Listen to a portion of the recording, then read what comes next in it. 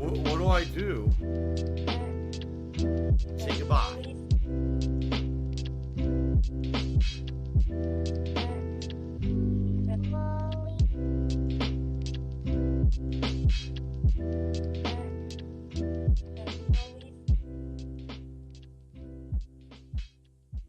Do you want to play the fucking game?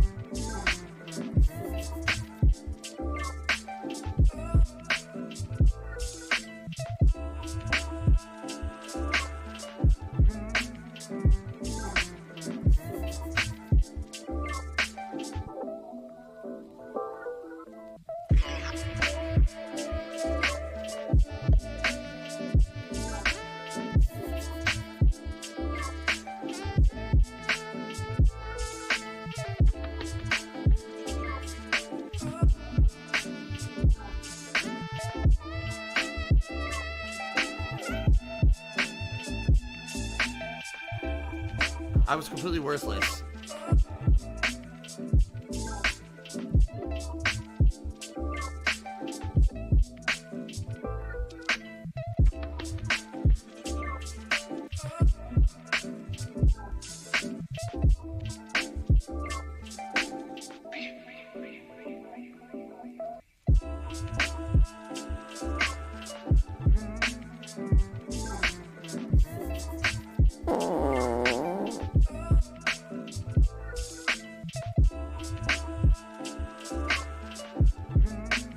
I'm bi! I'm bi! I'm bi! I'm bi!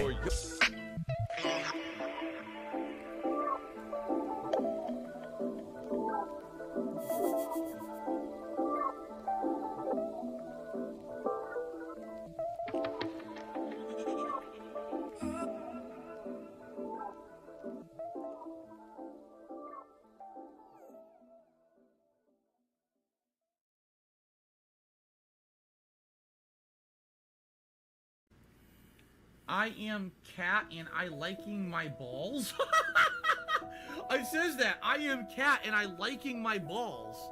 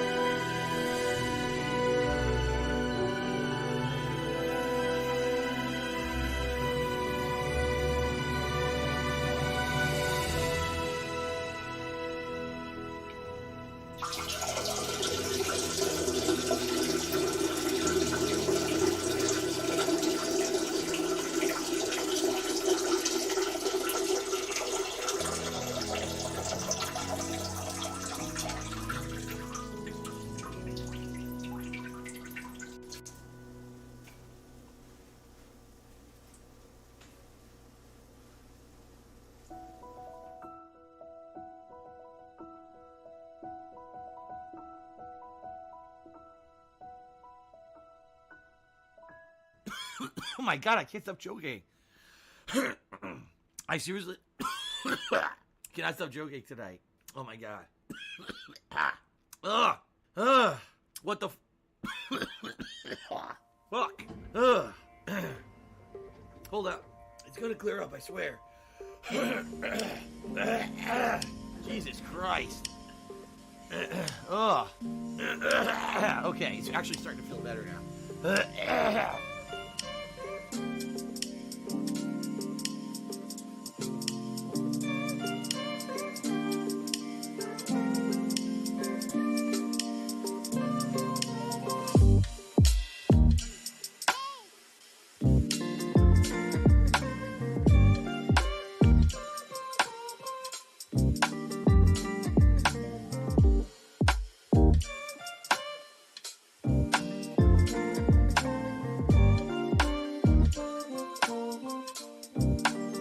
Thanks, Derek.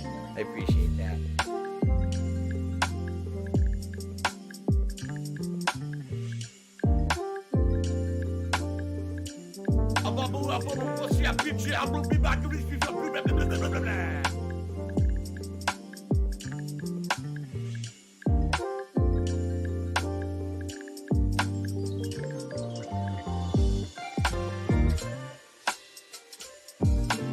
Ding dong die. Ding dong die. Oh, ding dong. Ding dong die. Oh.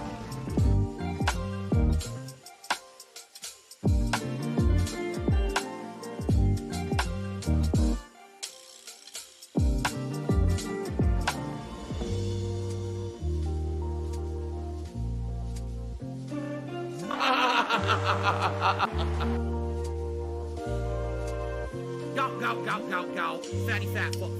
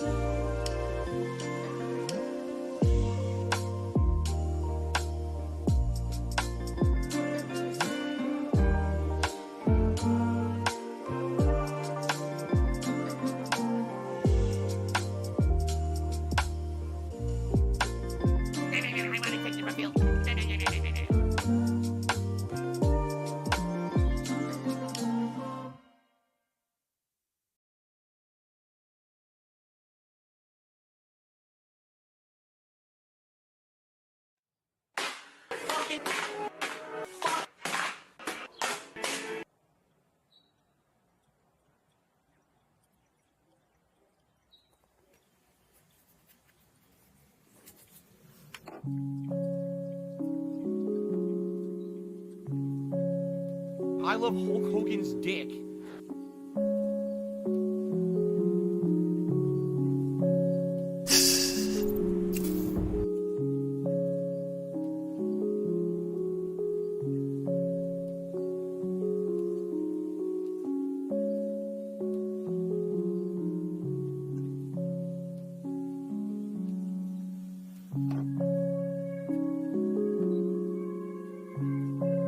Aim, nothing. You just run. Oh, I'm close. Run. Here we go again. Run.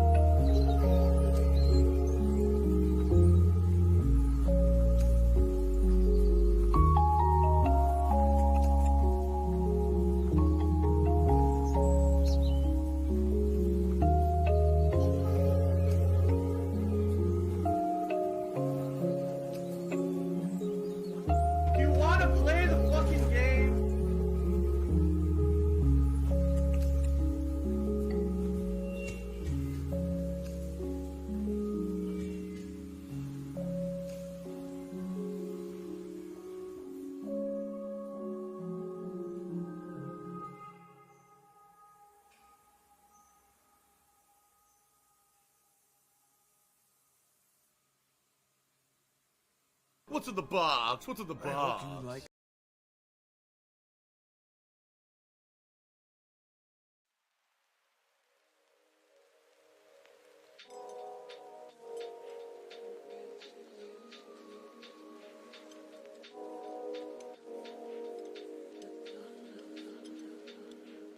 Oh, yeah.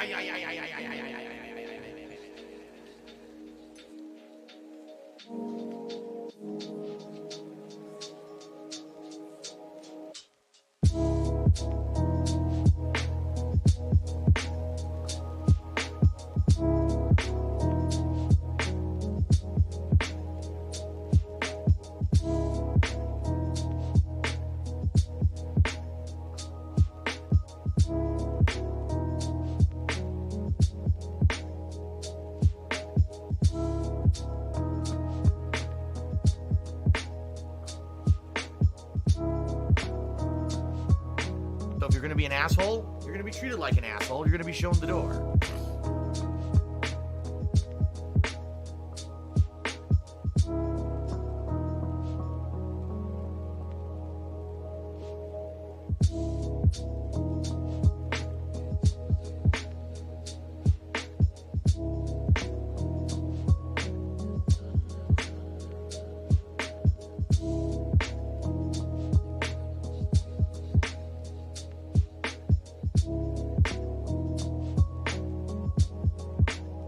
That's it.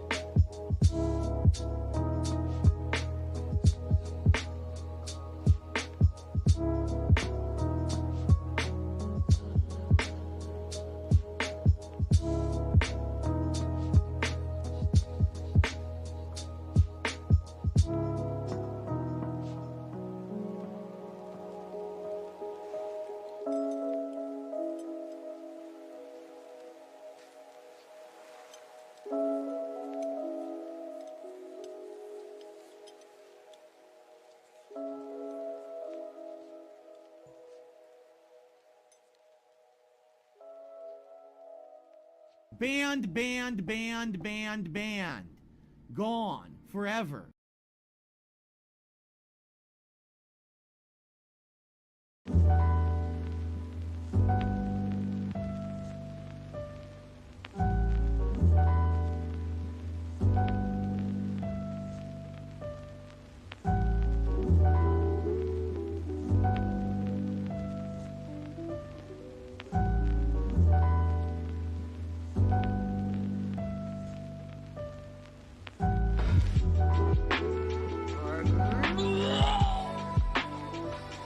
We're soulmates. Meow.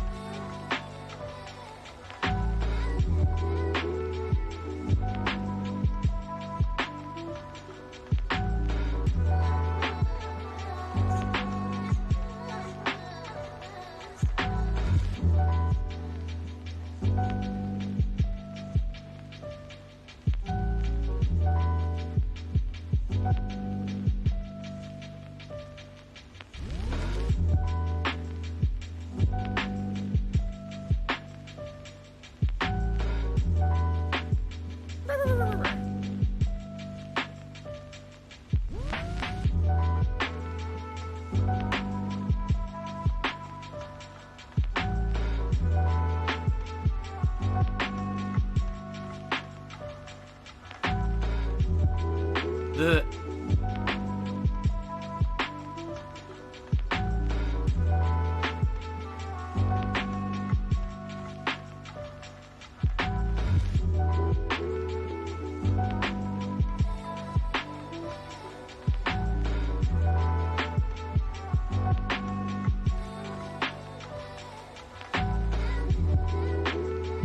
zero skill, maximum profit.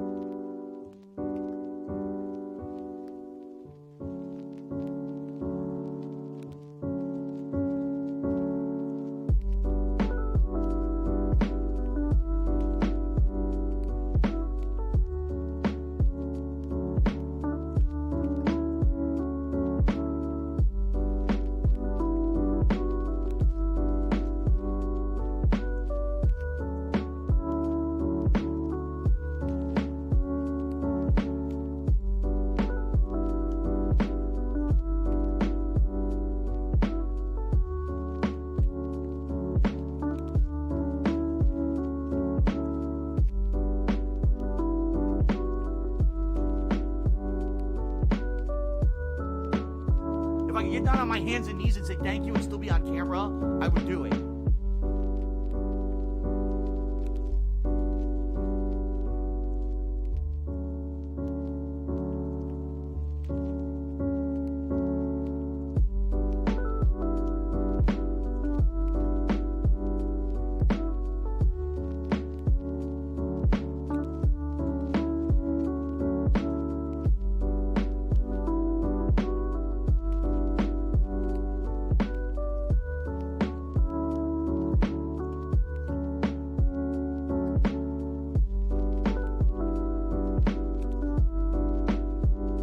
Special delivery. Special delivery.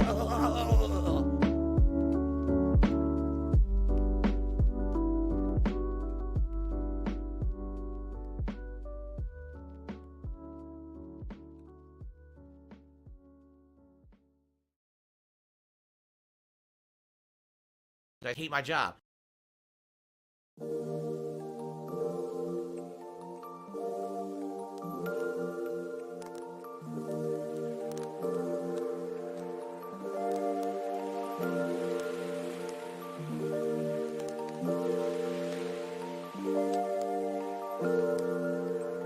Take that as you will.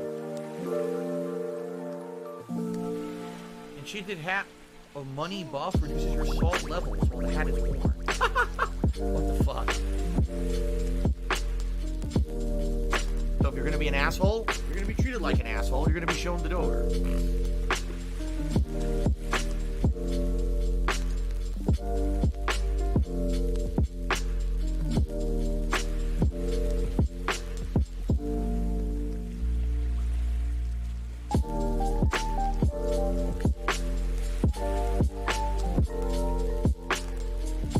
I live rent-free in their head 24 fucking 7.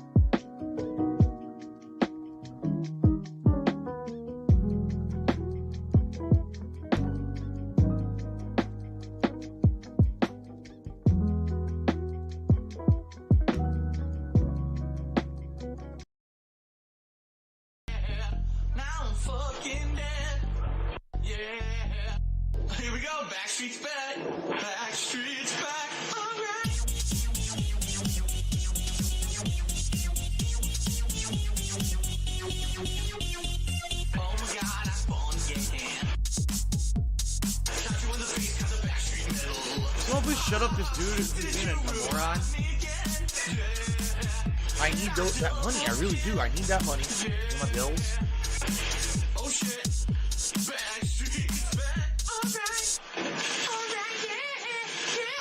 it! Alright, motherfucking yeah! Alright, double kill!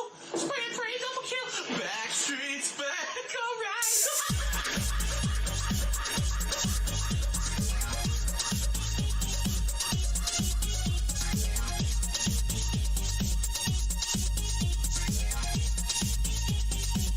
Special delivery! Special delivery!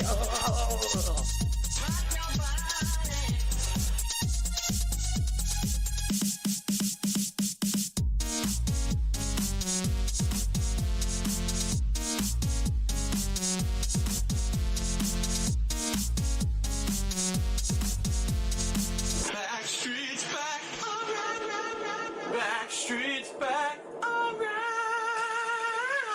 Yeah.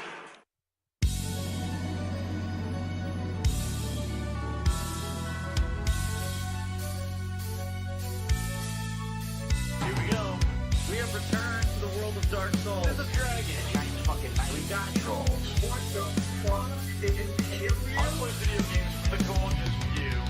Praise the sun. Praise the sun. Are you kidding me? What the fuck is this? Dark Souls. Son of a bitch.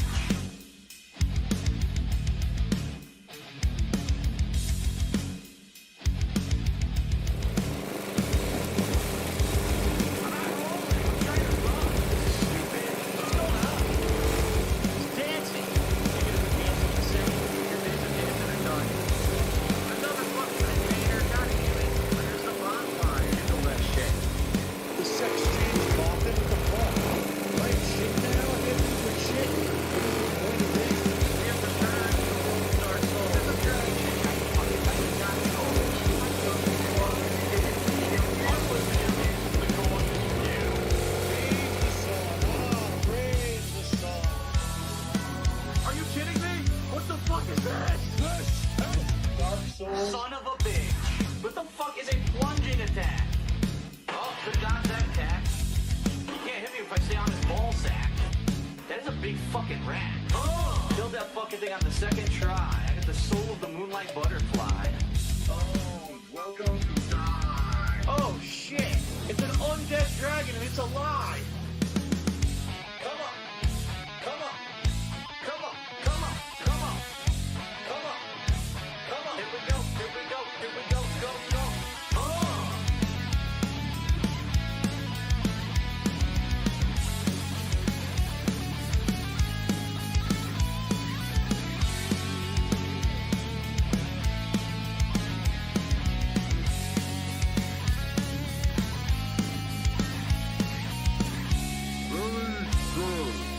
We have returned to the world of Dark Souls. There's a dragon. Giant fucking knight. We got trolls. What the fuck?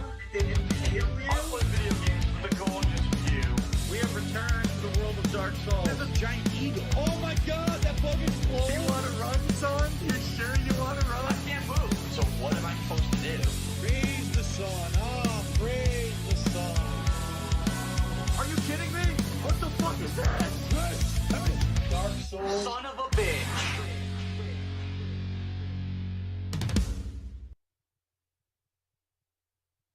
$110.09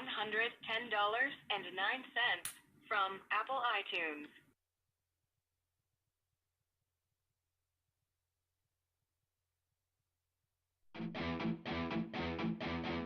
The Ziggy Piggy's back.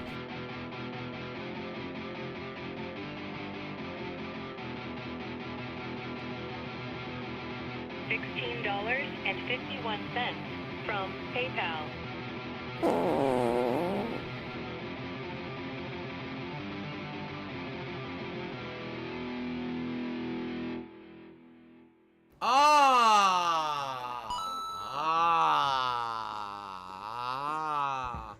Darksea Defil. Is that how you say it? Darksea Defil? There's a Darksea Defil. Or Darksea Defil. Hi, my name is... What? My name is... Who? My name is... Darksea Defil. Hi, my name is... What? My name is... Who? My name is...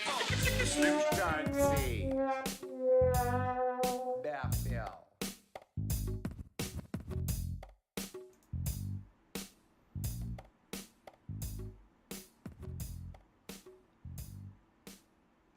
Good morning, everyone. Phil here. Yes, welcome to the Level 1 podcast, where we're busy having fun down here on Level 1 with a whole new look, nice new lighting, but the same old school, old man yells at cloud attitude. How are you? Welcome to the show, everyone. Today is Sunday, the 8th of January, 2023. Of course, I'm Darkside Phil, and I welcome you here to the show. I hope you're excited and ready for a jam-packed episode. Today, we're going to do a news roundup of sorts, and what I mean by that is we've had news stories to talk about for like the last week, and I just basically have not gotten around to them for various different reasons. Every day we've had something else to talk about, So today I'm going to try to go through a lot of these news stories that are, some of them are around a week old. A loud bird outside, you hear that? Some of them are about a week old, but what are you going to do? At some point you got to get caught up. Now also, as you can see, new lighting here in the office. That looks pretty cool. I'd like feedback on what you think. Is the lighting good right now? Do I need more brightness? Or is it too bright? Do I need to lower the brightness? Do you like the gradient light behind me? Or do you think that I should just go with a solid light for each day? Maybe match the background that I'm using, the border that I'm using for the show. We've got a lot of different opinions. A tad bit too dark. Jason, that artist, says he thinks it looks a bit too dark. A little bit more brightness. Okay, hold on. Let's test that. We can mess with it a little bit. Remember, this is all working. We just got this set up yesterday. One more level of brightness. Here we go. Here's one more level of brightness. How does that look? Does that look a little better? Or do you think now I'm too washed out, too bright? Let me know. We can adjust it. After this, I don't think I could go another level of brightness after this. This is probably my limit for brightness for a podcast where I'm staring at a camera like this. If I was playing the game, it's actually not bad at all because I'm not looking directly at it. But if I'm going to do a podcast or a countdown or whatever and I'm staring at the camera, I definitely cannot go brighter than this. If I do, it'll like, oh my God, my eyes will be blown out. All right. Anyway, what do you guys think? Give me your feedback. Some people, it's weird. Because some people are like, I like the old setup better. I'm like, really? You like the old setup better? That really blows my mind after how many years I had a setup like that. Where it was just basically a college dorm lamp, here in the office, shining on me. And it didn't look very good, honestly. If you just be honest here, the color scheme didn't look good. You couldn't see lights behind me or anything like this. I didn't look good. And then I would change color depending on lighting and stuff. It was really weird. With this, at least, I'm going to be consistent, right? Gasper Valley says, if you look at the old setup and side by side with this one's way better. Okay. Literally says, I actually like your old setup better for the podcast. This is better for gameplay. Iron Man the Power says, I like the new setup. It's way awesome. The thing is, we could change it on the fly. We don't, if you guys actually like the old lighting for the podcast, we could do that. And then just switch to this for gameplay too, Whatever you guys want. And again, same thing with behind me. Do you like the ambient lighting? Do you like how it's right now doing a gradient for the podcast? Would you prefer if I only did one color for the podcast that maybe contrasted or matched the border? I need feedback. I'd like to figure out exactly what we'll do. All right. No Super Real Vibes. I think the lighting looks survival horror-esque. Radiant colors in the background. Nico says, I like the new setup. The room looks dark. Did you get any light? There's no light in here, but there has to be just the ring light. If I turn on any light in this room, basically what happens is you see the ambient light, it gets ruined because you see shadow and everything. Like, that's how I had it originally, and it didn't look good at all. You couldn't even see the ambient light besides, like, right here next to my head. Everywhere else it was washed out because the other light would overpower it. And by the way, my blinds are down. It actually is very cloudy outside today. I could pull up the blinds if we wanted to, but I think right now it kind of allows the room to only have the isolated light of the ring light that we have here, right? A lot of people complimenting the artwork. I'm happy about that. This is artwork that I've owned for a decade, and I never really used it for much. It was more, just have it in my house or whatever. And now actually being able to utilize it on streams is great. And keep in mind, like I told you guys, I have other pieces of artwork, too, that we can kind of, like, rotate. I want to leave these up for now, probably for the month. And then maybe in February, we mix them out. Maybe we change them around every once in a while. So there you go. No, Cheetah Man, I purposely didn't use the logo. I'm going to show you why. So here's the thing. I have a logo. for the Level 1 podcast. Here it is. And as you can see, it does not work with this border. I tried. There's 3 different colors. I have one where it's silver and one where it's like gray. They don't really work with this border. And a lot of people were saying it's redundant to have a Level 1 podcast logo here and a Level 1 podcast logo here. Someone made a suggestion just to throw it at you guys. Because, again, we can dabble with all of this and get ideas. And I love your feedback. Thank you for it. Here's what someone suggested we do. Ready?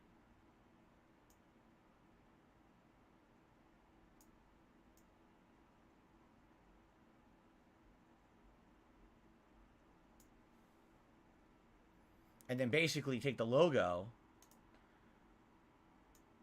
and make it bigger. So basically I would have like just a border.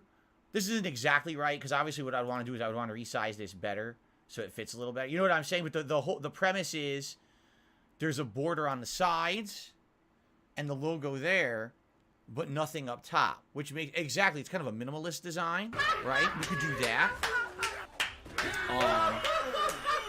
You know, there's a lot of things, a lot of ideas we can toss around for improvement. Personally, I'll be honest, my preference is the full border. Why? I'll tell you why. I like the fact that you get a little bit of creative stuff with it. You know, the person that designs these borders for me is a creative person who puts a lot of work into them. You know, combining Metroid with classic Castlevania. I really like that idea. And they're all different. If you haven't noticed, we have like 5 or 6 different ones that I alternate between. And they've actually made more over the last year that I'm adding for the holidays and things. I like that. You know, minimalist, okay, but isn't it better to see that than just the logo in the corner? I think so. I actually like that more than just the logo in the corner. So, you know, there's things to think about, right? Someone's saying they would much prefer solid coloring. It was Roy, and that's actually. it. Roy did a You're just super gonna chat. waste I our would time prefer, like again. blue, red, or purple. All right, let's do a solid color. Would you prefer blue today? Would you prefer red today? Or would you prefer purple today? Which color would you guys like? JDTV wants blue. Audio Object wants Twitch purple. No, it's not Twitch purple, that's for sure. Purple. Purple. It's the manliest color. Purple goes with this border. Blue. A couple people want blue. Blue or purple. Basically, no one wants red. It's blue or purple. All right, let's leave it on this for a while. I don't feel like pushing the button again. All right, so guys, welcome to the show. Every day we'll probably mess with this. And again, give me your feedback. You like the lighting level now. And everything is changeable, adaptable for us to work with. I'm open to suggestion. I'm open to change. You know, I like your feedback. It's the only reason I'm doing this right now. Like, literally, the only reason I have the ring light is because you guys kept suggesting better lighting. You know, okay, fine, I'll try it. And we talked about it. Someone sent me a link to an Amazon product that said, hey, look, it's $40, man. This could totally change your setup. And it did. Like, look how different everything looks, right? Pretty neat. Anyway, all right, so to start the show today, everyone, I don't have a lot of drama to talk about today, all right? We don't have much to talk about in regards to, like, stream schedule or anything like that, but I want to talk a little bit of game news because we haven't had a chance to do it in a while. So, like I said, we'll have, like, a game news roundup. Today is my year-end series. Yes, finally. I mean, yes, it is January 8th. Thank goodness it's only January 8th. There's been some years where I gotten so backlogged and wrapped up in other stuff that I didn't get to do my year-end series till the end of January, and that's just ridiculously late. You know, if you're going to do Game of the Year awards, you should be doing them right at the beginning of the next year, so that way you can get into the new content for that year. And, you know, a lot of times you get so caught up with the old stuff that, you know, you're like, man, I want to move on, but I can't till I finish my stuff. And thankfully, we just finished both God of War Ragnarok and Pokemon Scarlet playthroughs in the last couple of days, which then allows us to jump into the year-end awards today, which is excellent. I have it all set up and ready to go. It took about an hour and a half to set up last night, so I was in this office till almost 11 p.m., but I got it done. We're going to do it today. So a lot of people always ask, well, your year-end series, how does it work? All right, let's go through it very quickly. Basically, I have 2 year-end series that I still do to this day. I've been doing year-end series since 2009. So I've been doing this for quite some time. They work as follows. I do 2 countdowns. The first is a negative countdown. The second is a positive countdown. The first is the most disappointing games of the year. Now, to clarify, this countdown is not the worst games of the year. A lot of people get that misconception. It's not. It's basically the games that I feel had major potential to be good and ended up not living up to that potential. So, you know, it could actually be a good game, but it had a major shortcoming that everyone called it out for, and therefore it's disappointing. You see? I'll be honest with you. There will be games, both in the most disappointing games countdown and the Game of the Year awards, that are the same game. And you might say, wait a minute, how could it be one of the most disappointing games but also be one of the best games? Because think about that. You could have a tremendously good game that has one major shortcoming that everyone's upset about. That would make it disappointing, but it doesn't make it a bad game. See what I'm saying?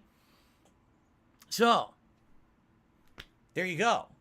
That's how it works. So the countdown, the first countdown for the most disappointing games is 14 entries. One of them is an honorable mention, and you'll see why it's an honorable mention. And then we got the Dirty 13. The 13 most disappointing games of 2022. Yes, the unlucky 13 that should have been better, could have been better, would have been better, but weren't, and that's why they disappointed me. All right? What I do is right here live on stream, I'm going to be playing footage of each game while I comment over it. Okay? Now, I don't want to spoil. I'm pretty sure. Hold on a second. Yeah, I don't have it. Okay. I don't have anything on the screen. Good, because I was like, oh, if I spoil, this would suck. So here's how it's going to work. Basically, what we're going to do is we're going to go over here. And I'm going to do this. Well, first of all, I'm going to be on camera just like this. And I'm going to play video footage of the game behind here. And I'm going to comment over it and tell you why I felt it was one of the most disappointing games of the year. And we're going to do that for the honorable mention and 13 games. Okay? Now, in regards to these countdowns, all right? When it comes to the most disappointing games countdown, I'll be honest with you, it doesn't really matter what order I count them down, all right? A mutated creature that because was they're all sitting in a disappointing. wheelchair. And I don't think that it really matters how much you weigh disappointment against another disappointment. You know what I mean? Like, if you're trying to judge the best games of the year, that's one thing. But if you're trying to judge the most disappointing games, just the fact that it was disappointing is enough to know, right? Because what happens also is, again, people get this misconception that, oh, this game was worse than another one. No, no, no. That's not what the countdown is for. We're not doing worst. We're doing most disappointing. So, All right, so Gabe Horn you know, is I'm going to awesome. count down these games. Some of them, I'll be honest, I didn't even really care about the order that I put them in. As long as I mentioned them and told you why I was disappointed by them. can't block. It didn't matter what order. But then, I'll tell you, the last couple of games are definitely at the end of the countdown for a reason. All right. So that's going to be the first countdown. And essentially what I'll do is we'll do the podcast, probably take a brief break to use the restroom, do the most disappointing games countdown, take the formal break of the stream, and then after the formal break, come back for the Game of the Year awards. All right? This year for the Game of the Year awards is a big one because actually there were a lot of games that I really liked this year. And I don't necessarily think that they're all like major Game of the Year contenders, but a lot of them I definitely wanted to give, you know, a shout out and some time here. And so taking a look, hold on a second because now it's on the other screen. Taking a look, I actually have, wow, 17 different games that I want to mention. They're not all officially Game of the Year. There are a couple honorable mentions there. I think what it is 2 honorable mentions and then 15 games that I'm counting down to my favorite Game of the Year. So this is going to be, because people are, how is this countdown? How are these going to be 3 hours? That's how. I'm literally talking about like 30 games. So it's definitely going to take a long time for me to get through this, okay? So there you go. Now also, I'm an interactive streamer, right? This means that the entire time that I'm doing this, if you guys, you know, talk to me, tag me in the chat, if you contribute, I'm going to be interacting with you as if it were a normal stream. This is not me doing an offline video and ignoring my chat at all. It's quite the opposite. This will be an interactive stream with all of you. So, The Ziggy Piggy if you have questions about my selections, if you want to chime in, right? You want to, you know, say stuff about it, and, you know, you contribute, you want to shout out live, yes, it's interactive, all right? It's not like me completely ignoring you or anything like that. I know that basically it used to be like that back in the day, but it has not been like that for many years, all right? So, I mean, this is a stream. This is literally how I make my living, is live streams and contributions during them, it'd be pretty stupid for me to say, hey, I'm ignoring all of you for the whole stream, right? It'd be pretty dumb. So we're not doing that. Okay. Also, one other thing, we're doing something new this year, okay? So I've invited all the game developers who made the games in my countdowns to my home. They're actually waiting across the hallway in the office across the way, and the room is full of them. They all have Nerf bats, and what they're actually going to do is they're going to bludgeon each other in a battle royale style, because that is all the rage today anyway, right? And whoever is the last man conscious will actually get the honorary prize this year. Sadly, though, I don't have another camera, so I can't broadcast it. I'll just tell you who wins, all right? You won't be able to see it.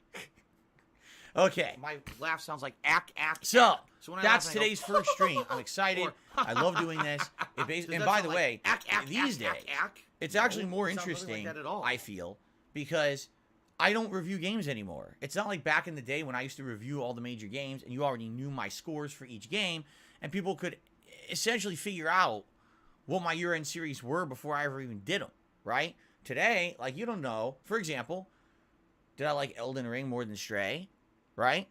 Did I like Sifu more than Horizon Forbidden West?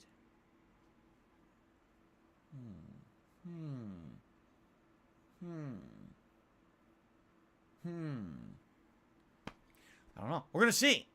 We're going to see today, right? You guys are going to find out. So good stream today. Exciting stuff. I hope that you guys will stick around. I hope that you guys will, interact with me. It should be a good day for sure. I hope that you guys will, if you can, be here for the whole thing. Now, don't worry. If you cannot be here for the entirety of the stream, I record the whole thing, and it gets uploaded to YouTube after the fact. So it'll be 2 parts. It'll be, obviously 3 parts. The Level 1 podcast, then the most disappointing games countdown, and then the Game of the Year awards. All right? And then that's that. Stick a fork in it. We're done with 2022. We're moving full force into 2023 moving forward. So let's talk about that. Tonight on the late stream, 6:45 p.m. Pacific time, it will be more Resident Evil 1 Remake, which is exciting because we have essentially cleared out the behind the mansion stuff. What I mean by that is there's a giant area behind the mansion where there's all kinds of labs, experiments, killer plants, bugs, and that was our entire last stream. Okay, it was. So, what we're going to do, we are going to be going through, leaving that area, because we got all the items we need, going back to the mansion, and we have the key. The problem is I remember from my first run 8 years ago, when you get back to the mansion, it gets crazy. There's Crimson Heads, there's Hunters, there's much more tough enemies, and limited resources, and I'm playing on the harder difficulty. So I think tonight when I go back to the mansion, I'm likely going to get my ass handed to me a bunch until I figure out the layout of how to go easily from each place to each place that we need to unlock and solve all the puzzles. I get the feeling we're going to be avoiding enemies rather than fighting them. It's going to be tough. This is one of the toughest parts of the game. If I remember correctly, after you do all the mansion, finally what happens is you unlock the underground area, and the underground area is the underground lab, which is also challenging. There's more enemies down there and puzzles, and then there's, of course, the end of the game. So I think we're going to need 2 more streams tonight. Will be challenging, and then 1 more stream on Tuesday to wrap up the playthrough. I think, if I'm remembering correctly, I could be misremembering, but if I'm remembering correctly, that's the pace that we're going on here. Okay? Cool. So that's tonight. That's the late stream tonight. Hope you'll join me for that. Tomorrow, Monday, we start new stuff. We've wrapped up all the ongoing playthroughs. So what is Monday? Well, Monday we're going to be checking out a new game, Need for Speed Unbound. It's the latest Need for Speed game. It came out in early December. I skipped it because I was too busy with all my other playthroughs. It's on EA Play, which basically is part of Game Pass Ultimate. So it's a 10-hour demo. And what we're going to do is we're going to play it starting Monday. We're going to do a full stream of it and see what it's all about. I have not done a driving or racing game in a long time. Last one was, Forza Horizon 5, which was several years ago. So this will definitely be interesting, to check it out. And the thing is, if it sucks, big deal. No risk, because I'm not buying the game, not committing to doing a full playthrough. It's kind of a test stream. Is it any good? If it's good, let's keep playing it. If not, we don't have to. So that's great, right? That's actually a really good thing. Let's check it out starting tomorrow on the main gameplay stream. Tomorrow night, more Warzone action. As you know, Warzone has really been exciting recently. I'm getting better at it, right? Every time I play now, I'm making top 10. Last night, I had multiple top 10 runs, some exciting gunplay, good stuff going on. And I had a good time with it. And you guys seem to like it and support it. More Warzone coming Monday night. Tuesday, the schedule is a little different, everyone. So please listen up. This is actually quite important. The schedule for Tuesday has kind of been flipped on its head, and here's why. So, a few months ago, all right, when I was going through all of the game releases and trying to figure out the schedule for early 2023, it was actually listed that One Piece Odyssey, the upcoming JRPG starring the cast of One Piece, but it's a standalone adventure. It's not just a retelling of the story of One Piece, but it's its own original plot, which is excellent, right? So basically, it said it was coming out this Tuesday, which is the 10th of January. So I had that on my calendar like for the longest time. That's coming out Tuesday. I'm excited. I've been telling you guys how hyped I am for the game. It's exciting. And then yesterday, someone's like, "Are you aware it doesn't come out Tuesday?" I was like, "What?" Because, you know, again, sometimes I make my schedule so far ahead that things change. And in this case, this is a case where originally it was listed for Tuesday the 10th, but it's actually coming out on Friday the 13th. I just realized that Friday is Friday the 13th.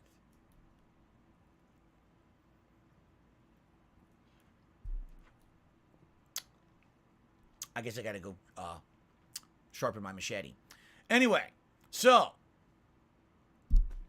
I can't play it on Tuesday. It's not out on Tuesday. One Piece Odyssey, that is. However, someone told me something interesting. All right? They basically said, "Hey, are you aware that there's a demo for One Piece?" And I said, "No, that I definitely didn't know that there's a demo." So last night I went on my Xbox and I looked, and I don't see a demo. Now, I don't know if that just means the demo is not available to download early. It'll only be out on Tuesday. But here's the deal. If there's a demo, like people are saying, everyone is saying that the demo is supposed to be 2 hours long, okay? And apparently this demo will carry over to the main release of the game. Meaning if you download the demo and you play it, and then you buy the game, your progress just continues on in the main game. Essentially, it's the first 2 hours of the real game. That sounds good to me. So here's what I think I want to do. On Tuesday, the main gameplay stream will be the conclusion of Resident Evil 1 Remake, okay? If we finish early, we finish early. No big deal, all right? We hang out, we do Q&A, whatever you guys want to do. But basically, I want to wrap up that playthrough on Tuesday. What do I do? Tuesday night, then, would be the One Piece Odyssey demo, okay? That's what I'm thinking, all right? It's 2 hours. Might as well do it as the late stream, my final consecutive stream of the week, because Wednesday is my day off this week. And that's a good taste of One Piece that's coming out on Friday. You know, a little preview of it, and we can continue the playthrough on Friday. All right. Now, worst case scenario, let's say the demo doesn't come out on Tuesday for some reason, even though everyone's telling me it does. All right. Our backup plan is basically we'll just do some Street Fighter, old school Street Fighter, which we haven't done in a long time. We'll just boot her up and see if we can find any competition. Do a few random matches, and if we can't, we'll just hang out and have a late night stream where we chill while we try to find matches and can't, I guess, okay? That's basically the plan, all right? So to reiterate the schedule, today, year-end series on the first stream, Resident Evil 1 Remake on the late stream. Tomorrow, the premiere of Need for Speed Unbound. We're trying it out to see if it's any good, and then Warzone on the late stream. Tuesday, the conclusion of Resident Evil 1 Remake on the first stream. If it ends early, we just hang out and chill or do something random. The late stream is the One Piece Odyssey demo. If the One Piece Odyssey demo, for some reason, is not actually out, instead we'll do some Street Fighter. I'm off from streaming on Wednesday. Thursday, we'll basically do more Need for Speed Unbound and probably pair that again with Warzone. And then Friday, will be One Piece Odyssey, the full stream, since the full game is coming out. Now, once Resident Evil 1 concludes, basically now we need to find some other games, all right? So here's some good news. You're already choosing one of them because you guys have been voting on the Viewer's Choice playthrough over the past couple of days. And what I'd like to do is give you an update on that right now live. I'm going to go to the main channel page of DSP Gaming. I'm going to refresh the page. I'm going to go over to the community tab. I'm going to scroll down. And I'm going to find the poll from the other day.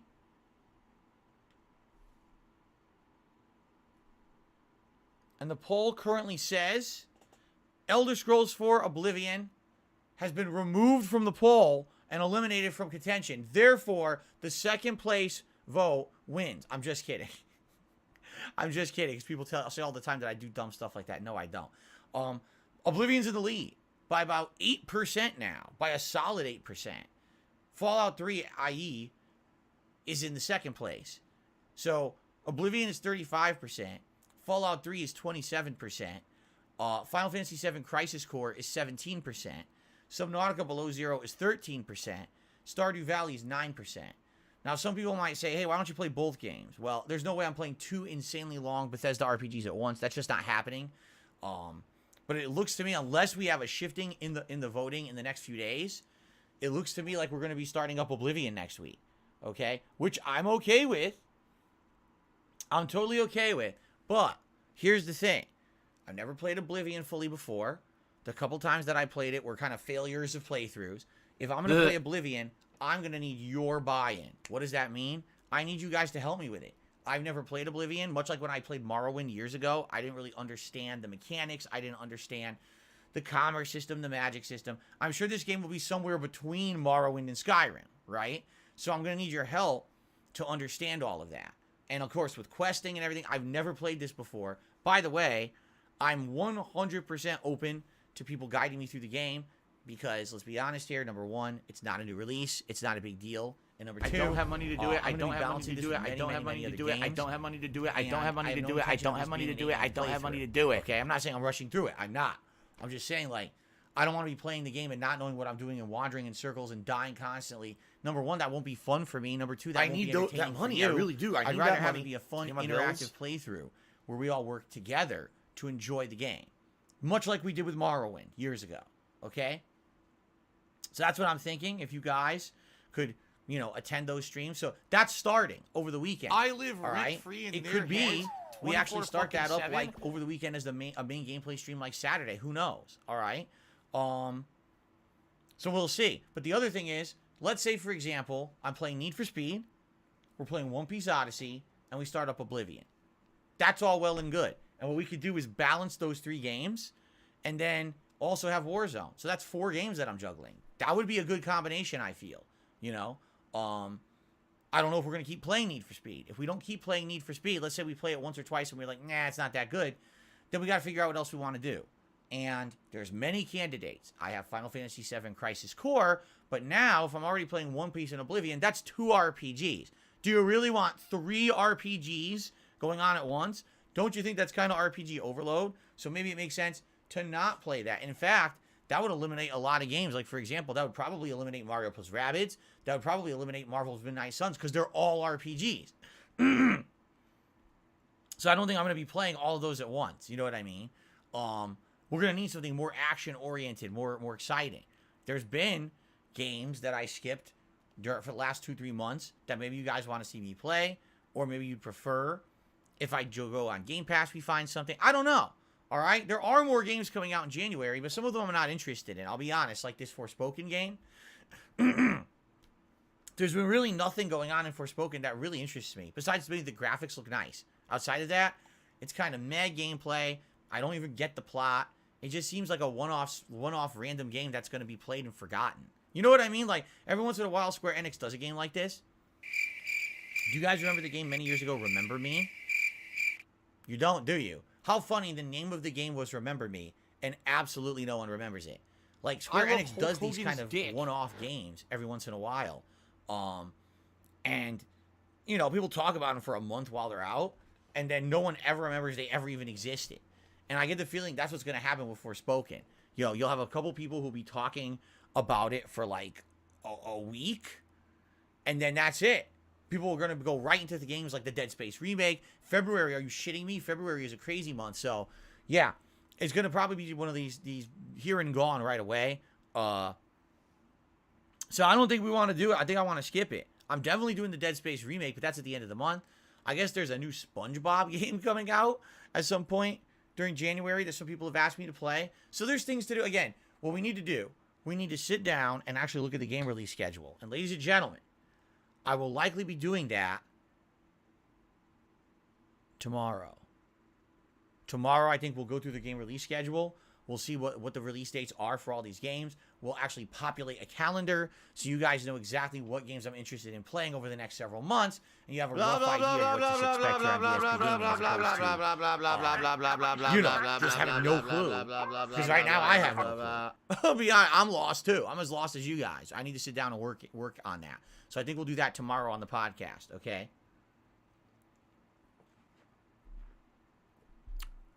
Refreshing. Okay. So there you go. So we got exciting stuff coming up, all new stuff coming up. Hope this sounds good to you. A good balance, a variety of games. You know, the future's a little uncertain, but we'll have a better grasp on what's coming out in the next couple of days, and then we can go from there. Okay? All right, before we get to game news, little odds and ends. Definitely want to point out the members' goal for the month of January. As of today, which is January 8th, we basically have 2 weeks left to hit the members' goal. Like, no exaggeration, we have to hit the members' goal by the 24th, because the 24th is when we had 100 gifted members last month. And if we don't hit this by the 24th, it's going to dip by 100 members, and the goal is going to be unreachable.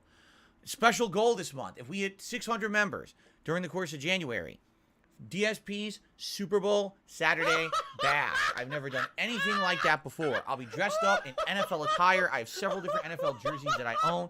I'm likely going to get some props, like a football helmet, one of those silly things you can drink out of or whatever. I'm going to get snacks that are, you know, sports-related snacks, things you would probably just make at home if you're watching sports or if you're tailgating. I may even order out some food, maybe a pizza or something during the show. And I'll not only be playing classic sports games on the Switch like Tecmo Super Bowl, but I'll also be reacting to old-school Super Bowl ads from the past, much like how I reacted to advertisements during the Black Friday Marathon. I'll be doing something very similar here, okay?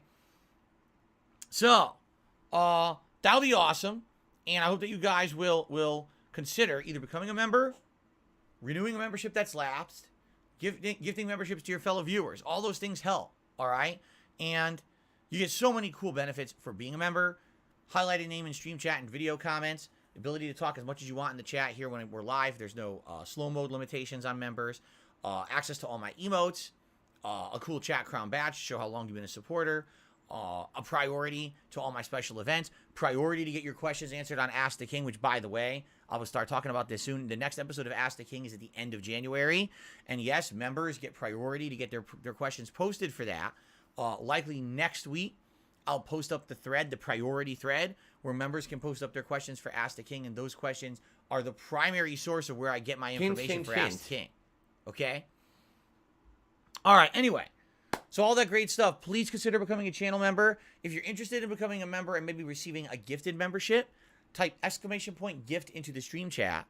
That will bring up a link that you can click on a button, and you can actually enable gifted memberships on your channel, just in case someone happens to gift some to DSP Gaming. You might be eligible for one, okay? All right, guys. Let us get to game news, because I've been waiting to do game news for several days, and I keep getting distracted, and it keeps getting blown off. And I'm tired of that, quite frankly. So what I would like to do is some game news for you guys. So hold on a second here. So, okay. Many different stories to discuss. All right. Let me get to them, because now they're so buried in my phone. Seriously. They're so buried. Oh. What do I do? Story number one. Sony is now introducing an adaptive controller for the PlayStation. If you're not aware, Microsoft already developed an adaptive controller for the Xbox consoles a couple years ago. It's expensive, but the controller allows for tons of different attachments. And since it was released, a lot of different companies have developed attachments for people with various different disabilities and needs, so that they can play video games like the rest of us. And, the thing won awards. People are basically like, this is really awesome. Well, Sony finally, catching up, has created a controller called Project Leonardo for the PlayStation 5. I think this is it. There we go. But it's not the right size. What happened here? So Project Leonardo looks pretty interesting. So what it is, it's a controller that's basically a ring of buttons. I think they're pressure-sensitive buttons as well, but there's also a joystick involved. So it's not a traditional controller you hold in your hand. You're basically have like a disc that you control with one hand that you by leaning with your hand when you do things, and then you've got an actual joystick as well that you can use for various games. So what they're saying is this is incredibly adjusted, where you can just map this thing to high heaven, and it's going to allow you to play any kind of game in a pretty interesting way. It's kind of neat. I don't think I've ever seen anything like that before. I'm glad that we have major game developers working on stuff like this. I've been a champion of accessibility for many years. I feel that everyone should have video games be accessible to them. That's why when I do my videos and my content, I always enable subtitles in my playthroughs because I realize that people are really hard of hearing, just don't want to understand what's going on in the game. This is why when I'm playing the game, a lot of the time I will narrate if there's no spoken word dialogue and everything, because there might be people who are blind or, you know, don't have perfect eyesight and they want to know what's going on in the game. This is why I do all this stuff. Everyone should be able to enjoy games, okay? This is definitely a step in the right direction, okay? Now, is there any concrete news about it yet? Not on No, my I mean, hands it's not not out yet. Thank you and still be There's on no pricing. camera. I would do But it. it looks pretty neat. It looks weird about it, though.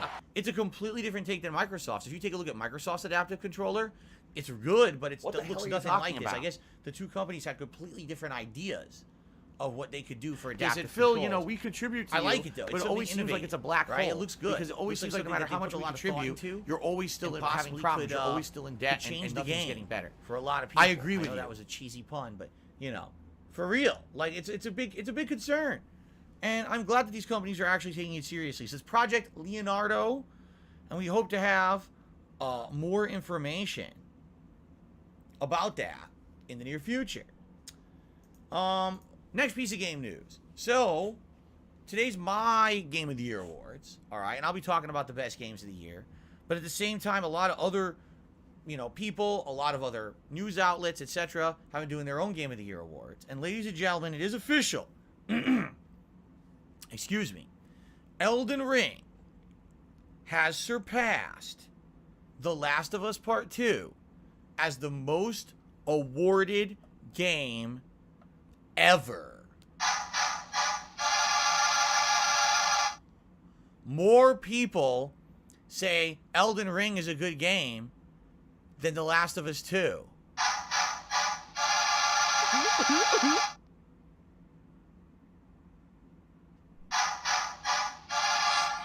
So, it was just funny because a couple years ago, you know,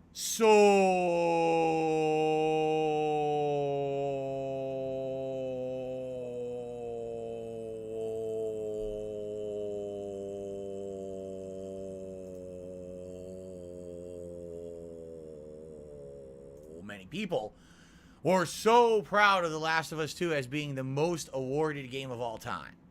They were freaking out. Oh my God, I can't, you know. In reality, these awards mean anything. Kill, No. and that's it. Because you're They just gonna don't. waste our time. They're again. all subjective, and I hate to say it, if you haven't noticed, when it comes to mainstream gaming media, there is always a bandwagoner mentality. This year, abso-freaking-lutely, there was a giant bandwagon movement for Elden Ring earlier this year. Every outlet was giving it a 10 out of 10, even though they were outright admitting in their reviews that the game had flaws. They were still saying it was perfect or near perfect.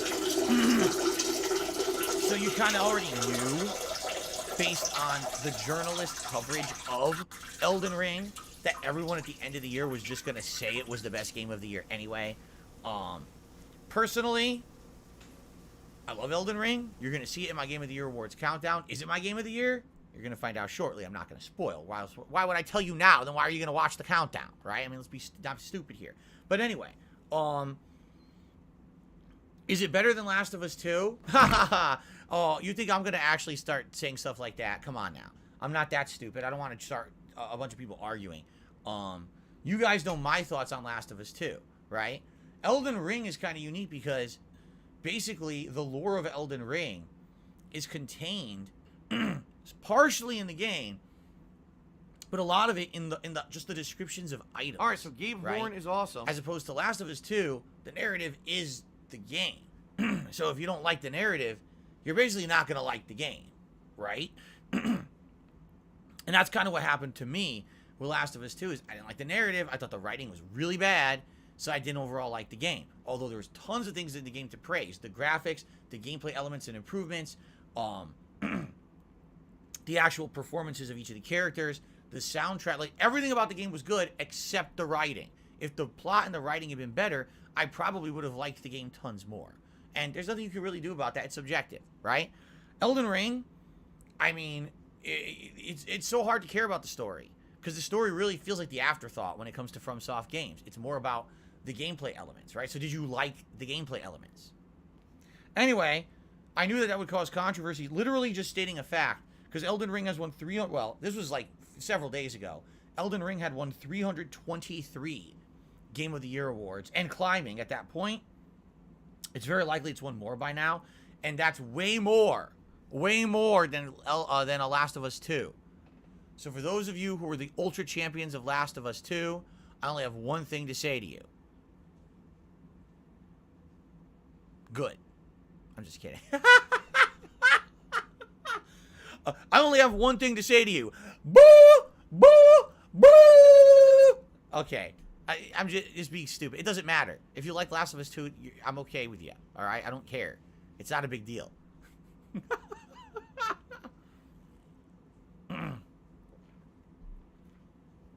My Okay. laugh sounds like ack.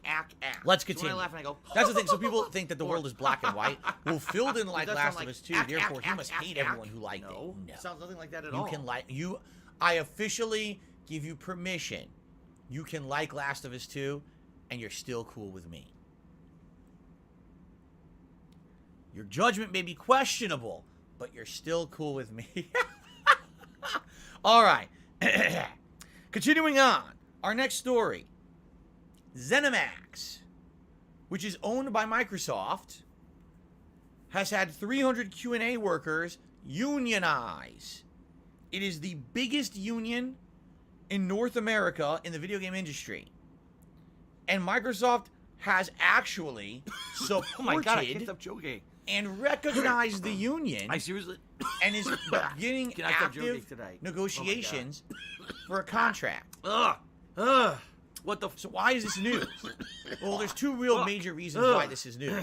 The first reason is Hold up. we've been It's gonna talking clear up, over I the last swear. several years about things like crunch, unpaid Jesus overtime,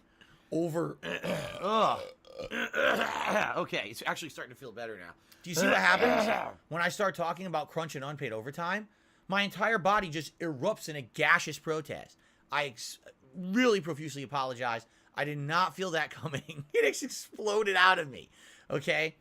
Anyway, yeah, we've been talking about basically in the games industry, employees being, over the top, abused. Let's be honest. No, you should not have a job where you're expected to work mandatory overtime that you're not going to get paid for, or even if you get paid for it, you don't see your family. You know what I mean? Like, what is this? Nonsense. But for some reason in the game industry, crunch has always been a thing. So because something's always been a thing, does that make it right? There used to be a thing called slavery.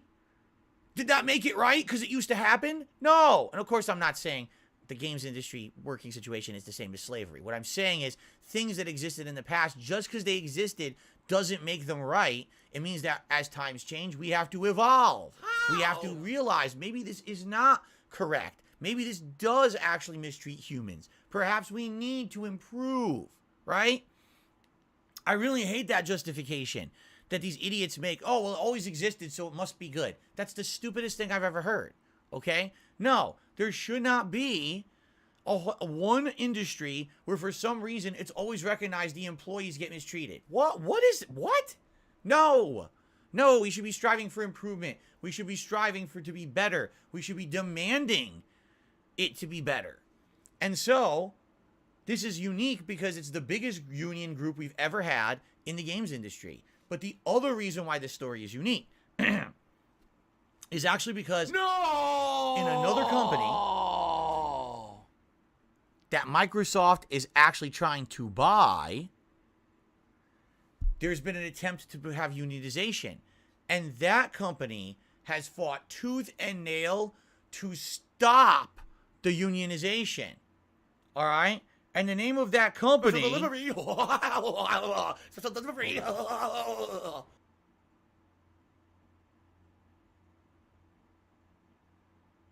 And the name of that company is Activision Blizzard.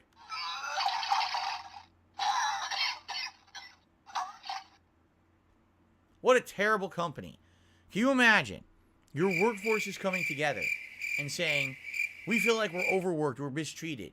We're not putting out the best products that we could because we don't have what we consider competitive or fair working conditions. So we want to band together to do better. And Activision Blizzard says, oh, screw you. No, we're going to do everything in our power to union bust you. That means strong-arming employees, sending them company-wide emails saying, hey, if you participate in a union activity, you could have repercussions and it's bad for your job. They basically tried to do everything possible, legal, to stop their employees from unionizing. All right? Spoiler alert. If you work for a company and that company is trying to stop you from unionizing, it's probably for a reason because they realize it's not in their best interest and they're going to get the shaft if you unionize, right? Meaning they don't actually want you to have better for yourself. Meaning you probably shouldn't work for that company, all right? Now, with this whole Microsoft acquisition of Blizzard being, ongoing for about 2 years now, and we've got all this stuff going on in limbo with it, and we've got various governments around the world saying whether or not they feel like it's a monopoly buyout or not. The whole thing could take many, many more years. But how interesting is it that the company that wants to buy Activision Blizzard just said it's okay. If you QA workers want to unionize, you go for it. It's in your best interest. Let's work together to make it a nice workplace for you and let's negotiate a contract. But then the company they're trying to buy is like, whatever you do, don't you dare unionize. It's horrible. It's bad for you. It's bad for everyone. All you're going to do is ruin everything. Shame on you if you unionize. Pretty messed up. So I guess we're going to see what happens. I mean, this is great news, obviously, for said workers. I hope that this works out for them and they actually end up getting better benefits and everything. But we'll see. Okay? The final news story that I want to talk about is involving Square Enix. Funny, we were just talking about them in regards to a game like Forspoken, right? The president of Square Enix has announced there are multiple blockchain games currently in active development. Currently in active development. I guess I missed the button. Blockchain games. Those games that involve NFTs, those games that involve, microtransaction bullshit, the games that no one wants, essentially. All right? The games that in the last year of 2022, a few companies tried to make and put out, and collectively, the gaming universe rejected them, right? You would think, with the 2022 that just happened, right? With the crash of cryptocurrency, with the backlash against here we NFT, go. I mean, Now most he's talking about NFTs WWE that had any champion. value So he's a piece are of now shit. valueless. You all right? piece They of crashed. donkey No one shit. cares about How about these. this? So why How on about earth this? WWE champion. would Square Enix All right. want to focus WWE champion on this kind of game? rent free in I'd your say motherfucking it's being head. called out of touch. I don't think about WWE you're champion. CEO of You Square do. Enix doesn't You probably understand know way more about the that fucking no game one than I cares ever about will, this and no 'cause one's you're going to an put idiot. money into it You're and an no one wants obsessed it. loser. He's still, all he sees is fucking dollar signs, right? Floating in front of the face.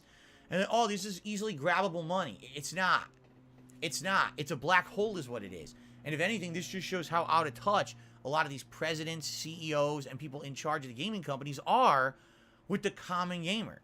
The common gamer doesn't want to buy an I really NFT. do. I need that money. The common gamer to pay my doesn't care bills. about a blockchain transaction. They want to buy a game, play it, enjoy it, and share it with others. That's literally Take that as you gaming will. culture in 2023 now.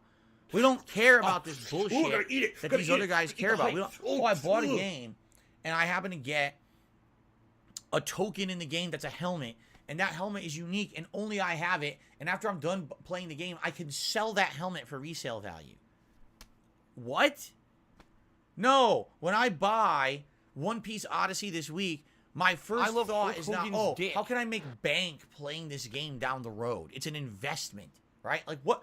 We don't all think like Fortune 500 company presidents and CEOs, but that's the problem. Those Fortune 500 company president and CEOs thinks everyone thinks like them. They're that stupid. From Their Apple concerns iTunes. are not normal line level concerns of normal people, but this is what they're fucking thinking about. And these are the people they put in charge of these companies. So, yeah, it's pretty dumb. It's pretty ignorant. It's pretty out of touch. It's stupid. And quite frankly, it's going to screw over Square Enix if this president keeps staying this dumb.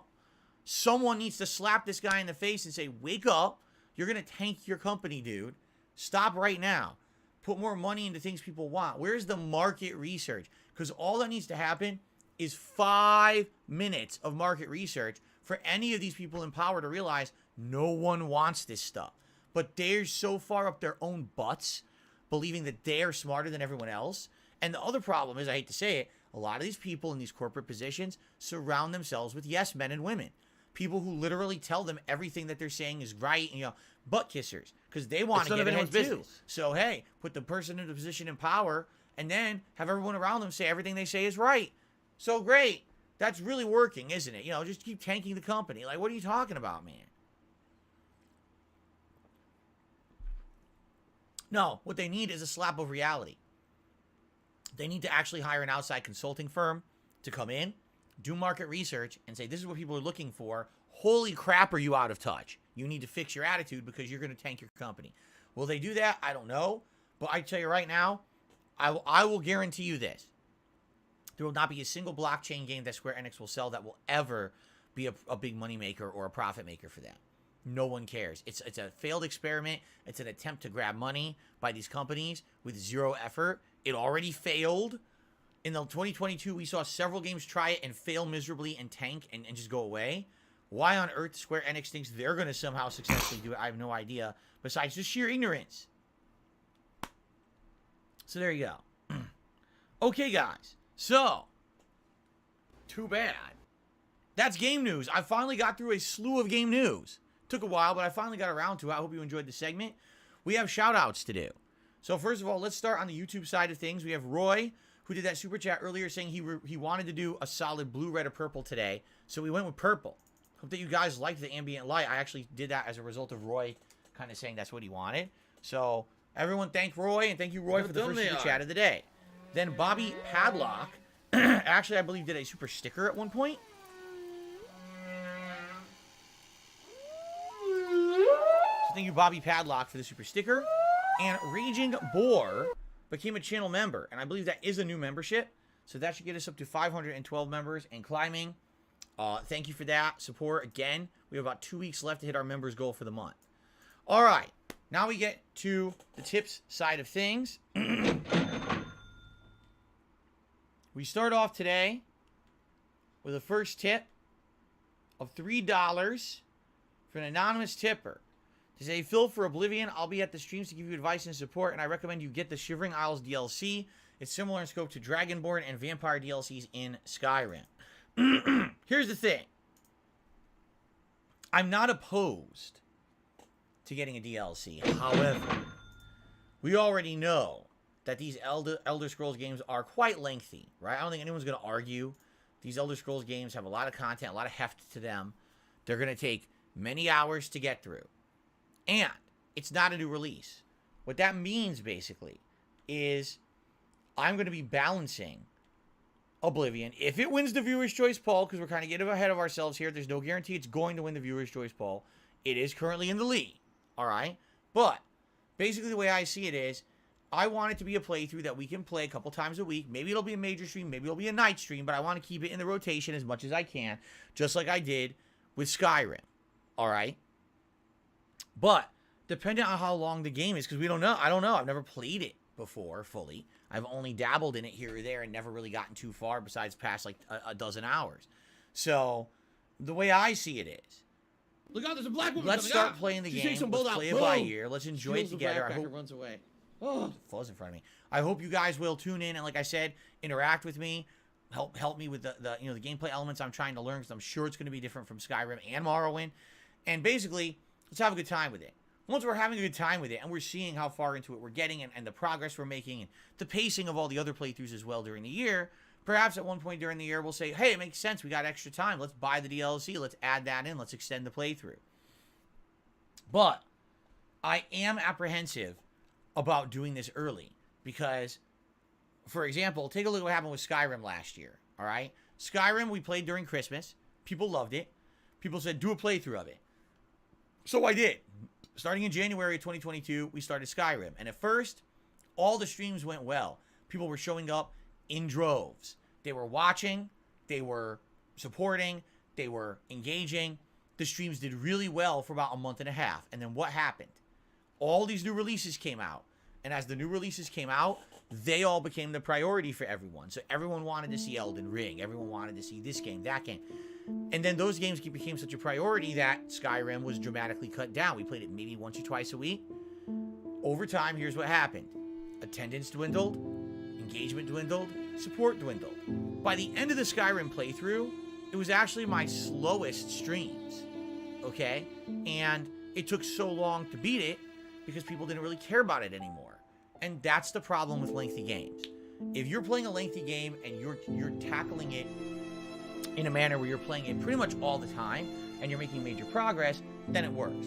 But if you're playing a lengthy game and you're not constantly playing it, and especially in a case like Oblivion here where it's not a new release, it's not going to be something that people are going to be demanding I play over the new releases. In fact, vice versa, people will want to see the new releases over Oblivion 10 times out of 10. Now you're getting yourself into a situation where you might have failure. You might have burnout. You might have people who just don't care about it anymore, even though initially there was a lot of interest. And that's what I'm concerned about. I don't want to buy a DLC and then halfway through playing Oblivion, people don't care about it anymore because all the other new games came out and people are like, you know, hurry up and finish it or don't play it at all. Okay? People were literally saying that about Skyrim. So I don't really want to commit to buying Shivering Isles yet. Let's play Oblivion. If it wins the poll, again, we're kind of getting ahead of ourselves here. If Oblivion wins the Viewer's Choice poll, let's start playing it. Let's see how it goes as a playthrough. Let's see how people, engagement and everything. And if, there's a lot of buy-in and people are enjoying it and we're making great progress and it doesn't get overshadowed by a ton of other games, then maybe at one point we'll get the DLC. But it doesn't make sense to commit to that until we're ready to be sure that people want it. You know what I mean? So it's a possibility. It's not a no. It's a maybe. Thank you for the tip. Second tip of today is a $10 tip, again from an anonymous tipper. I just want to remind everyone, if you guys are going to tip me and you want to shout out with your name, please put your name into the tip message because people are not doing that now, and I don't know what to call you. So please put your name into the tip messages, okay? This is an anonymous $10 tip, and this person said, Jasper Kitty! I guess we got a fan of Jasper. Jasper will not be here today. Jasper will actually be here tomorrow and Tuesday. Okay? But not today. No Jasper Kitty today. A mutated creature that looked like it was sitting in a wheelchair. I was waiting for my Streamlab dashboard to load. It's very laggy today. Yeesh, I wonder why. But there's my animation. Speak of Elder Scrolls, and there you go. So thank you very much to the $10 tipper. I'm not sure who that was, but please, again, put your name if you would like credit. I received a $5 tip. So, this person wants to remain anonymous. Your sports event, why not re-download Mario and Sonic Tokyo Olympics and play some sports on that as well? I could. Do you really think anyone wants that? That game was not very good. The problem with Mario and Sonic at the Tokyo Olympic Games was that basically those games are great for party games. If you're playing with a group of friends, couch co-op, they're super fun. If you remember, the Tokyo Olympics one was actually supposed to be the very first one where they were promising online play. They were saying active online matchmaking and online play. Therefore, you don't have to have couch co-op to play with other people. That's all well and good, except it was one of the worst implemented online games I've ever seen. The way it worked is you had to select your event first and then search for a match. Now, I want you to think about this. The game had like 16 events, right? So at any given moment, if someone wants to play the game online, they can't just search for a lobby, join it, and then choose their event. You have to choose your event first and then search for someone else who wants to play that event at the same time. That doesn't make any sense from a game development perspective. Stop this! That is someone who has absolutely no experience playing games online who did that. And that's who they put in charge of the online play of that game. It doesn't make it. It's the dumbest thing I've ever heard. That's, you know, that'd be like saying, you know, you're playing Street Fighter and you want to pick a Ryu. Can someone please shut Well, up this dude who's guess being what? a moron? If you're going to do that, you can only fight people who have manually selected, they said they want to fight a Ryu. So if no one in your area wants to play a Ryu right now, you just can't play the game. What? What is that? It doesn't make any sense at all. No, there's a centralized lobby where everyone who wants to play is there, and then you worry out the details. That's not how they did it. So it was really messy, and I tried playing it online, and I couldn't find people. I mean, I found like the same 3 people to play with 5 times. At that point, I was like, fuck this. You know, it was all laggy connections. It was basically a huge mess. So even if I re-downloaded it, there's no guarantee that the game would even be any good. We might not be able to find anyone to play it against, especially because the game's old now. I mean, we're talking several years old, this game, right? So good luck even trying to find someone to play that game with, I think, you know? Now, could I do couch co-op? Sure, against AI. How fun is that? Not very fun. Okay. Anyway, let's continue. I received a $20 tip from Thomas, who says, I didn't get a lot of chances to catch your live streams. This is a late Christmas tip. Well, thank you very much, Thomas. If this is a Christmas tip, happy holidays to you. We actually had a lot of fun here around the holidays with all kinds of special events and fun festivities. People really seemed to enjoy it. I did too. It was a great time for sure. And sorry to hear you couldn't be here live. I'm glad to have you here today. Thank you for your support. And hopefully you're having a good New Year as well. Now that we're about a week into it. Thank you, Thomas. Okay, our last contribution ever. After this, there will never be another contribution ever. This one is from Snow Carl to the Dollar. All right, here we go.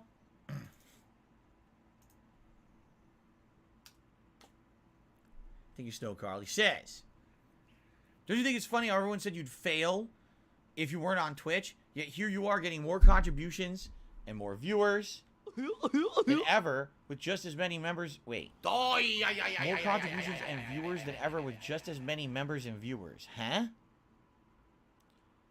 I understand what he's saying. What he's trying to say is, if you remember, I at first streamed on Twitch, and then after about a year of streaming on Twitch back in 2013, 2014, I left.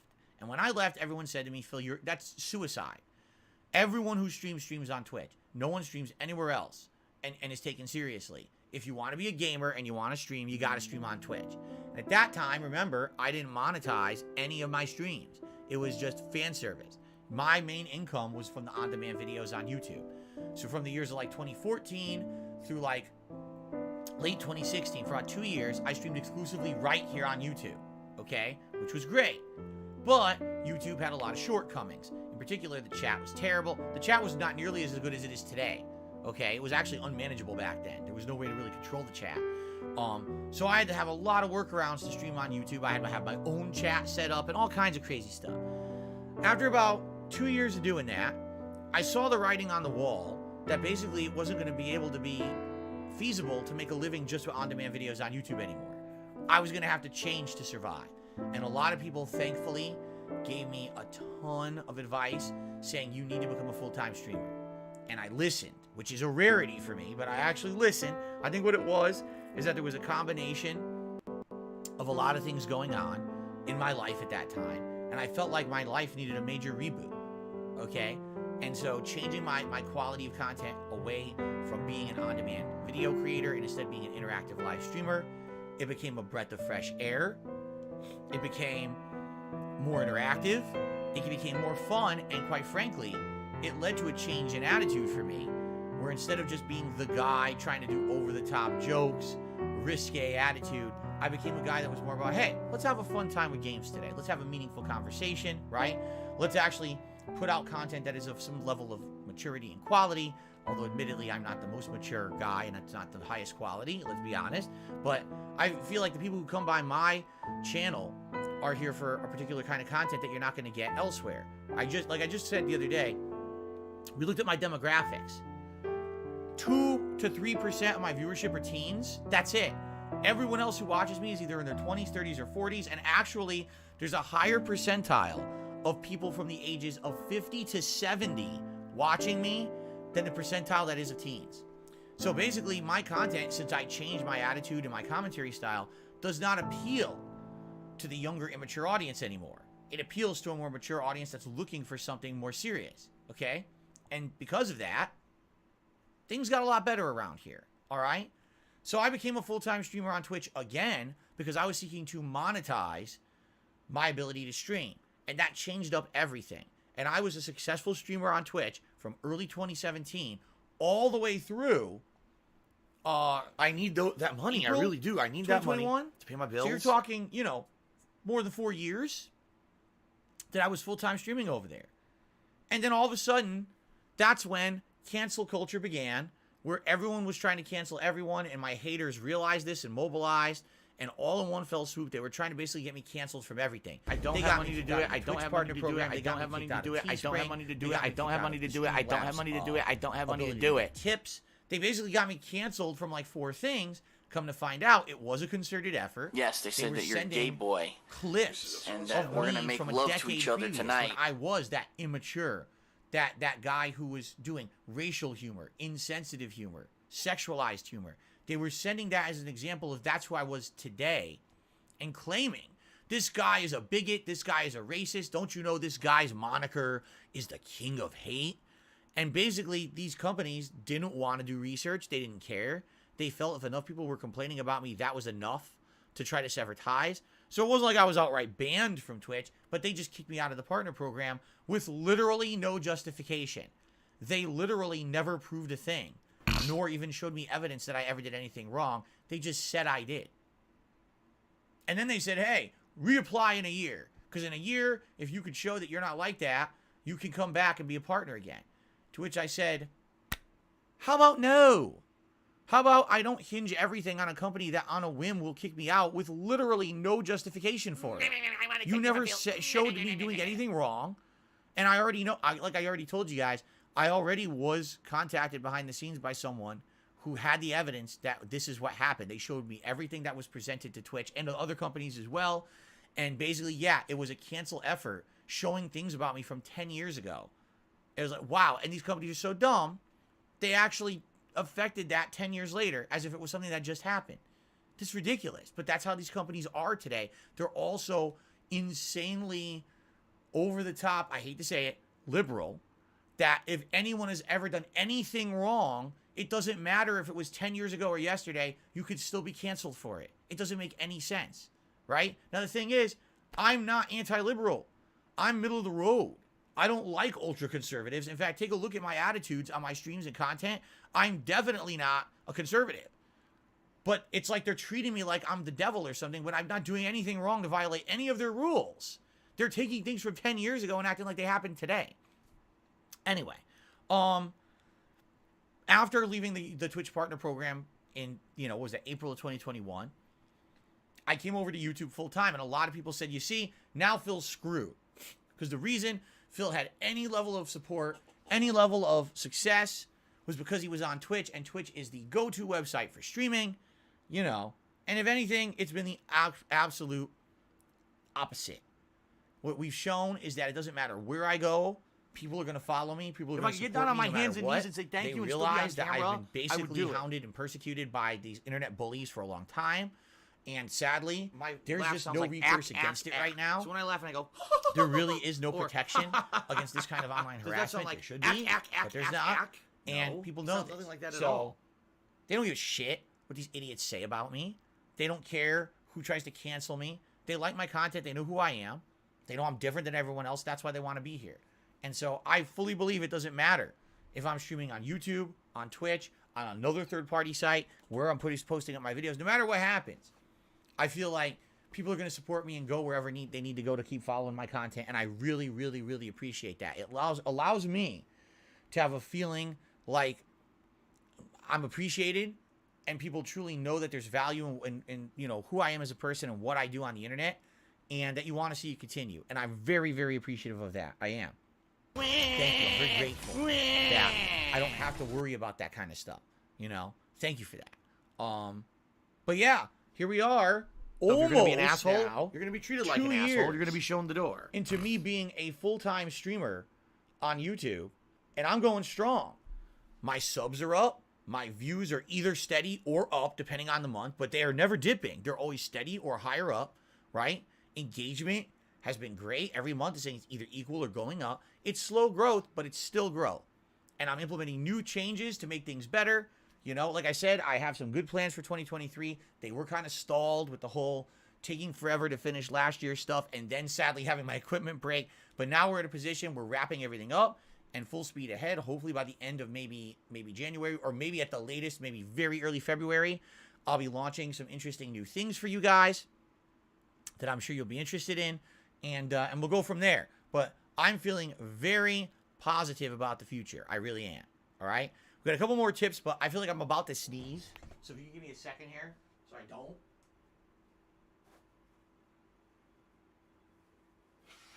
Oh. Ooh.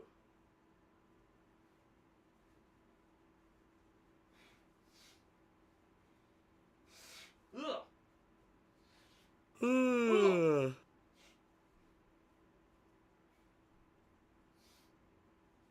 Oh.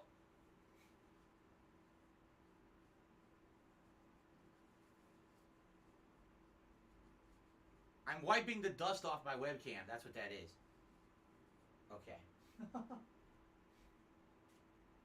The Ziggy Piggy is here.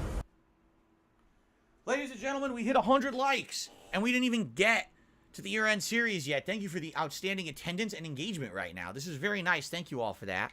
It's time for a full screen 1080p ring light backed celebratory bubble blow.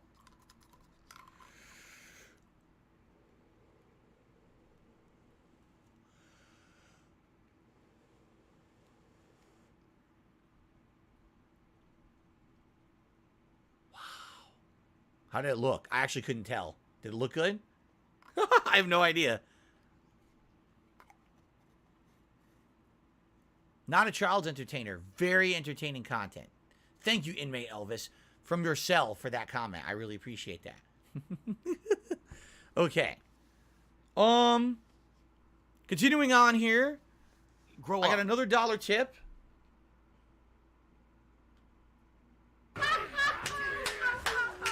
From Fandango. I noticed you never played Kingdom Come Deliverance. Do you dislike it? It's super realistic, has many funny moments, but maybe the fan base doesn't want to see it. You know, hold on a second. I accidentally covered my stream connection quality. There we go. So I know exactly what game you're talking about. It came out, excuse me. It came out in a rare year when early on there wasn't much coming out that year. So it was a game that had a little bit of hype behind it when it came out because there was nothing else to play, really. And I looked into it, and basically what the reviewers said was, yeah, it has funny moments, but it's a very tedious game. It's kind of frustrating. It's hard to figure out how to do certain things in certain situations. And quite frankly, after kind of reading up on it, I had a feeling that this would be the kind of game that would be forgotten in a heartbeat once a new release came out. So what ended up happening was, I skipped it for about a week. A new release came out, and no one ever mentioned the game ever again until like a year later. And it was exactly what I thought. Now, I actually watched Kat play it because she actually had gotten the PlayStation Premium service over the summer, and that was one of the games that was on there. She downloaded it, she played it for about 3 hours, and after 3 hours, got so frustrated with it, deleted it, and never played it again. I watched her play some of it, and I agree, the early parts are kind of interesting, and then it gets incredibly boring. I'm glad I didn't play it, okay? It's just another one of these flash-in-the-pan games. The only reason anyone really talked about it was because there was nothing else going on at the time, and it just honestly didn't look very good to me. I am My Cat, take. and I You liking disagree? my balls. Fine, but I'm just not interested. It says that. Okay. I am Cat, and I All liking right. my balls. I received a $16 tip from Tom Walla. Tom Walla. Thank you, Tom Walla, for a $16 tip. I don't know what Tom Walla means. I don't know if it's your name. I don't know if it's a statement. But thank you. That gets us to our first tiered goal of $50 to use these Gunner glasses time. Now, to forewarn all of you, when I am staring at the camera with these glasses on, there's big glare. I will put them on for now, But if you guys actually think that these are too intrusive for the countdowns, I'll take them off. And this will be an exception. When I'm playing games, I'll show you. You know what? I'll literally give you guys a live demo of what I'm talking about. Okay? So, ready? Here's me wearing Gunner glasses with the ring light. Thanks, Derek. I appreciate that. You see the glare? I mean, you'd be blind if you don't, right? You see the reflection of the ring light in it, and it could be pretty annoying, correct? Now, however,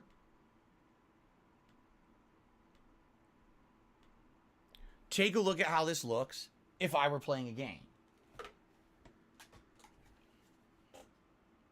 Because this is how I sit when I'm playing a game. I don't care. Looks a little different, doesn't it? The glare is completely different. It's only in one small area. It's not very intrusive to the stream. So,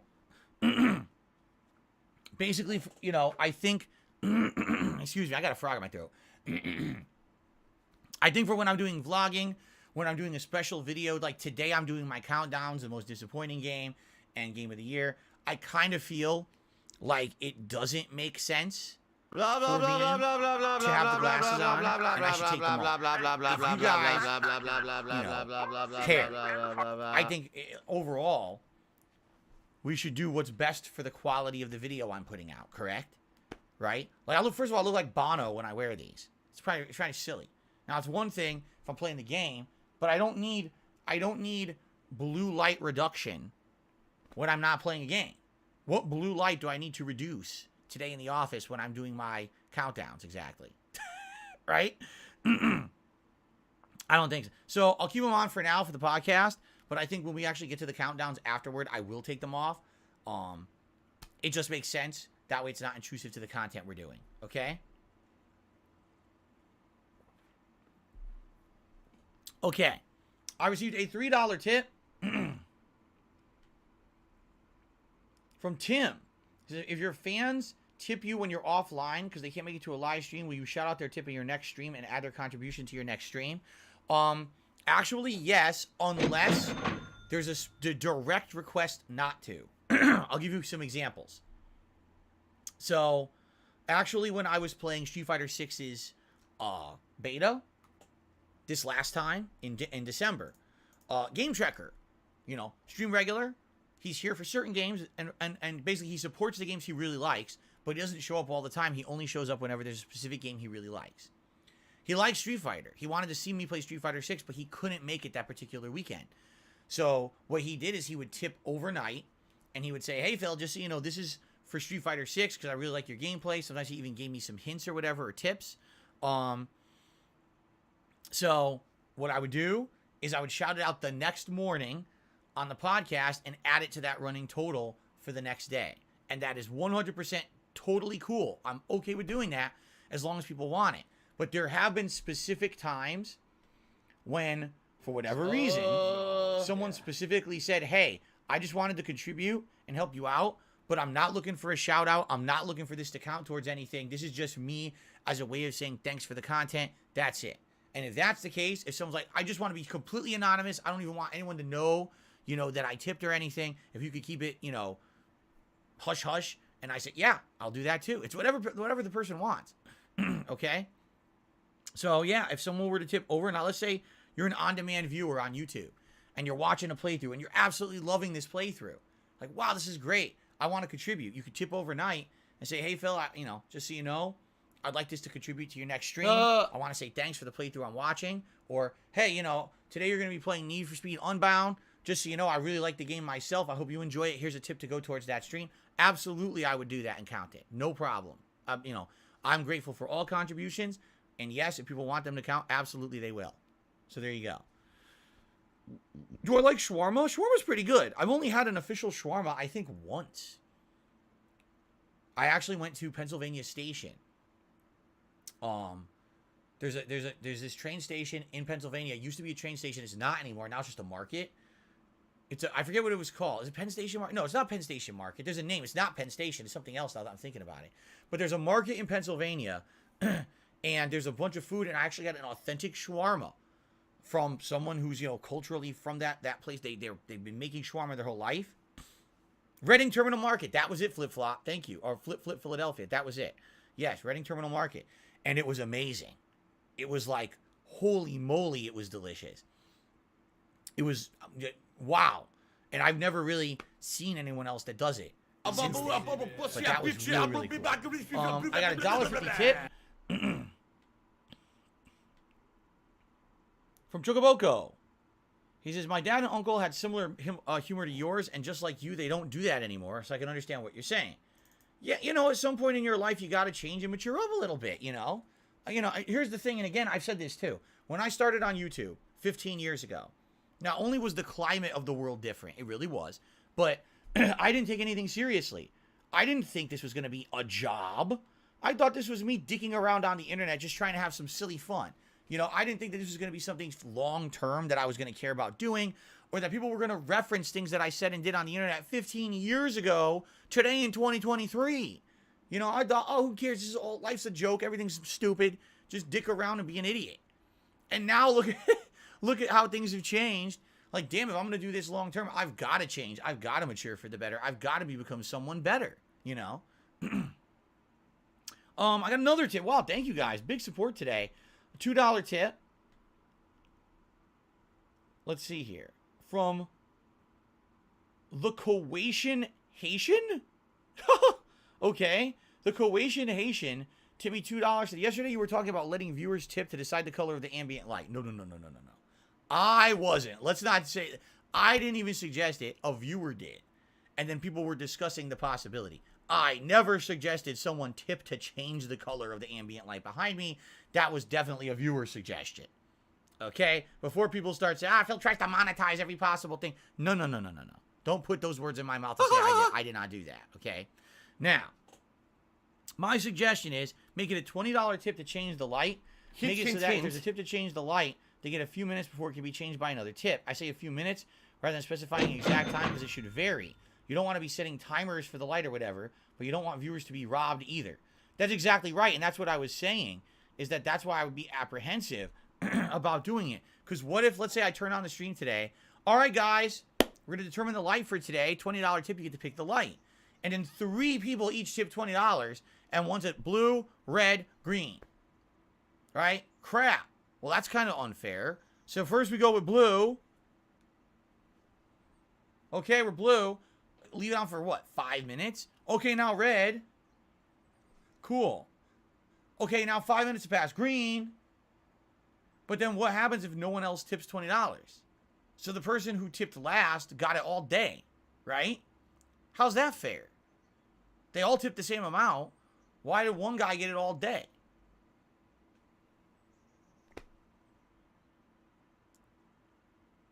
I don't know. We have to think about it. We definitely have to think this through and think about what exactly how we want to do this. Again, I want it to be fair. I don't want people to feel like they're being cheated. And I also don't want to overpromise and underdeliver at all. I would want it to be something fair, and that's why we're not rushing to do anything. I'm open to some more suggestions. I need Thank you for that money. I really suggestion. Do. I need that money. Let's try to get more ideas before we try to implement anything. I'm not saying we're even going to implement anything. I'm saying I want this to be something fair, okay? Hello, Jade. How are you today? Welcome. Cheerio Eater. How are you? A lot of regulars showing up. Saiyan Gen ZX did 2 super chats. First, there was a $1 super chat. Then they did an additional $2 super chat and said, you were a right-winger. That's a good thing. PayPal. I am not a right-winger, all right? I keep telling you guys this. One of the reasons why I really feel if I ever were to do anything political on the internet, it wouldn't work, is because I'm not one way or the other. And that's what people look for. A lot of people just want to see the extremes. They want to see and hear the content that only is to the side that they find themselves aligned with. And I'm not for either side. I'm a firm believer that each side has positives and negatives, but sadly, each side really recently have failed the American people. If anything, it's the COVID situation where we were shown that it didn't really matter who you were with. They weren't really helping us. They didn't really help anyone. It was just a lot of dictation of things to do. You want to really help us? Can you give us maybe, some money to help with the fact that everything's closed, that everyone's out of work, that everything's more expensive, Oh, here's $1,200. Oh, $1,200. For how many years? Right? It was crazy how this country showed that basically no one in power could help the public, which, by the way, is the definition of a public servant. The people who are elected officials in our country are supposed to be public servants. They're not supposed to be some ruling class that basically gets protected from everything, and that's how it's treated. So when I get so turned off by all political discussion because I really don't like how our government works. All right? I'm not saying I have the answers to change. I'm not saying I'm an anarchist and I want the government overthrown. That's ridiculous. I just wish that there were improvements and it would be better. And if anything, in recent years, you just see each side is so petty and so anti the other side. No one's willing to like work together to actually help the American people. Everyone just wants to yell at each other like little kids. So if I were to ever do politics, I don't know if it would even really work, because what would happen is I'd have the leftists screaming at me and I'd have the rightists screaming at me. Everyone would scream at me that long because I'm in the middle trying to be the reasonable guy, you know? So I guess we'll see. Moving forward, maybe one day as I get older, I will want to do something like that. Maybe I will do political discourse. Maybe I'll have a show specifically for it. But we're not doing that now, all right? Slow progression, as they say. Slow changes. No shocking big changes, okay? Okay. All right, guys, so that is it. Thank you. We're done. Today's been incredibly slow. Is complete. Attendance is great. I guess we got a good starter attendance here for the year-end award, so I'm very excited. Remember, a couple quick things. We're going to start with the countdown momentarily, and when we start, it's going to be just like a normal stream. If you guys contribute, if you guys want, interaction, we'll still have it. All right. They said, Phil, we this contribute to you, but it always seems like it's a black hole. Because it always seems like no matter how much you contribute, you're always still having problems. You're always still in debt. Thank you already for a great start of engagement. I agree with you. Support. Really appreciate that. I'm excited to do my year-end series as always. All right, guys. So thank you so very much. I hope you enjoyed today's episode of the Level 1 Podcast. Thank goodness we finally got to do the news. And man, is it cold in here or is it just me?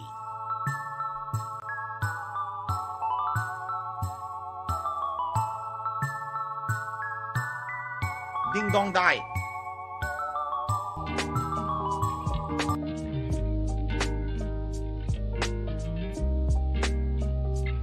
Can someone please shut up this dude who's being a moron?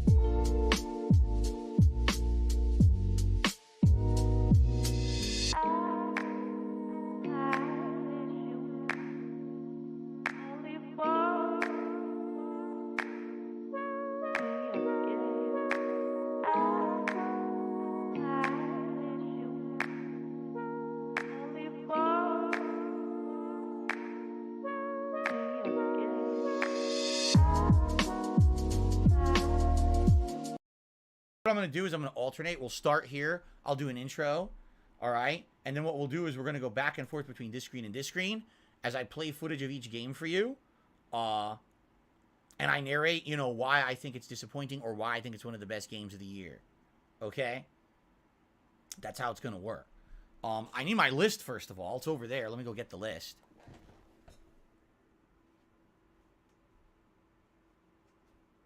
The Ziggy Piggy is here.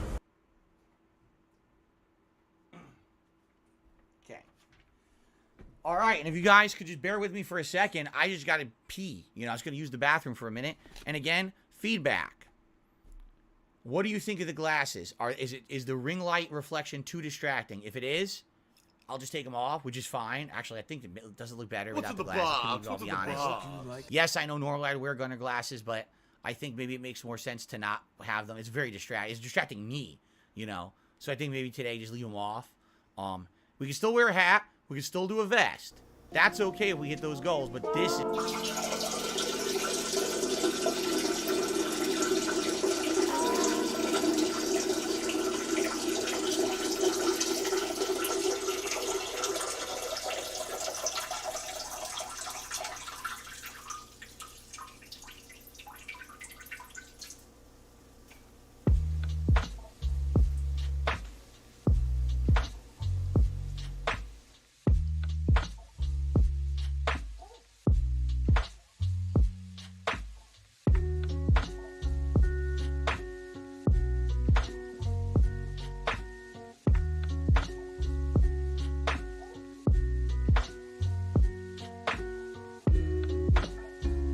have money to do it. I don't have money to do it. I don't have money to do it. I don't have money to do it. I don't have money to do it. I don't have money to do it. I don't have money to do it.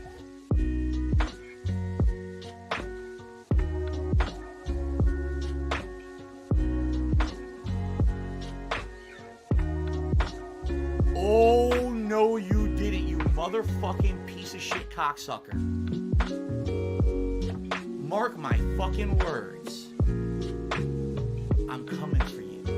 I'm gonna find out who the fuck you are. You motherfucker. You are fucked. Let this be noticed live on the internet. You're fucked. And you are done. I live rent-free in their heads 24 fucking 7.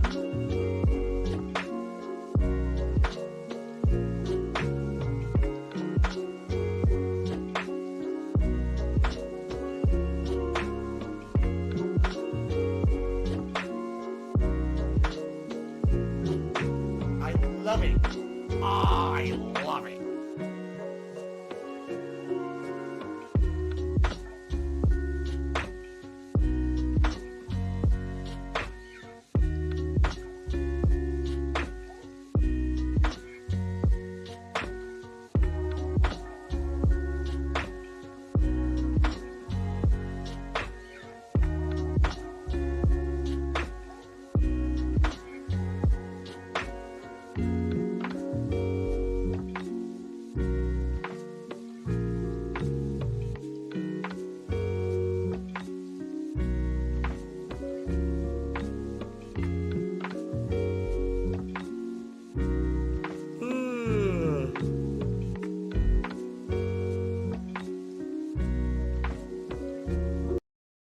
Another contribution came in. I just want to shout that one out first, and then we'll begin. This is a $2 tip. Hello, Ronnie Blaze. How are you? This is a $2 tip from Lady Charisma. Says, you have the most disappointing and best game set. What was your most surprising game? Again, it was better than you expected this past year. Likely that will factor in to, the Game of the Year Awards countdowns. I do a couple honorable mentions, and the thing is, this year, I'm actually doing a very lengthy Game of the Year countdown. 15 games. So because of that, likely some of the lower entries are going to be games that, and that's it, because you're just going to waste our time in class, but they're still pretty darn good games that have surprised me, and therefore that's why they're kind of getting the attention I'm going to give them. So I think we'll get to that answer for you, okay? All right, anyway, thank you, Lady Charisma, for the $2 tip. Let's update that, and then we're going to begin. And again, Copper, fuck you, right? Copper. There, fuck you. If there's contributions, I'm going to shout them out. If, there's discussion around the things I'm saying on the stream, we're going to talk. It's not just me talking to you. It's supposed to be just like any other normal stream, interactive discussion, okay? Okay, are we ready to start? Here's my list. Let's make sure I got yes. Are you a functional retard? I have to ask.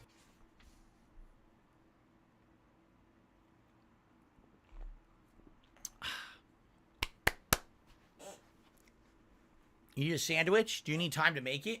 Or can we start? You need time to make your sandwich? What kind of sandwich? How long is it going to take? If the fans vote on it, would I wear a tie in place of my glasses today? In the spirit of an award show? I have a clip-on tie. It's an 8-bit tie. The problem is you won't be able to see it because of the way that I sit. You know. It's not like this is a desk. Can someone please shut up this dude who's being a moron? The microphone kind of blocks it. I do have a clip-on tie I bought many, many years ago because I actually thought that I was going to do a news show, a formal news show at one point, and I was going to wear the tie, and then it never happened. Okay. Hello, everyone. I see many, many people joining. Thank you for being here. Are you ready to start? I hope so. All right, guys, ready? Let's just do it. Let's jump in. This is going to take a while. This first video, this will be the most disappointing games countdown.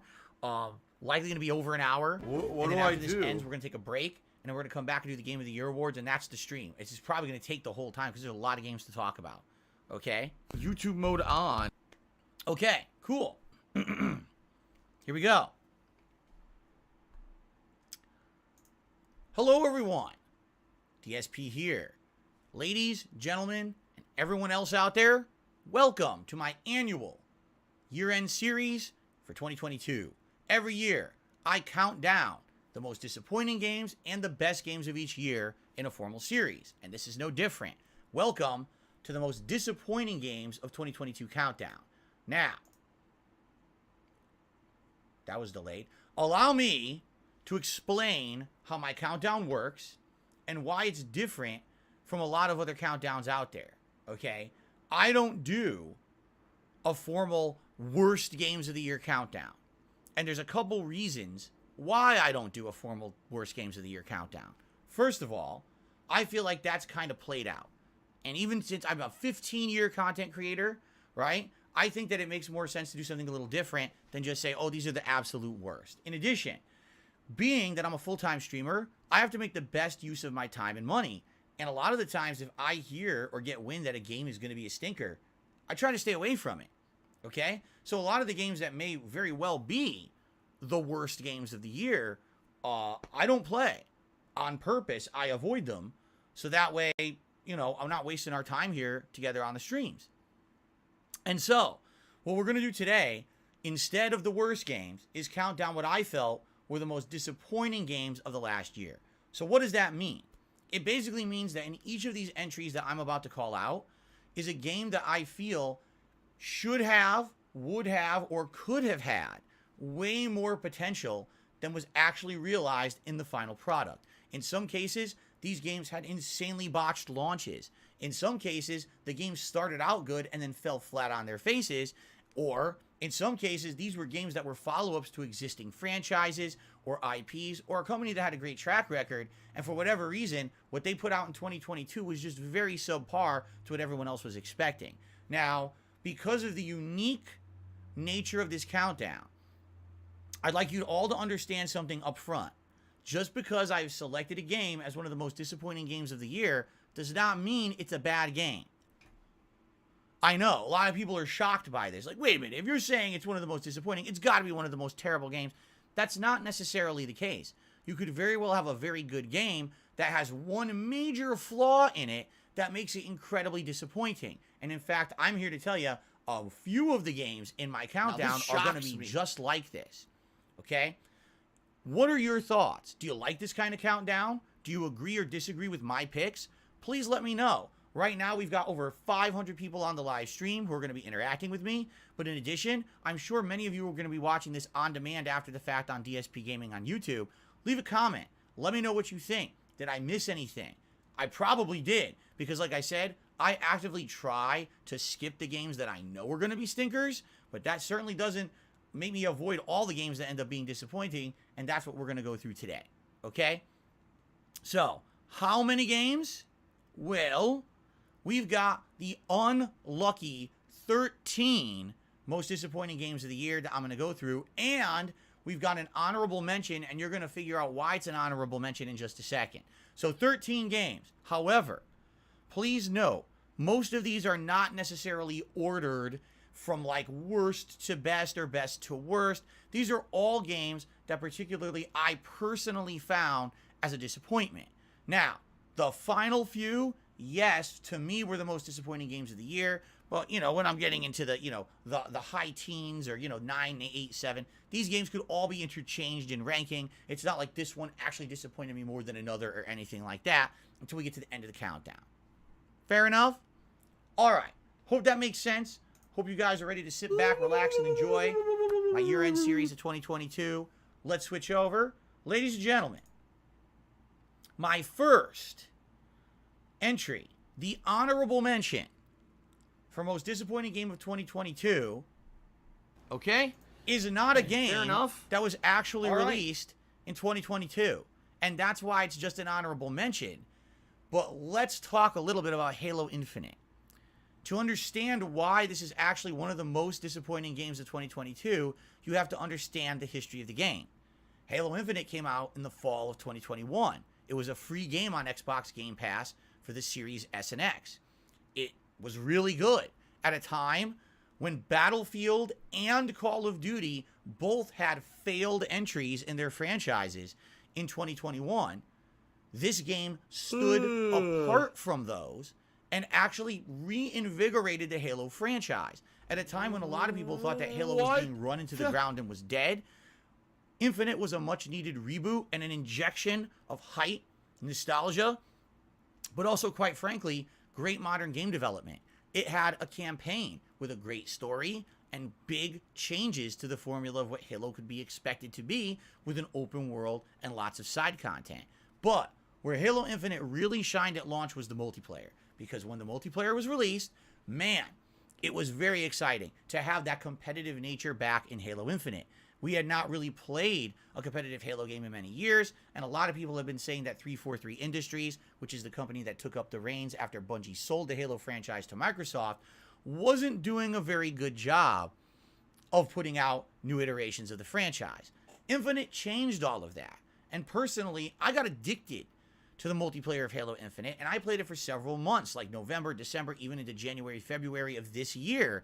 And that's why I actually wanted to mention it in this countdown.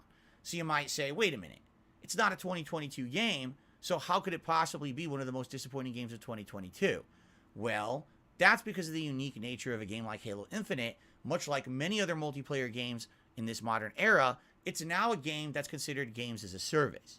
And because Halo Infinite came out in 2021, it was expected that there was going to be seasonal updates to the game, new maps added, new modes and tweaks added, content that was going to keep the game fresh and new.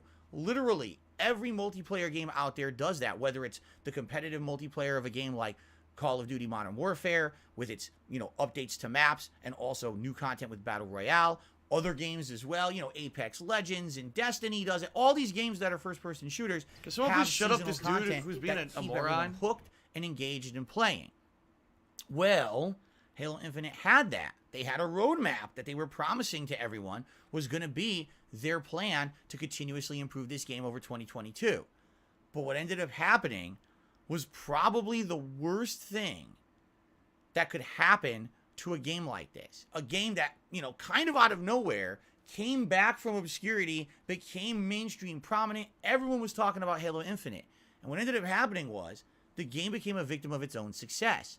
343 Industries was, simply put, not equipped to handle a game of this magnitude.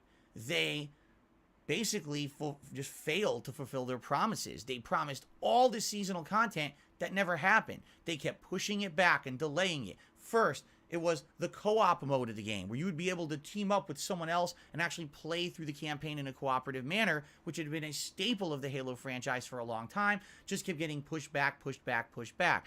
New maps, new game modes, hell, even just tweaks or variations on existing parts of the game that people felt were overpowered or needed to be adjusted were massively delayed or never even came to fruition. While all other games around Halo Infinite were able to deliver on this kind of live update, games as a service formula, sadly, Halo Infinite was not. This game company, 343, just showed that they were kind of inept at being able to handle a game of this caliber. And for a flagship series that's supposed to be a killer app, a game that's supposed to sell Xbox consoles, you expect better. You expect far better than what Halo Infinite delivered in 2022.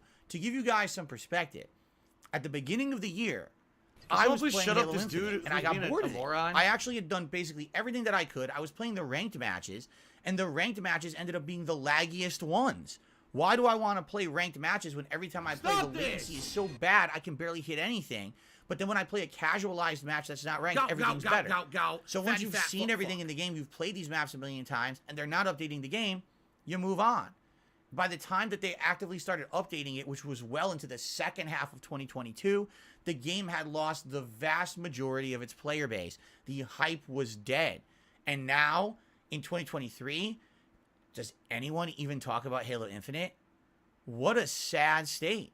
A game that was #1 in the first-person shooter landscape for many months is now a forgotten relic. People don't even talk about the game, even though it was such an exciting, positive reinvigoration. Eat the hype. Solely because of mismanagement of the game. That is sad, and that's definitely why I feel Halo Infinite is one of the most disappointing games of 2022, even though it wasn't even initially released in that year. Okay, ladies and gentlemen, let's now get to the formal games of my most disappointing games of 2022 countdown. Of course, this calls for a scene change. All right, we're going to get down to the most disappointing games. We got to get down into the bowels. All right, so let's start with a game that came out in early 2022 that for a lot of people was a little confusing and admittedly wasn't terrible, but at the same time, I felt didn't really live up to expectation and or what you were going to expect from this kind of a franchise. I present to you Pokemon Legends Arceus. Pay no attention to the man sitting below me. There's absolutely no way that I can block out my webcam from this gameplay in every situation, okay? Pokemon Legends Arceus is a very unique situation, okay? Pokemon, at this point, is a giant dynamo of a franchise. And it seems like no matter what Game Freak or the Pokemon Company releases, people are going to buy it up and it's become a major seller, okay? Pokemon Legends Arceus was unique because for the first time ever, this was taking the Pokemon franchise into an open world, all right? That's cool. That's an interesting concept. Instead of being a top-down game where you're exploring almost like an RPG setting, now it's an open-world exploration. You're sneaking. You're trying to actively catch the Pokemon with the Pokeball as opposed to only doing turn-based fighting and catching them during the fights. There was a lot of unique things about Pokemon Legends Arceus, but there was a couple things going against it. First of all, the game came out only a few months after a Pokemon game just released in November 2021. Now, admittedly, the 2021 release was just a modern remake / rehash of a previous Pokemon game. But when you have Pokemon in November and Pokemon in January, that's a lot of Pokemon to stomach back to back, and a lot of consumers were confused as to which game they should be buying, how on earth they were going to be playing these games back to back without getting burnt out. In addition, Pokemon Legends Arceus, although it looks interesting as a game, really feels more like a test. Like, they were messing around and trying to see, hey, if we took Pokemon into an open world formula, would it work? Would people like it? And would it sell? And would it actually amount to a fun game? Yes, it did. However, what ended up becoming apparent was that this literally was just kind of a game demo or test, because as you play through the game, you go to various different world regions, of which there's 5 major ones. And as you get to about the 3rd world, you start to realize, man, this feels like exactly the same game again and again and again. There's little to no innovation. There's nothing really happening or changing in the environment. There's really nothing interesting going on. You just wander around the open world, catch a bunch of Pokemon. Every once in a while, there's a story element. Wash, rinse, repeat. And it gets incredibly boring once you get to the 3rd of 5 worlds and you realize you've essentially seen everything there is to do in this game. They're just going to slightly change the seasons, change the Pokemon available, but there's really nothing else going for it. It almost feels like they had the idea, but they didn't follow through to make it a full game. They just wanted to test the idea, but then sell it as a game. For me, I didn't dislike Arceus, But man, I was getting bored with it in those last, 10, 20 hours of the playthrough, to the point where I just kind of wanted it to be over. With a lot of Pokemon games, I'll actively go out and try to do the side content. I'll try to do extra missions, fill the Pokedex. With Arceus, I had no desire to do any of that. As soon as the game was done, I was effectively done. The story's done. Please, let's move on and do something else. As you can also see, running on the Nintendo Switch, the game definitely had shortcomings. I feel like, Game Freak sadly isn't really putting out the best quality visuals in their games, which of course is going to be something we're going to bring up later on in this countdown as well. I want to watch some faggot. But I digress. Arceus is not a bad game. It's sadly just a game that feels like an idea or a test and not a full game. When it gets boring halfway through and you've actually seen everything there is to see when you're only halfway through, that's bad. And I feel like the game could have been a lot better if they put more time into it, or even better, don't release it. Take this idea and make a full-fledged game out of it. Wait, they did. All right. Anyway, Arceus is number 13 on my countdown of most disappointing games of 2022. I misclicked. Moving on.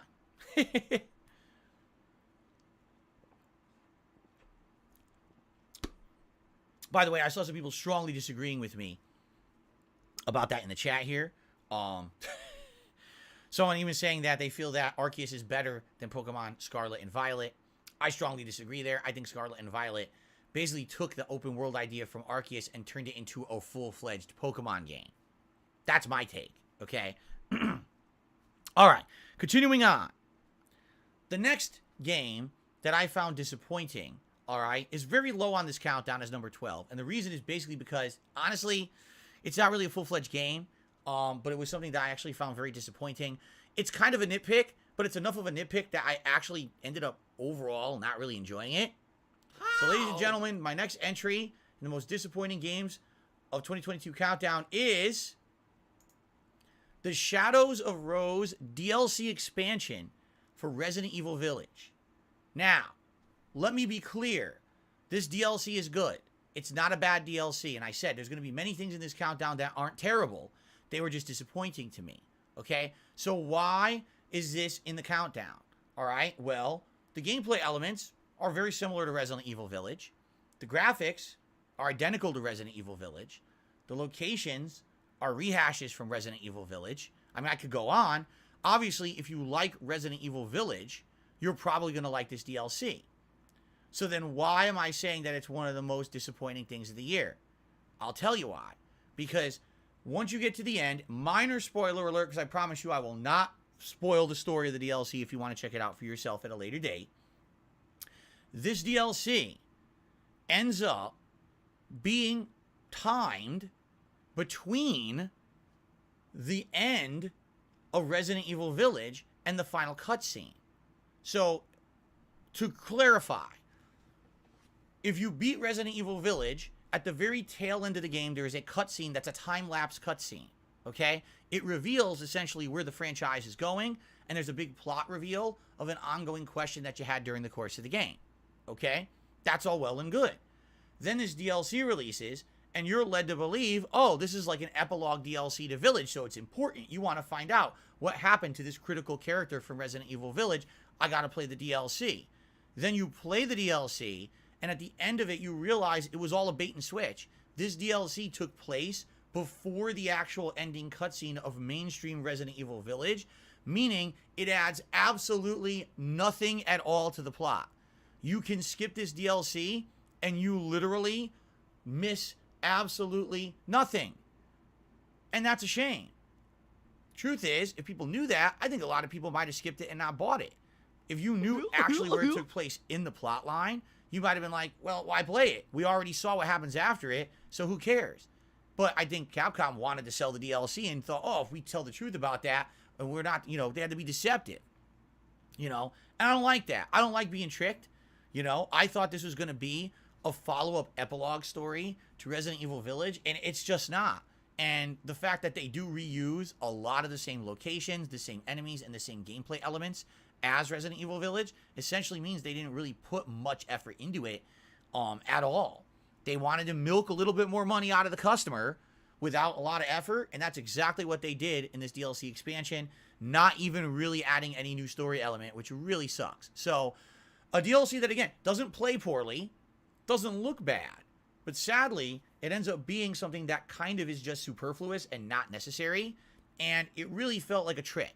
I thought we were getting something that was going to add, and instead it was just like addendum side content, right? If you're reading The Lord of the Rings, and you already know the plot of The Lord of the Rings, do you need to go read all the side content in the Silmarillion or whatever that side books are? That's nice if you want additional content, but I'm pretty sure that, you know, J.R. or Mr. Tolkien wasn't saying, hey, you need to read the side content to understand the main story, because you don't. And that's what it feels like. This is just supplementary side content. If you want to spend money on it, great, but then tell everyone that's what it is. Don't act like it's an epilogue DLC when it's very much not. So, it's filler, it's not interesting in my opinion, and that's why it was disappointing. Okay. Up next. This is one that admittedly, excuse me, I get the feeling, by the way, did I get that right? It's the Silmarillion or whatever? Is it the Silmarillion? I haven't said that word in a million years, so I don't even remember how to pronounce it or how to spell it.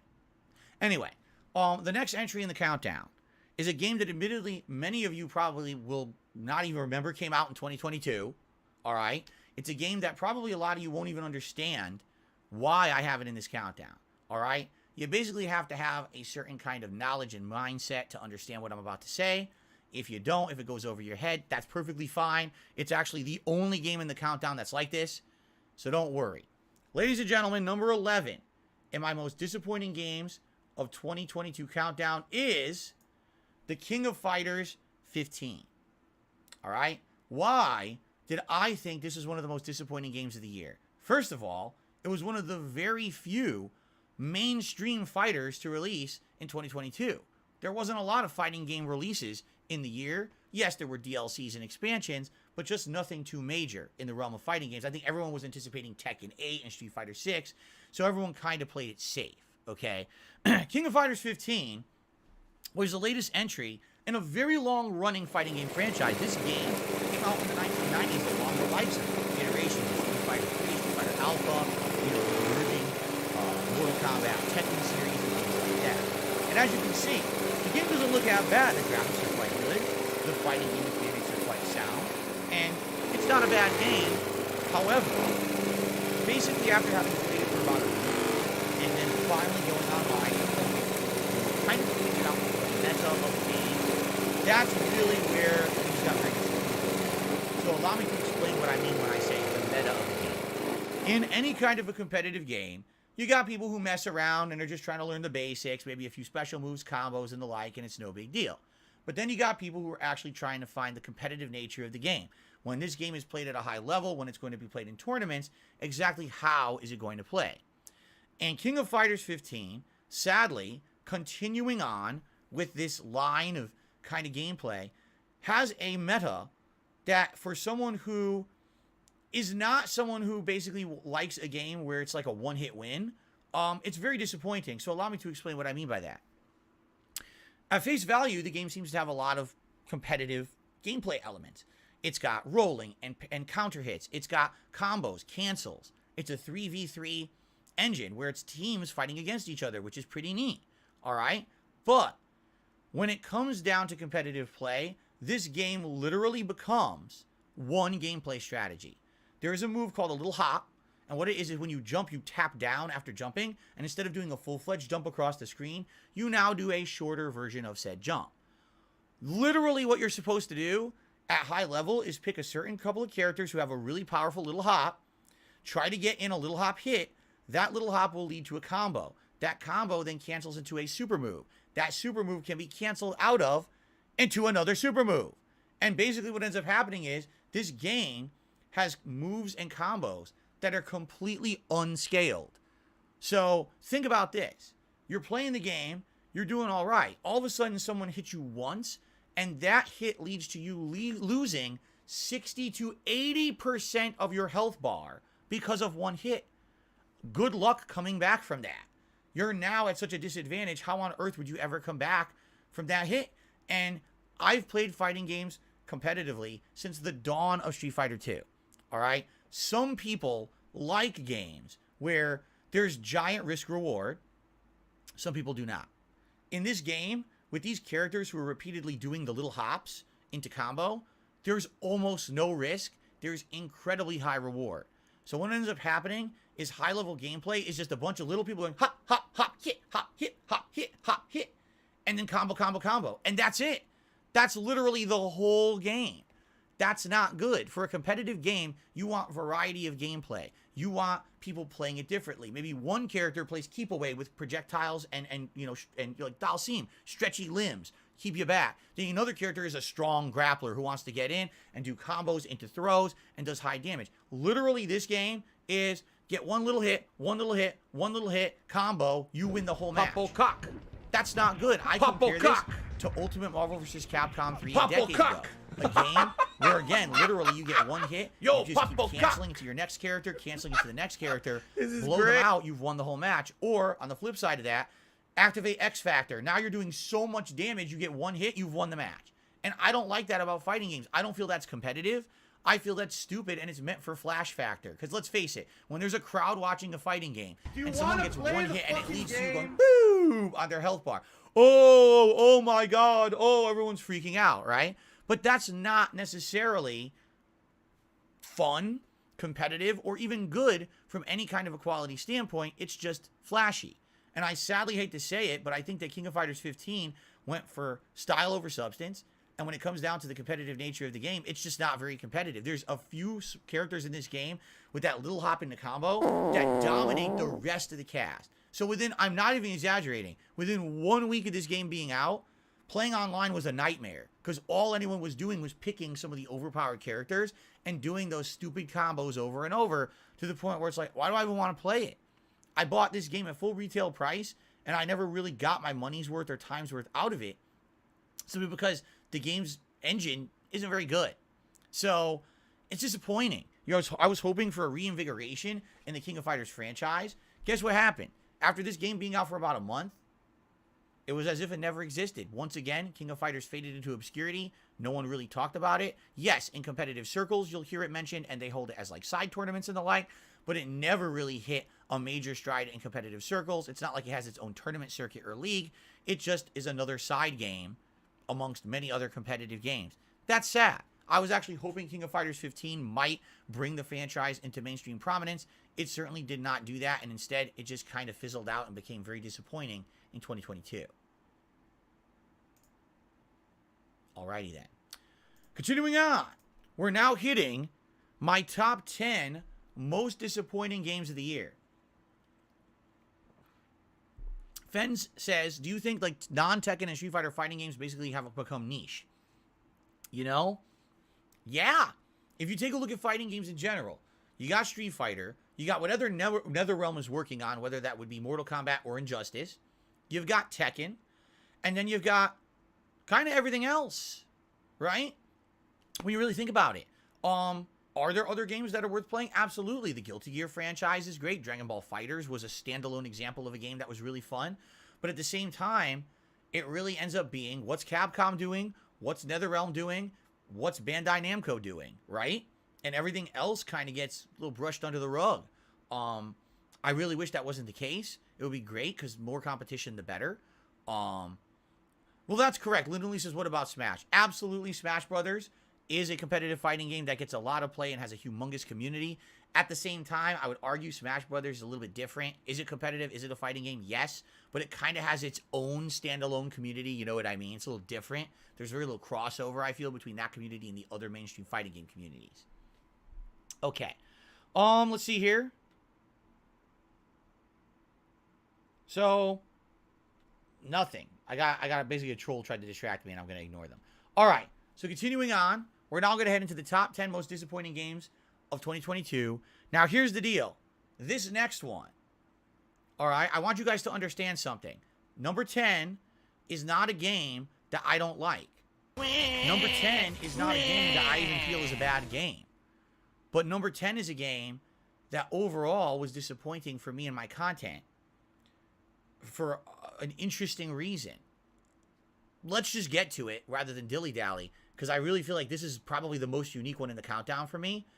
Ladies and gentlemen, number 10 in my disappointing games countdown is Splatoon 3. Is Splatoon 3 a bad game? Hell no. Splatoon 3 is a great game. It's fun. It's competitive. It's got a great variety of weapons. It's got colorful graphics. It's got interesting content and gameplay. All right? So why in the holy hell is Splatoon 3 on my most disappointing games countdown? Let's be honest. Splatoon 3 is the most popular game in Japan for 2022. It was the highest selling, fastest selling game ever in the country of Japan. So do I disagree with the Japanese? Actually, I don't. I do think it's a great game. Okay? Why on earth is Splatoon 3 in my most disappointing games countdown? It's a very simple answer. Because I was playing it. I played maybe 2 streams of it. And you guys, the viewers, got bored of it. You told me that this is a game that's basically more fun to play than watch. And after having watched me play it maybe 2-3 sessions, you guys got so bored with it, you told me to drop it. And the thing is, I had plans to play the single player. I had plans to play the multiplayer for a while. We hadn't even unlocked nearly half the content of the game when you guys got bored with it. And that's disappointing. That's a different kind of disappointment. I'm not disappointed with the game devs. I'm not disappointed, with any of the game's performance at all. As you can see, it ran well. It played well. The problem is just for some reason, this game doesn't resonate with the viewing audience. You guys had absolutely no desire to see me play this for more than just a couple streams. And that's disappointing for a game that worldwide is getting so much love and attention.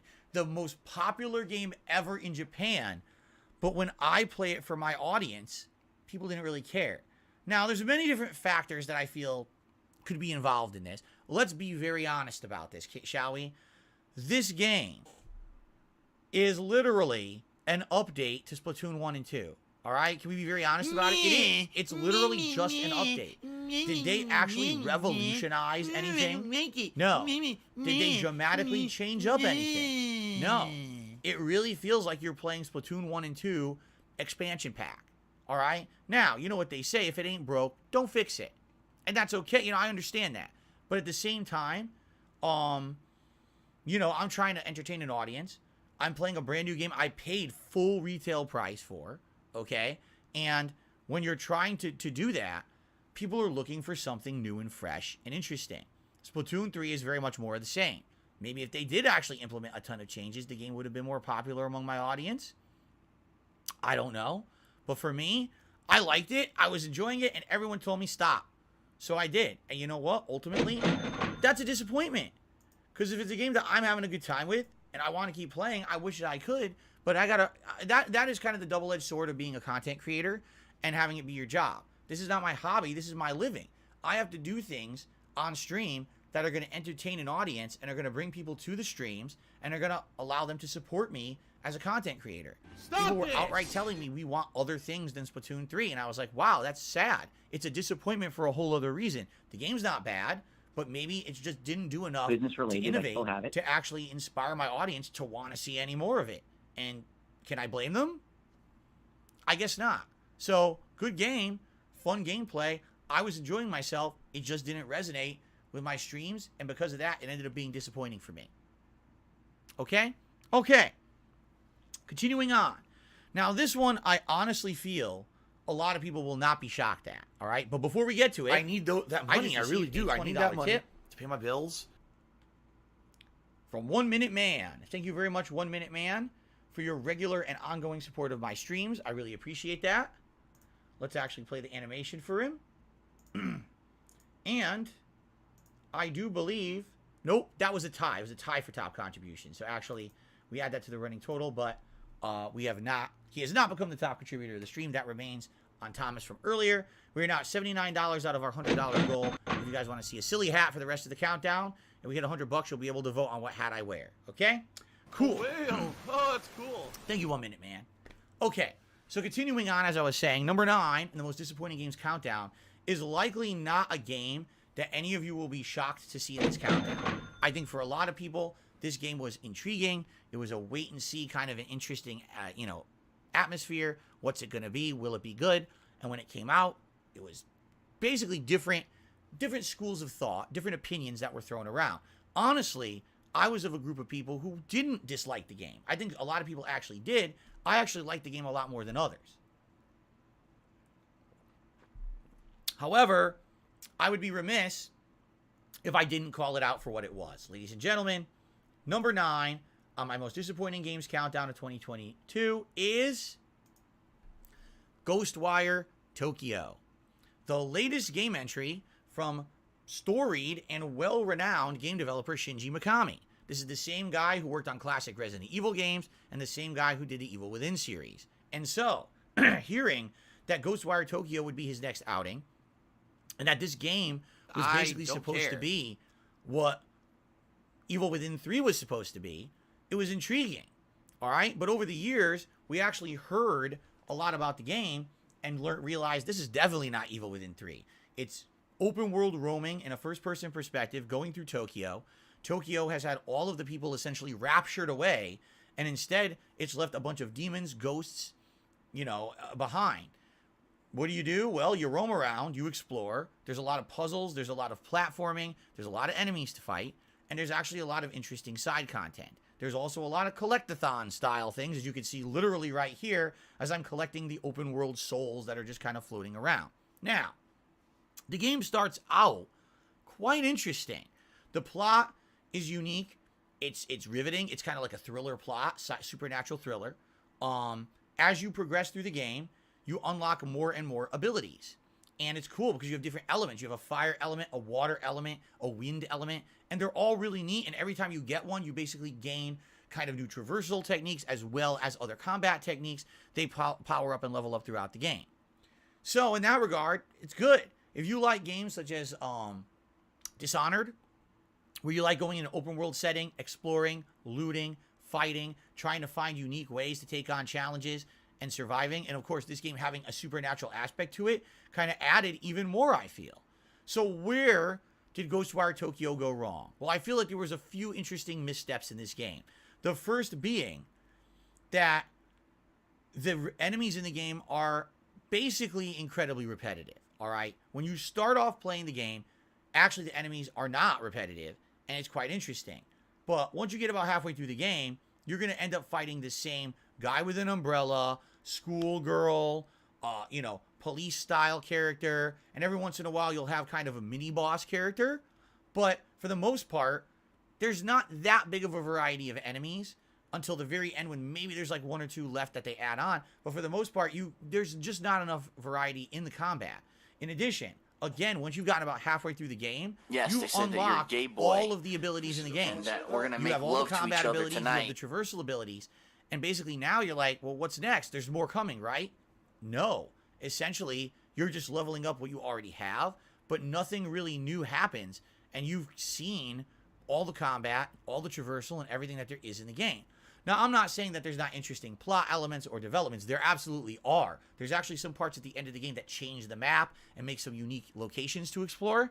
But for a game that when you get halfway through, you've basically seen the entirety of the game, and now what incentive do you have to really continue on with side content if you're never going to improve anything else, right? And I found myself doing some of the side missions were kind of interesting. They have unique side stories and characters, but they don't really amount to anything. It's not like you feel greatly rewarded for doing any of the side content in the game. It feels like it's put in there in order to say, oh, my game has more content.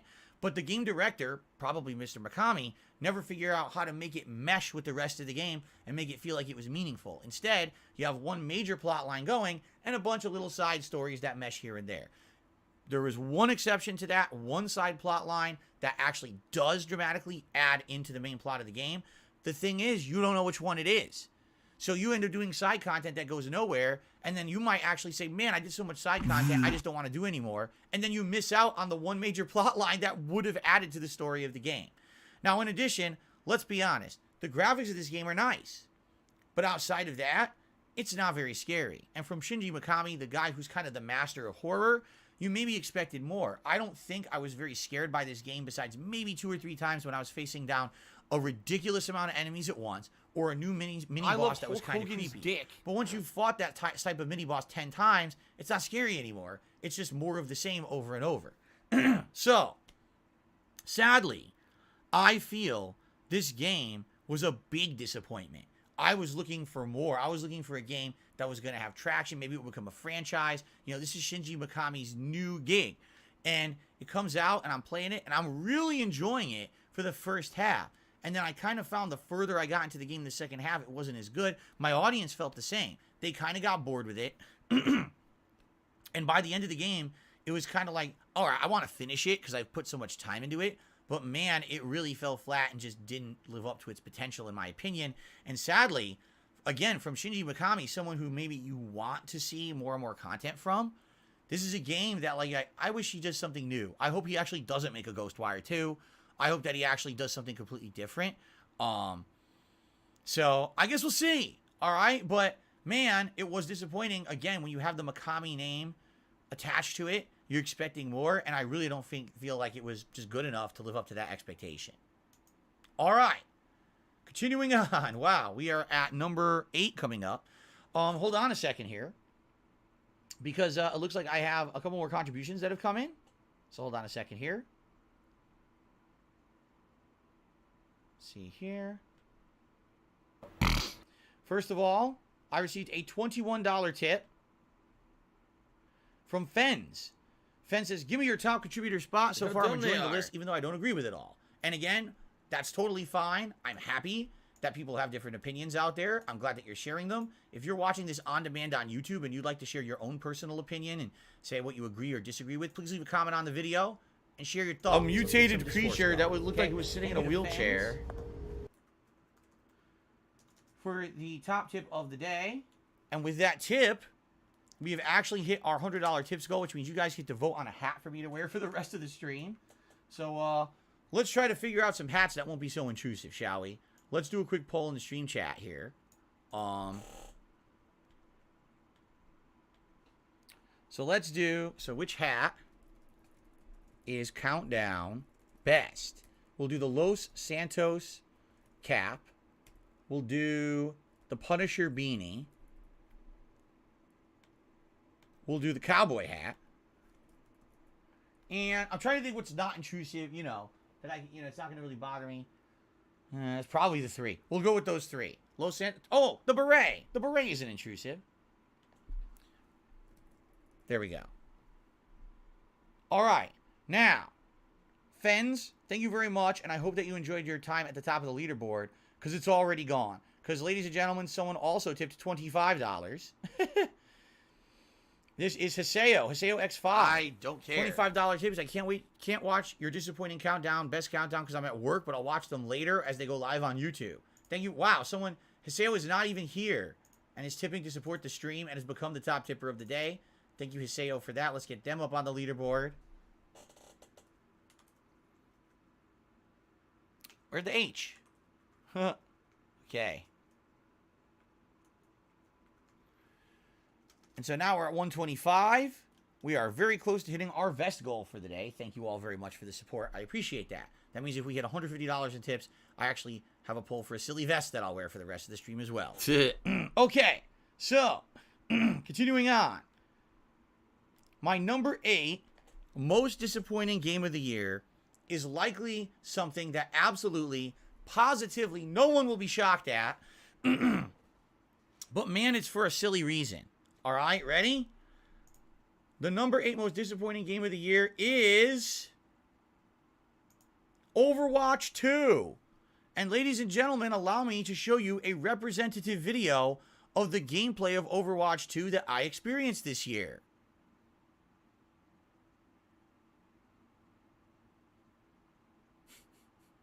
I wish that I was joking. No, this literally is how I experienced the game. For the most part, every time that I tried to play Overwatch 2 from its launch, I just sat at a screen where I sat in a queue and couldn't play the game. This was actually one of the worst game launches in history that I've ever experienced. I would argue the only worse game launch than Overwatch 2 that I ever saw was Street Fighter V.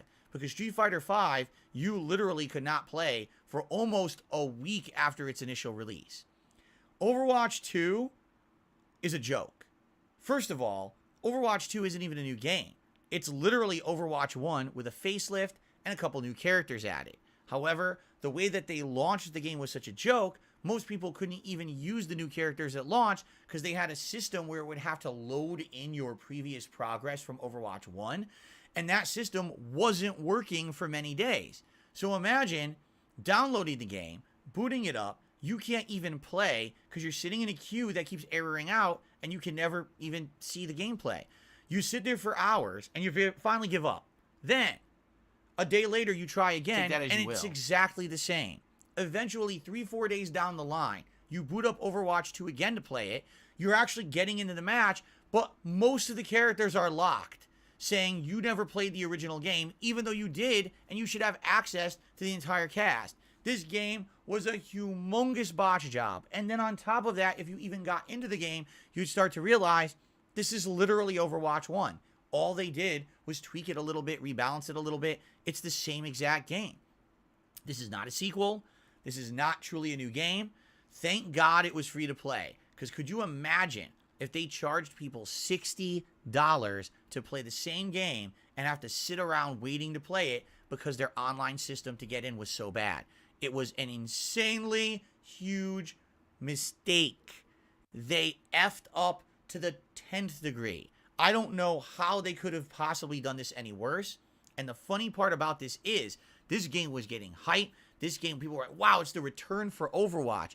And it was such a bad launch that within 2 weeks of the game coming out, absolutely no one kept talking about it.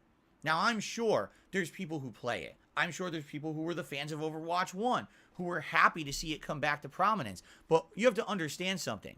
When Overwatch 1 came out in 2016, it was a cultural phenomenon. There was mainstream merch of Overwatch 1 at every retail store you went to. I personally own a sunshade for my car that's Overwatch 1 that we bought at Target. Okay? Ha ha ha! There we go. Login error. That's a typical example of your Overwatch 1 gameplay experience right there. The login error. I had to show you that.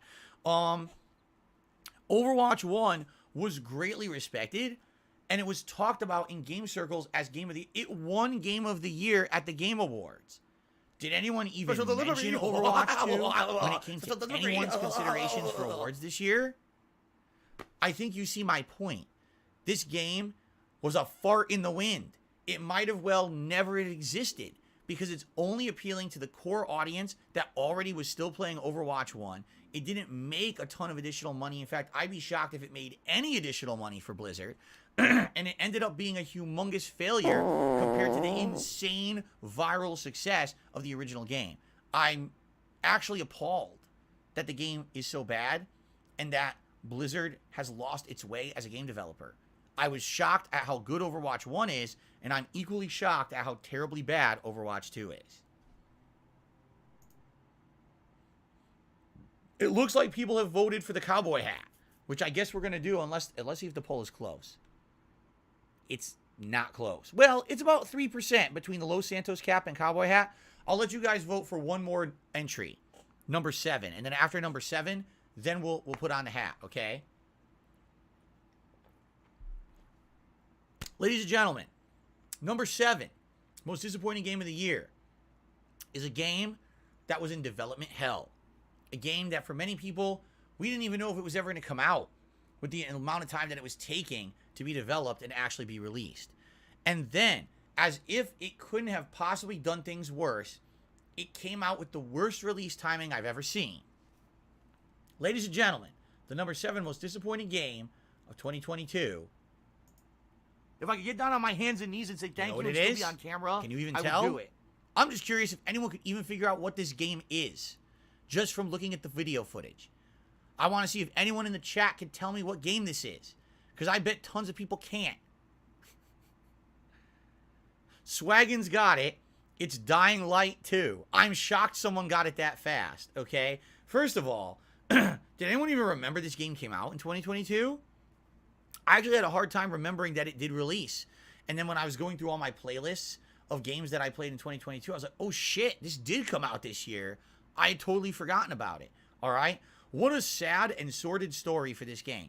So first of all, Dying Light 1, when it came out many, many years ago, What the hell are a you first-person talking about? parkour game and survival horror of trying to not become a zombie, right, in this apocalyptic setting, actually was kind of unique. I don't think anyone had ever really done a first-person RPG style. I mean, we had first-person games like Left 4 Dead, but that was more run-and-gun style. This was completely different when basically you're trying to be like a character that levels up, gains abilities, and is trying to survive. However, infamously, my playthrough of Dying Light 1 was bugged. My game halfway through had an insane error where all my experience points were removed, and then they were put all into one skill tree.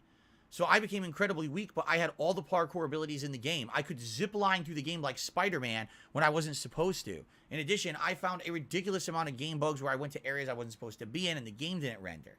So with Dying Light 2, which was announced only a year or two after, people were like, man, they're definitely going to do it right this time. They're going to take their time and they're going to put out a game with very few bugs and hopefully it'll live up to expectations.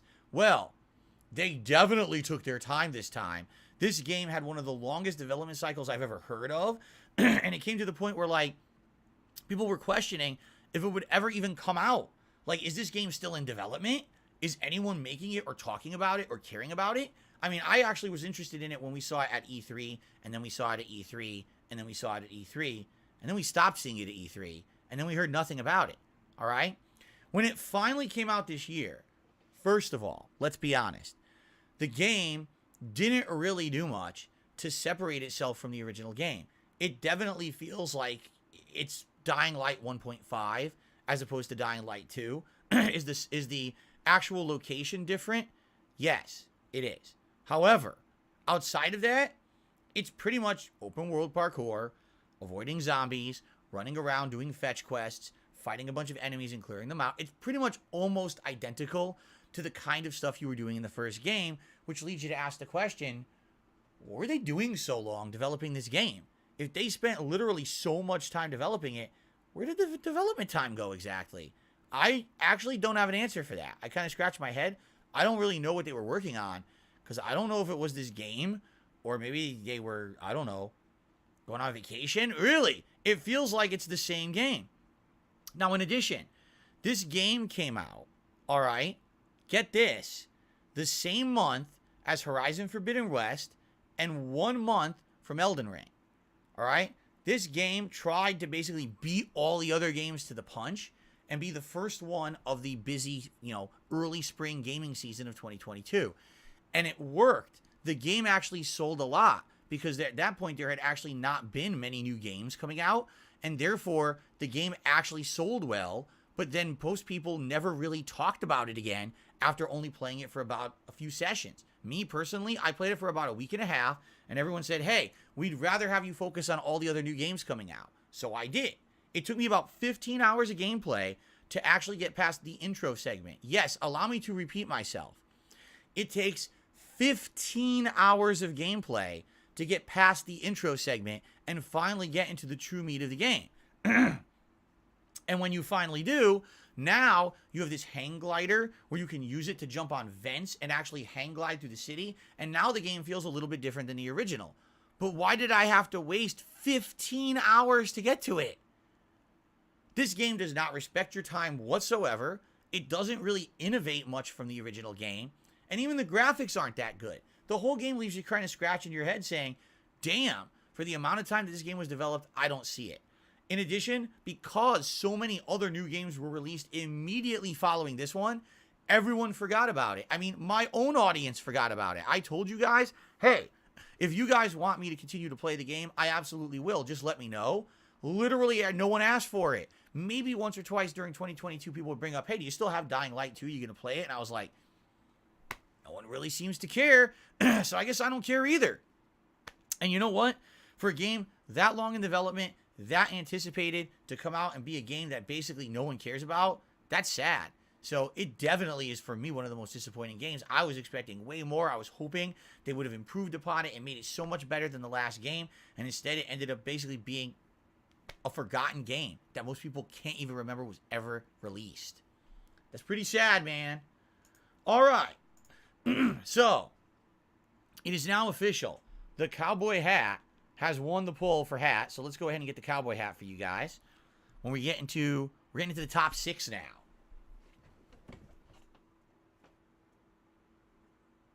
Cool.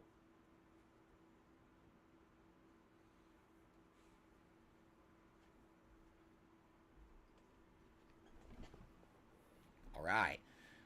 Now, in addition, more contributions have come in, ladies and gentlemen. So let's take a look here. It looks like Femboy Baxter did a super chat and said, 1 God of War, 2 Ring, 3 Sifu, 4 Poke, 5 Callisto, 6 Stray. I'm assuming either those are predictions or those are their own personal Game of the Year picks. I'm not sure. But thank you for the super chat.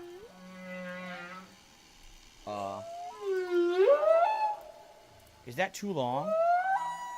Hold on. I actually have another tip I have to shout out too, so I guess we have to see how long the person's name is in the next tip and then see if the leaderboard's too long or not. Okay, so I got a $26 tip from Guitar Player 1939. Guitar Player is now taking the spot of the top contributor of the stream. Thank you very much, Guitar Player. Let's get you up on the leaderboard here.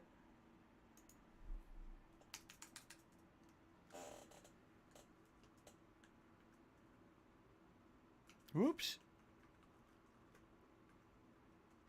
Special delivery. There you go. Special delivery. And it's a $26 tip.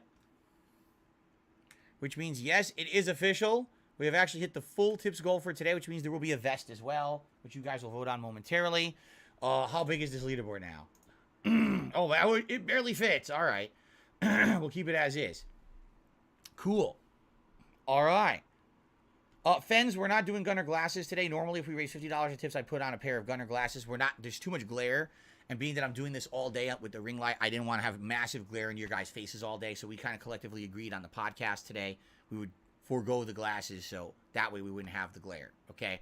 But it's time for you to vote on a vest. What vest should we have options today? Let's see. Which vest is Countdown best? Let's do the gold. Let's do the denim. I'm trying to think what we'll go with the cowboy hat. Let's do the classic beige. And how about the McFly vest? Maybe too bright. Put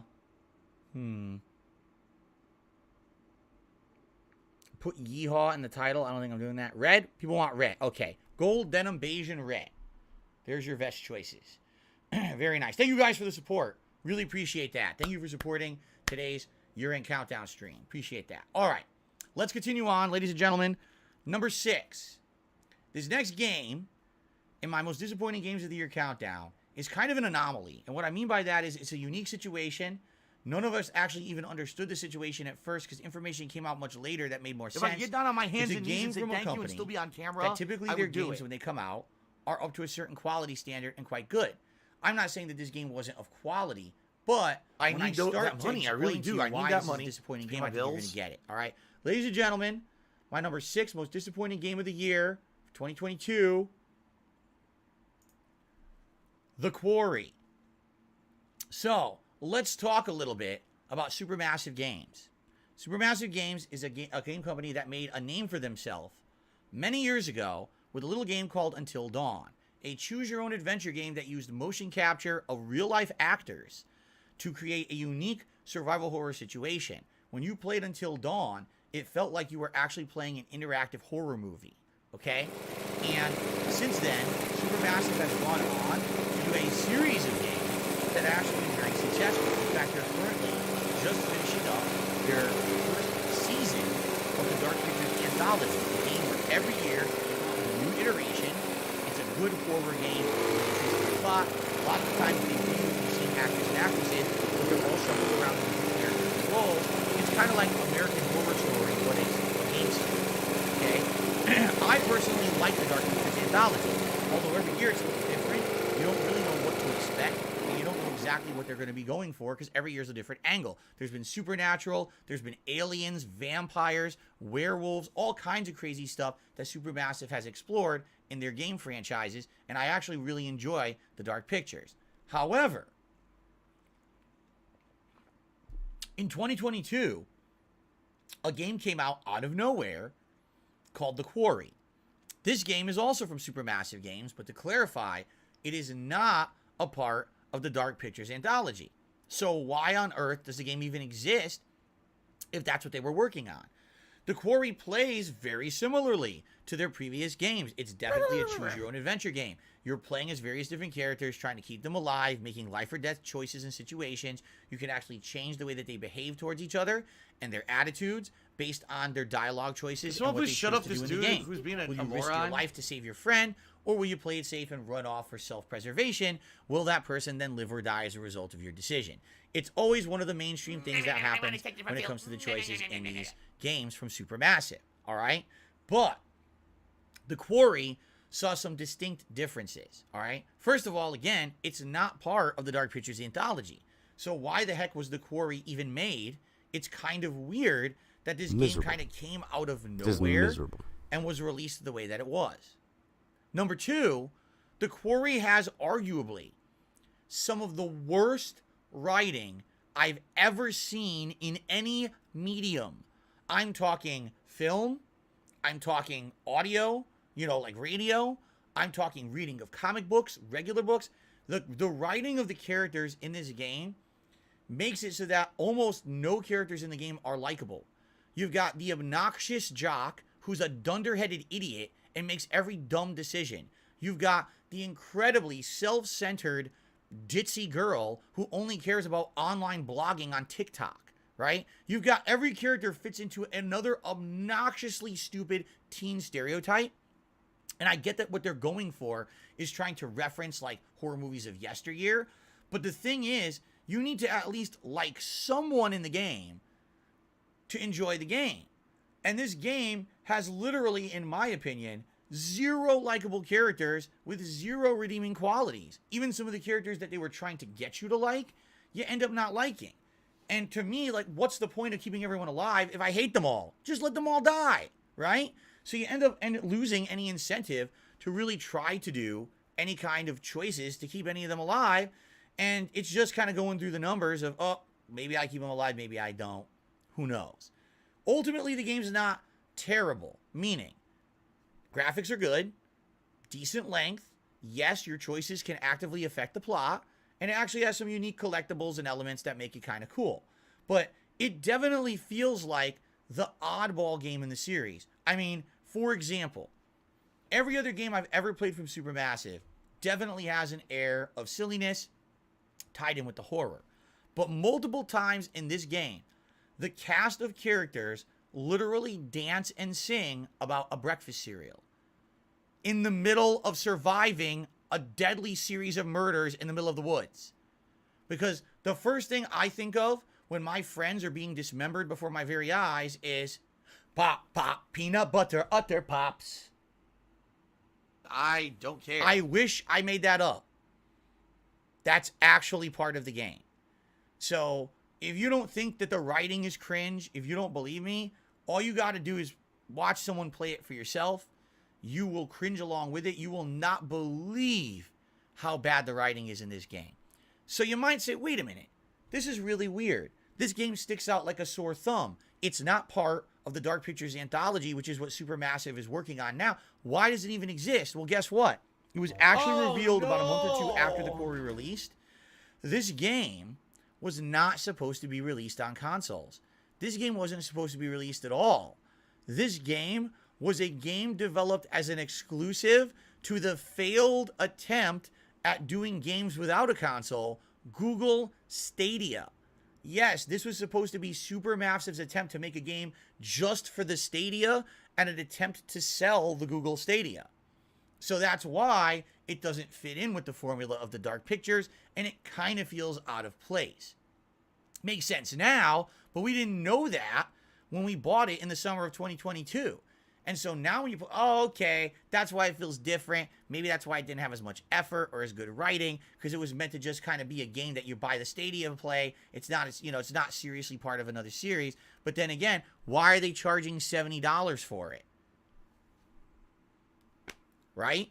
If they knew that the game was meant to be inferior because it was a Stadia game, why did they charge full retail price for it? Maybe if they charged $30 for it, then you'd be like, all right, it ain't that good, but it's not a big deal. But the fact that they charged a full $60 to $70, depending on what platform you got it on, it's a kind of a ripoff for what you get. And I was very disappointed that basically a game that was supposed to be an experiment for cloud streaming ended up being a full-fledged release. That's a joke how bad it is. So if you like supermassive games, check out the Dark Pictures Anthology. By all means, go play Until Dawn. Avoid The Quarry like the plague. This game is one of the worst of this type I've ever played. I couldn't believe how cringeworthy and bad the characters were, and I seriously never want to ever re-experience it. I had to cringe just to pick a clip here that I wasn't going to vomit at rewatching during the countdown. All right, it sucks. I think I've emphasized that enough. Okay. Thank you guys for voting on a vest. Right now, Gold Vest is in the lead, but Denim is very close, so I'm going to let it go for another entry. And then after that, we'll tally it up. All right? So, this next one's going to be short and sweet. Ladies and gentlemen, my number 5 most disappointing game of the year, Call of Duty Modern Warfare 2.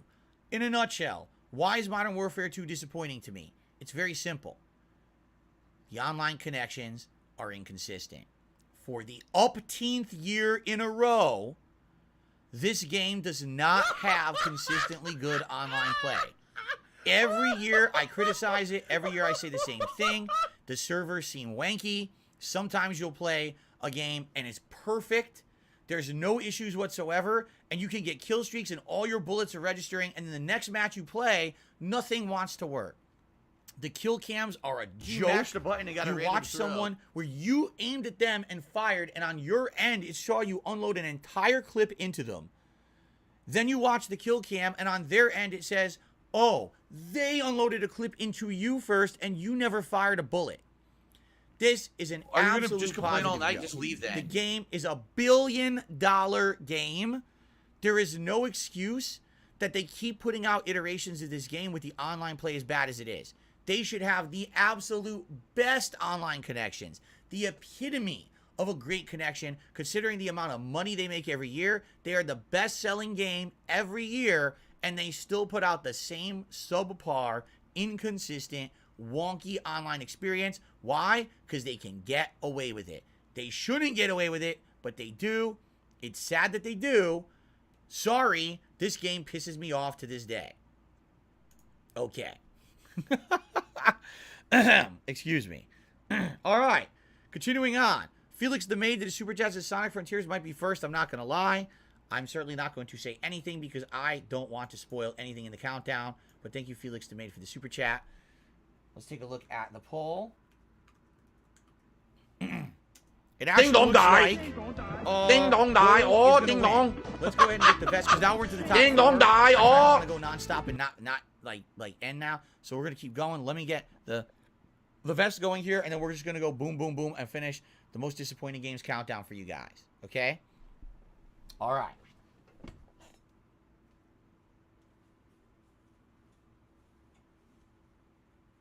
Golden vest it is.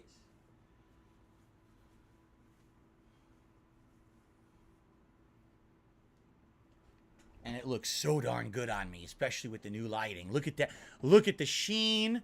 You've never seen it in this amazing quality before. Alive and Look at well that. in Israel. I just look great, don't I? All right, ladies and gentlemen, let's continue on.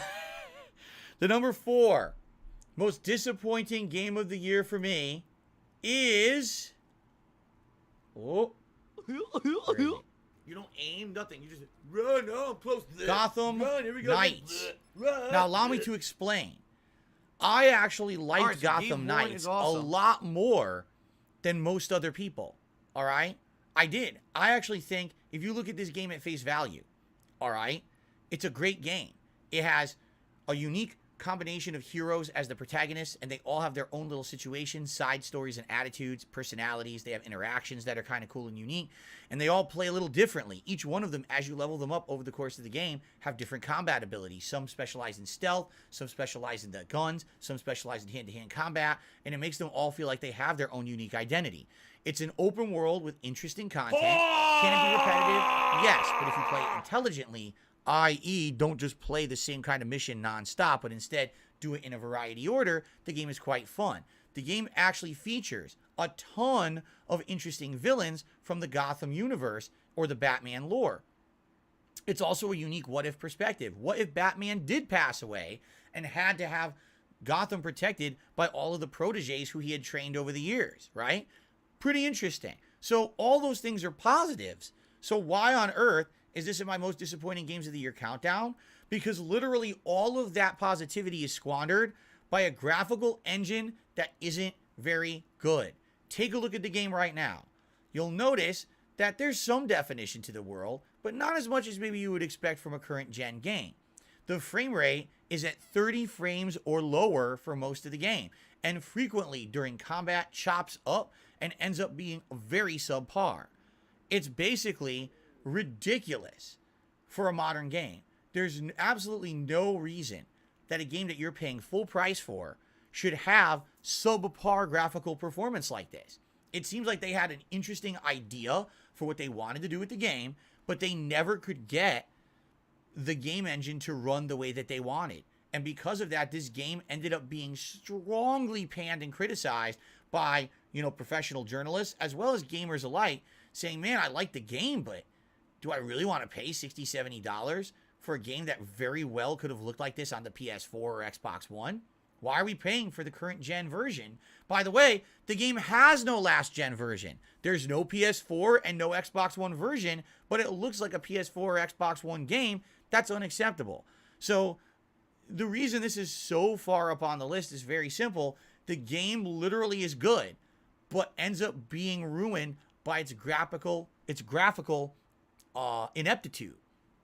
If only they would have found a way to make it run and look better, this likely would have been one of the top games of the year. But because it runs like shit, that's all anyone could focus on, including me. Half the time I was playing it, I loved what I was doing, and I hated how it looked and performed. Snort. That's a bad thing. If anything, this one needed a little bit more time in the oven, but I guess maybe the game developers just didn't have enough know-how to do it.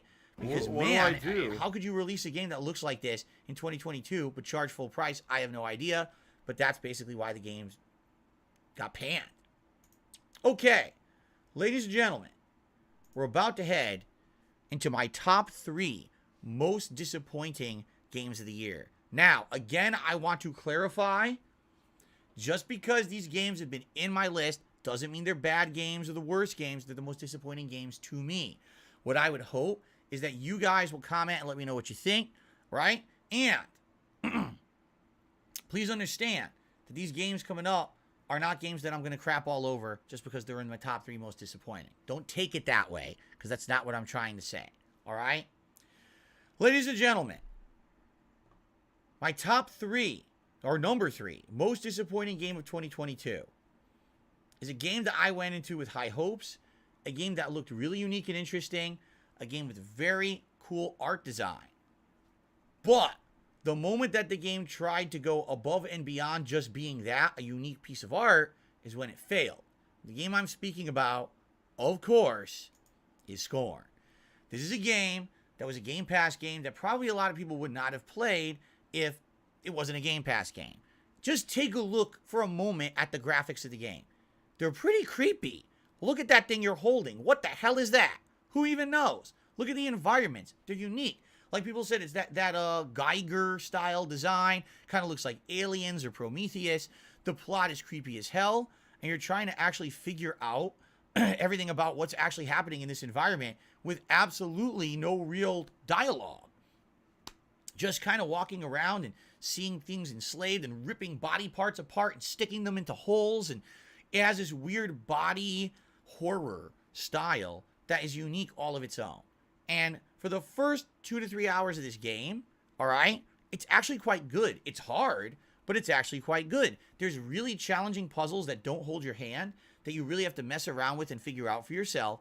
But the whole game emphasizes a feeling of isolation, desolation, and hopelessness. And then, about 3 hours in, the game starts giving you guns. And the moment you get the guns, that's the end of any enjoyment you could literally ever get out of the game. This game has some of the worst gunplay I have ever experienced in my entire life. And I'm talking the classic shitty FPSs, the knockoffs from the 90s that tried to spoof games like Doom and Duke Nukem. They play better than this game. All right? The guns in this game are a joke. The guns in this game basically don't do damage. They just annoy things. It's crazy how bad the gunplay of the game is implemented. And again, I feel like the reason is because they're trying to emphasize the desolation, the hopelessness. You are basically barely surviving or whatever. But the game becomes so annoying. The game becomes so tedious. The game becomes so over the top, torturous.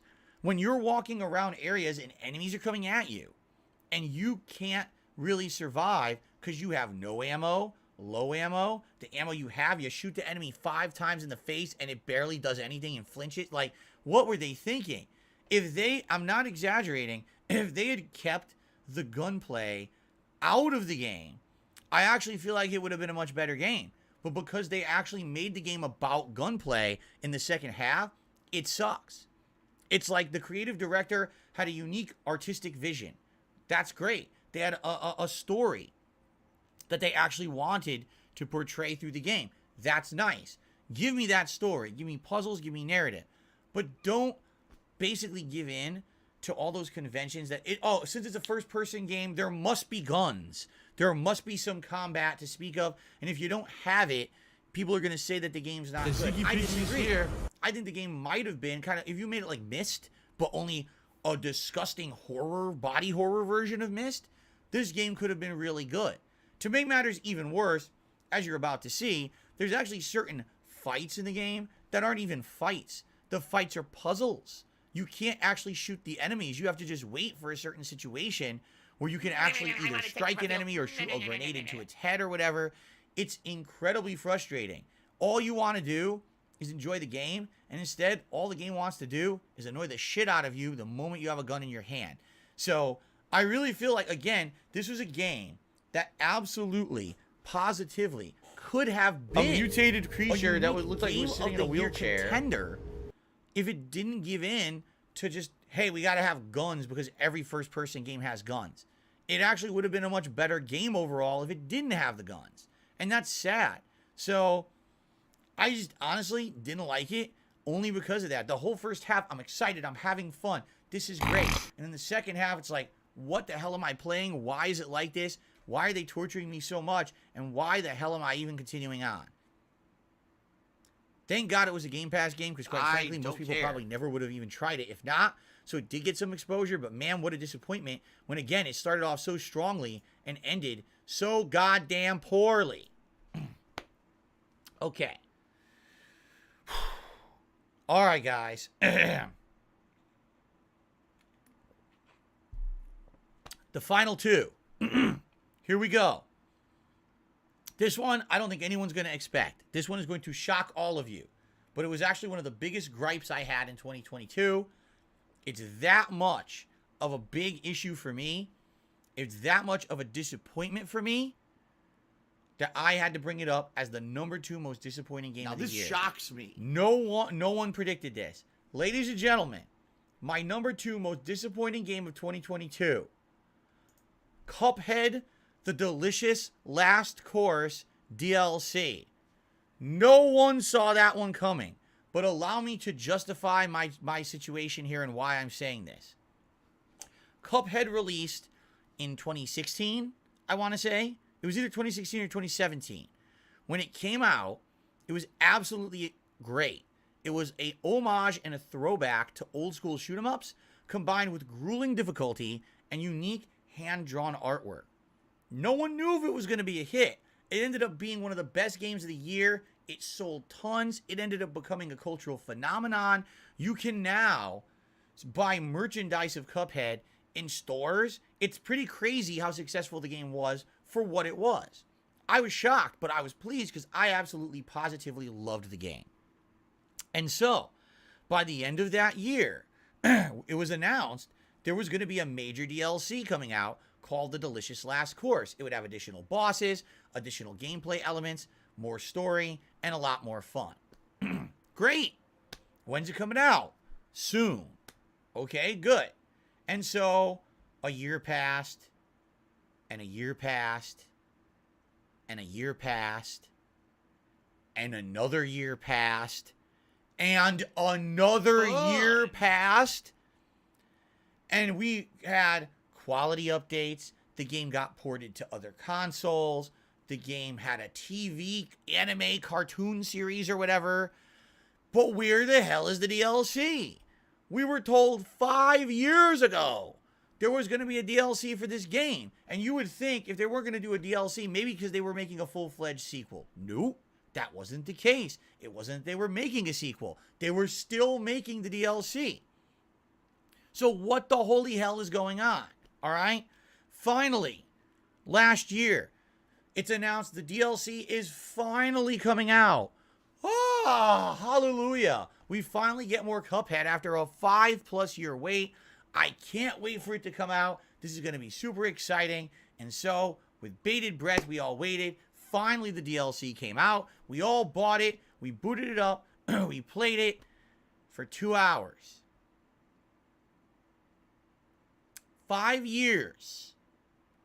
We waited for 2 hours of new gameplay.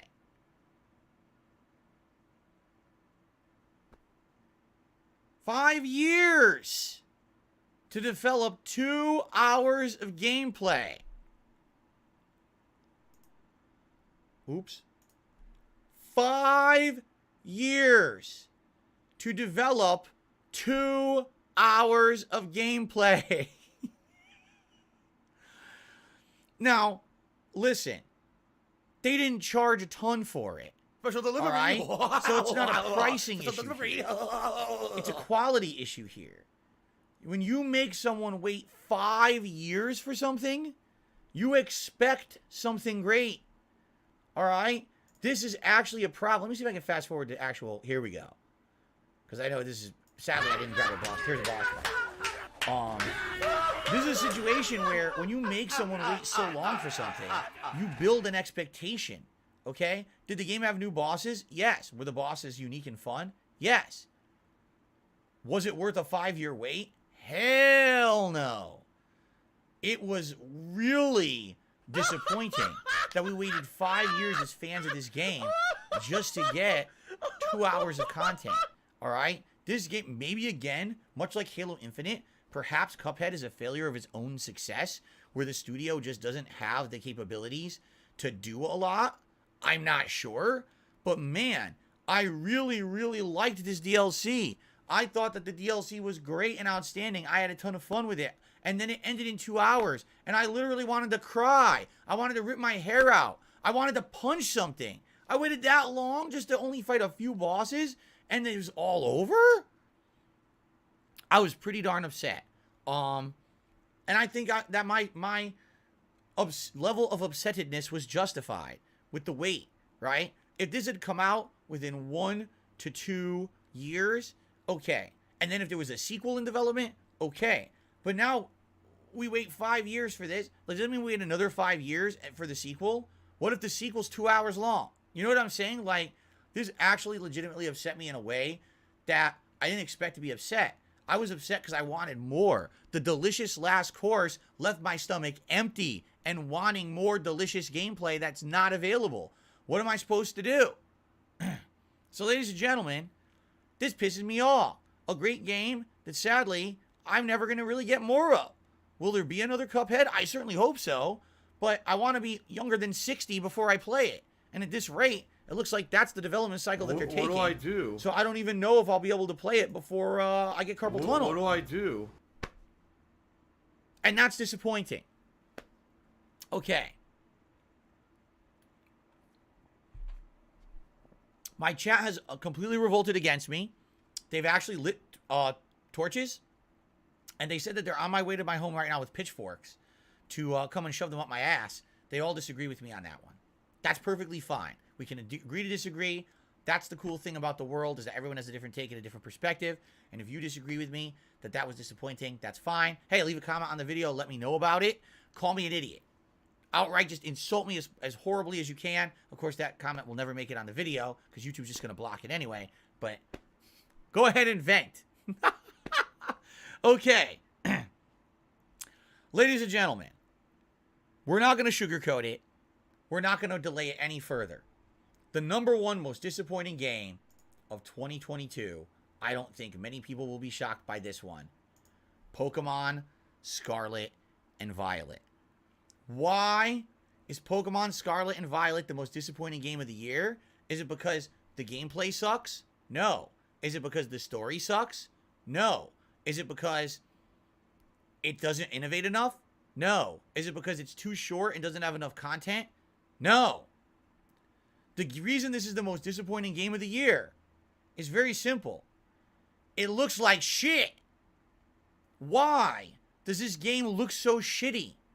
It's the best modern Pokemon game I've ever played.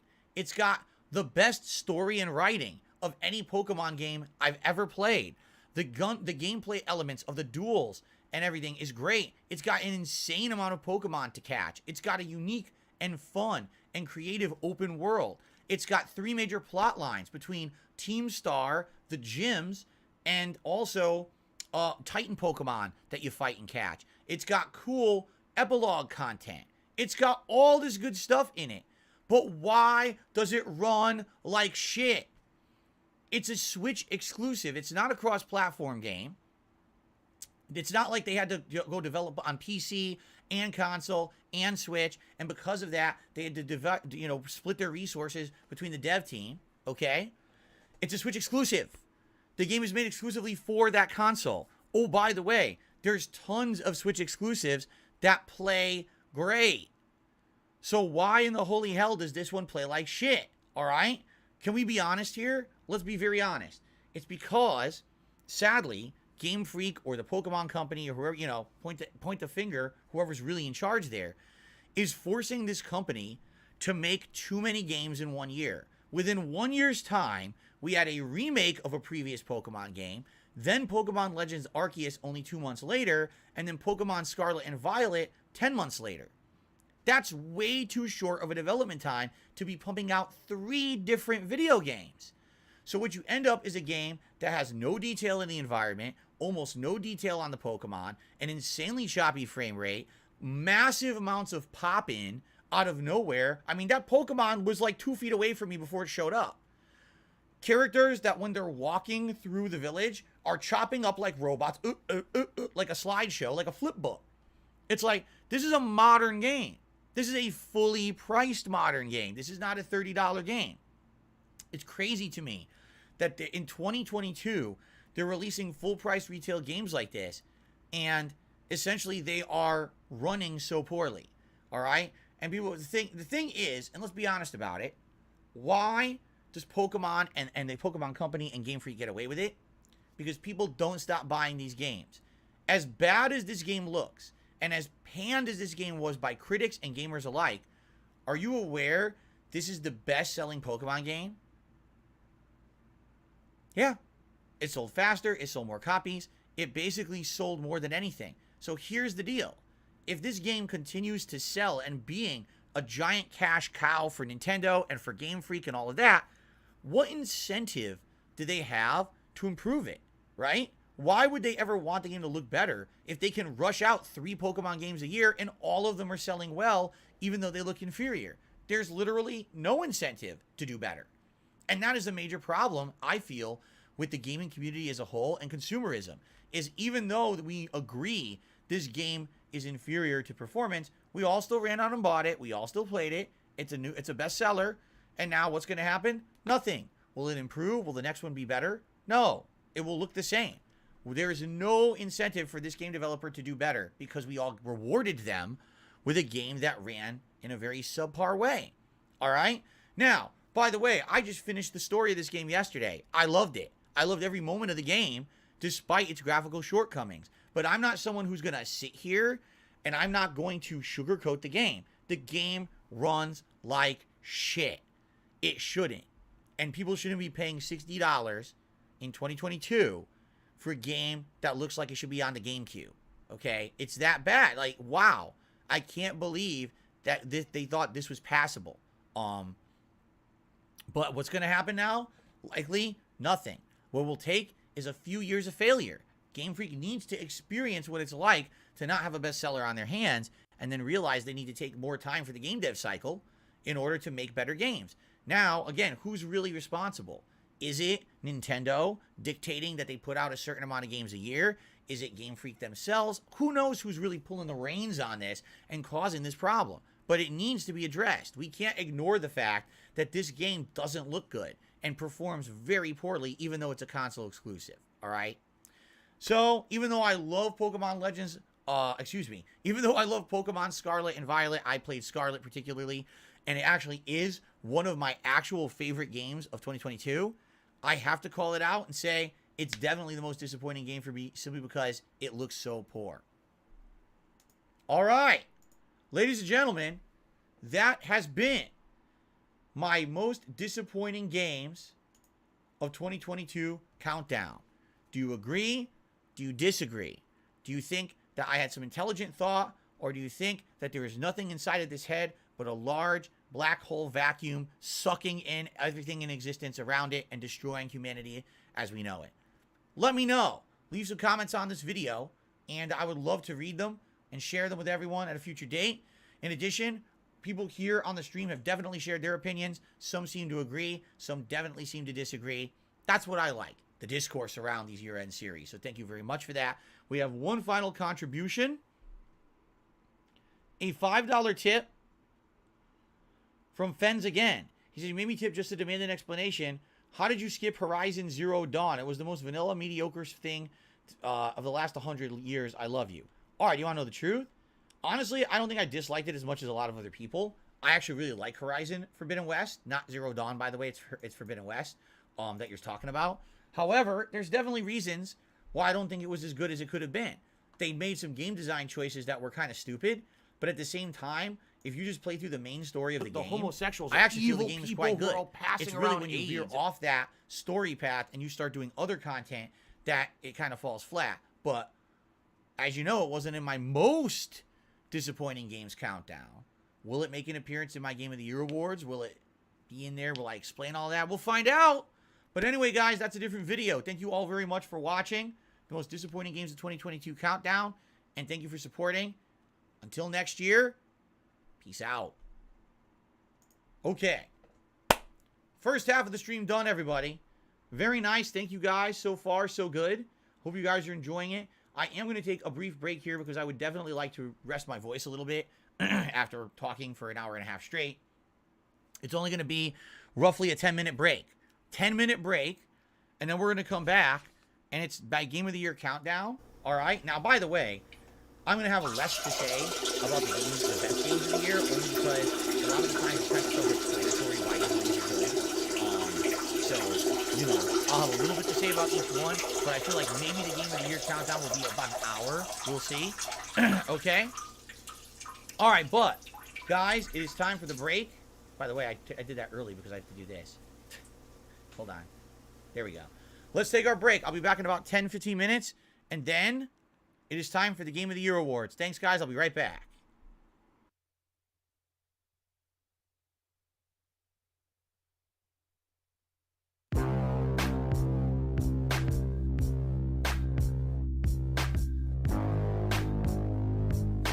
Let's do this. Let's fucking do this. I spawn, I die. I spawn, I die.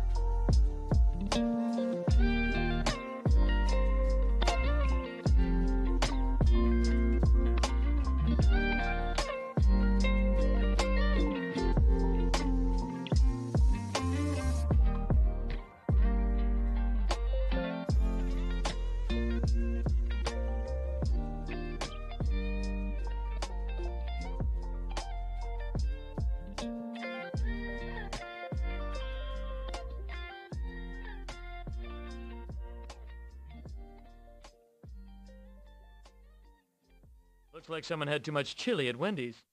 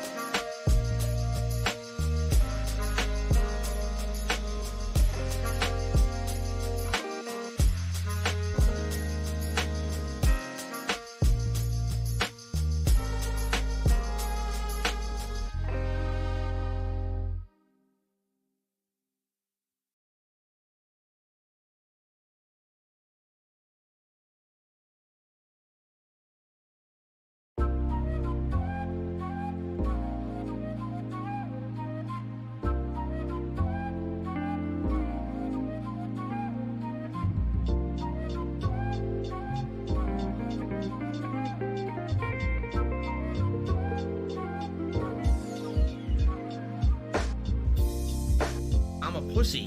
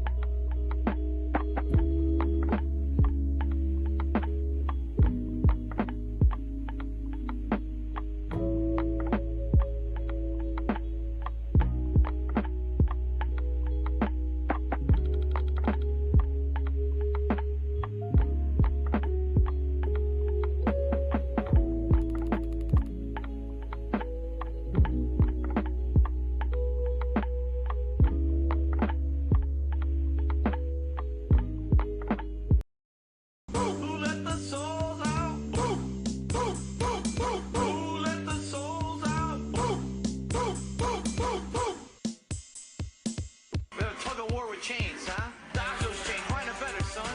Dodge those chains, find a better son. Dodge those chains, find a better son. Beat your ass with that big ass chain. Every time I get hit, I fall in the fucking pit. Trying to dodge it, can't do shit. Every time I get hit, I fall in the fucking pit. Come on, I fucking dodge that shit. Every time I get hit, I fall in the fucking pit. Trying to dodge it, can't do shit. Every time I get hit, I fall in the fucking pit.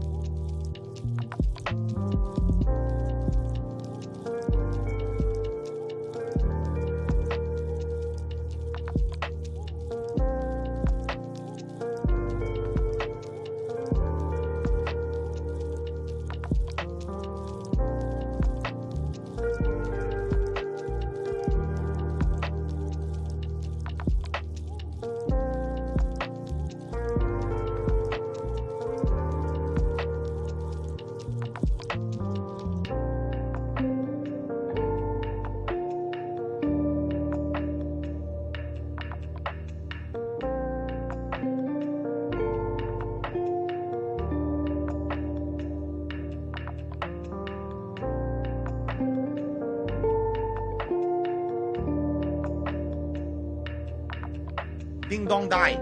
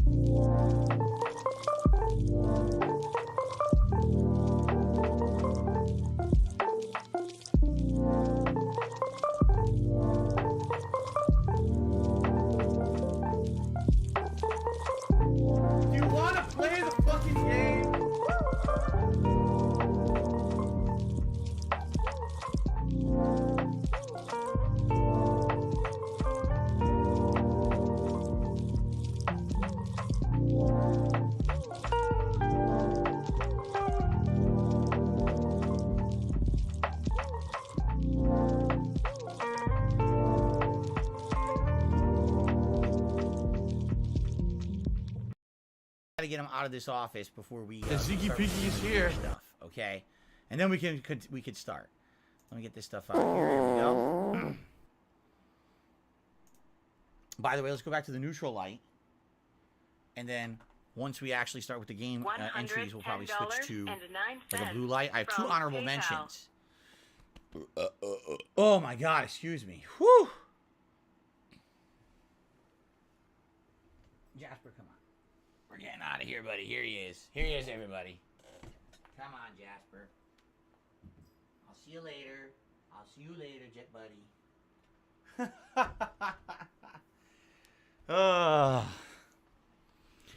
He's going to be in here tomorrow. If anyone wants to see Jasper on stream, he'll be here tomorrow. Okay?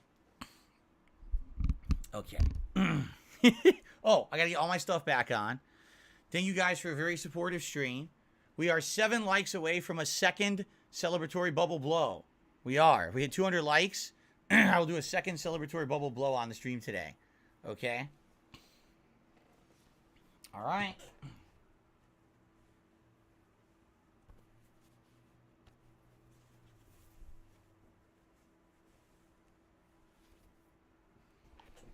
All right. Shout out to James, who just did a super chat. He says, keep up the great work. You're welcome, James.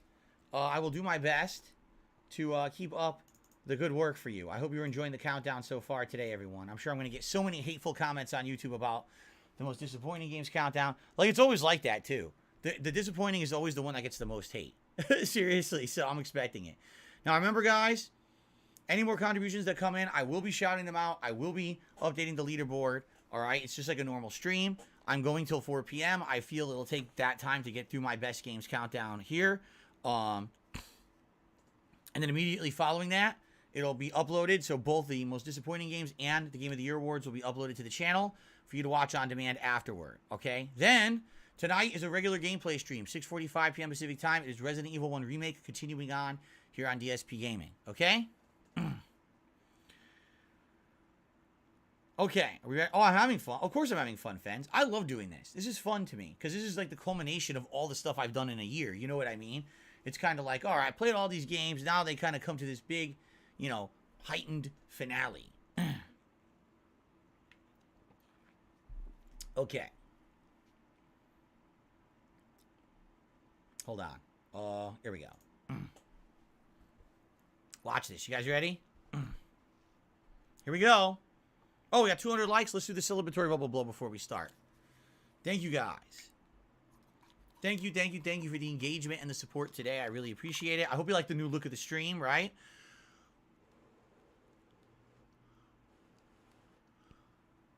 Hope you like the new look, the new lighting of the stream. I hope it looks great for you guys. Everyone seems to like the improvements, right? Okay. All right, guys, ready? Here we go. Hello, everyone. I'm DSP. And welcome to my Game of the Year Awards countdown for 2022. I'm wearing silly stuff because people supported my stream today, and this is a silly thing I put on as a reward. They chose this. So anyway, welcome, everyone, to my personal picks for the Game of the Year Awards, or I guess you could say the best games of 2022 countdown. Now, we're going to go through a lot of games in this countdown. Mode on. I actually feel that 2022 was a year where there were quite a lot of great games. And although not all can be called the best, I did feel like I wanted to give a little bit of extra time today to kind of at least give some notoriety to some of the games that were my personal favorites and or games that were some of the favorites of my viewers here live on stream on DSP Gaming, or even the on-demand viewers as well. There's 15 entries. 15. But also 2 honorable mentions, which I'm going to tell you why they're honorable mentions as we tackle them first, and then we're going to head into the meat of the countdown. Okay? So without further ado, ladies and gentlemen, let us go into my Game of the Year Awards countdown for 2022. Here we go. First of all, let's start with the honorable mentions. Our first honorable mention is Call of Duty Modern Warfare 2. All right? Even though I'm highly critical of this game, even though I've told you guys how I really disagree with the fact that this is a billion-dollar company and the game should be better, meaning the online connections should be more stable, they should be more consistent, and definitely for the amount of money that people sink into buying this game every year, it should be a better overall experience. I would be basically lying to my audience if I didn't tell you guys this game wasn't a great value, this game didn't have good graphics, responsive gameplay, and basically is one of the best packaged games of the year. You get a fun single-player campaign. You get a ton of different online modes, including competitive multiplayer, team-based multiplayer, but also solos. You also get awesome Battle Royale with Warzone 2.0. It's basically the complete package for a first-person shooter. Am I going to rank it as one of my best games of the year? No, I'm not. Why? Because it's more of the same. It's pretty much exactly what you would expect from Infinity Ward or, Treyarch. It's the same kind of suite of game content that you would get every year. But it remains consistent. It remains a good value for your dollar. And it functions. So I still got to give it some shout-outs and some credit where credit is due. Even though I don't feel like it's good enough to make the best games of the year officially, I still wanted to give it some credit. Okay? So now, on to the second honorable mention nomination. And quite frankly, I almost put this into the countdown. But after really mulling it over in my head, I said, I don't think I'd be okay with doing that. You're going to see why in just a second. My second game for honorable mention as one of the best games of 2022 is the Street Fighter 6 beta. Yes, I know. Whoa, why is that clip? I guess it was lagging. Why is a beta here in my countdown for best games of the year? Because it seriously was a great beta. The 2 waves of this beta was some of the best online beta experience I had ever seen. Street Fighter 6 is stacking up to be an incredibly good, fun, and challenging and competitive fighting game. Even though, quite frankly, I'm not very good at it. Okay? I still enjoyed the hell out of it, and I see the potential that this game has for being one of the best fighting games possibly ever made if it ends up living up to the expectations that this beta has created for it. It's got beautiful graphics, a responsive control system. It's got a ton of new game mechanics, but a lot of returning old ones, a good mix of characters from previous games plus new ones. Everything about this beta so far made the final game look great, okay? Admittedly, yes, I complained about some of the online connections, and there's always going to be criticisms that I have, but for the most part, the Street Fighter 6 beta made me feel incredibly positive about the full release of the game in June of 2026 when it actually does come out as a full retail release. I obviously would have been kind of dishonest saying, one of the best games of 2022. The game's not out. It was just a 2 waves of a closed beta. You know what I'm saying? But still, I wanted to give credit where credit is due. The Street Fighter 6 beta actually makes me feel incredibly hopeful that perhaps Street Fighter can come back to prominence, right? Since Street Fighter 5 really kind of sunk the franchise, hopefully Street Fighter 6 will redeem it. All right.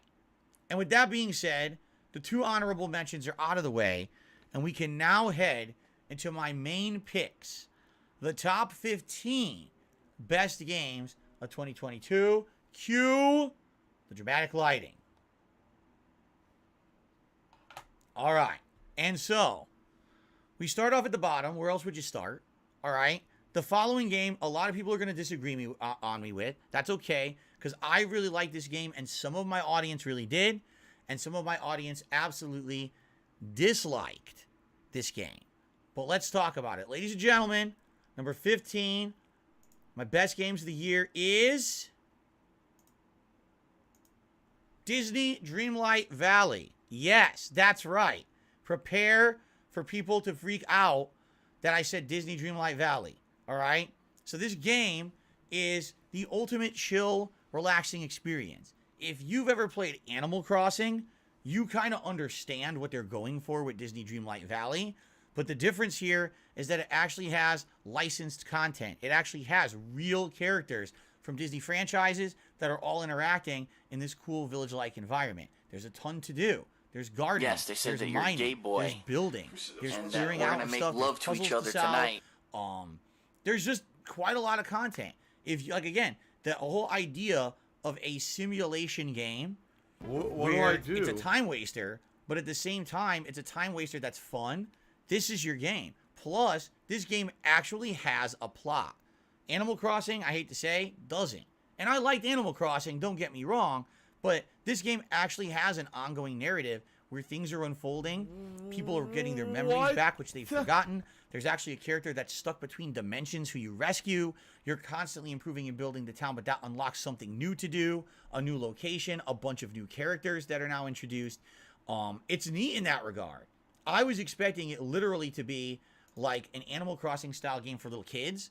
And actually, I don't feel like it is. This game appeals to children, but at the same time, it's enough of a relaxing game that even adults who like these classic Disney characters would likely use this as a very relaxing way to enjoy gaming.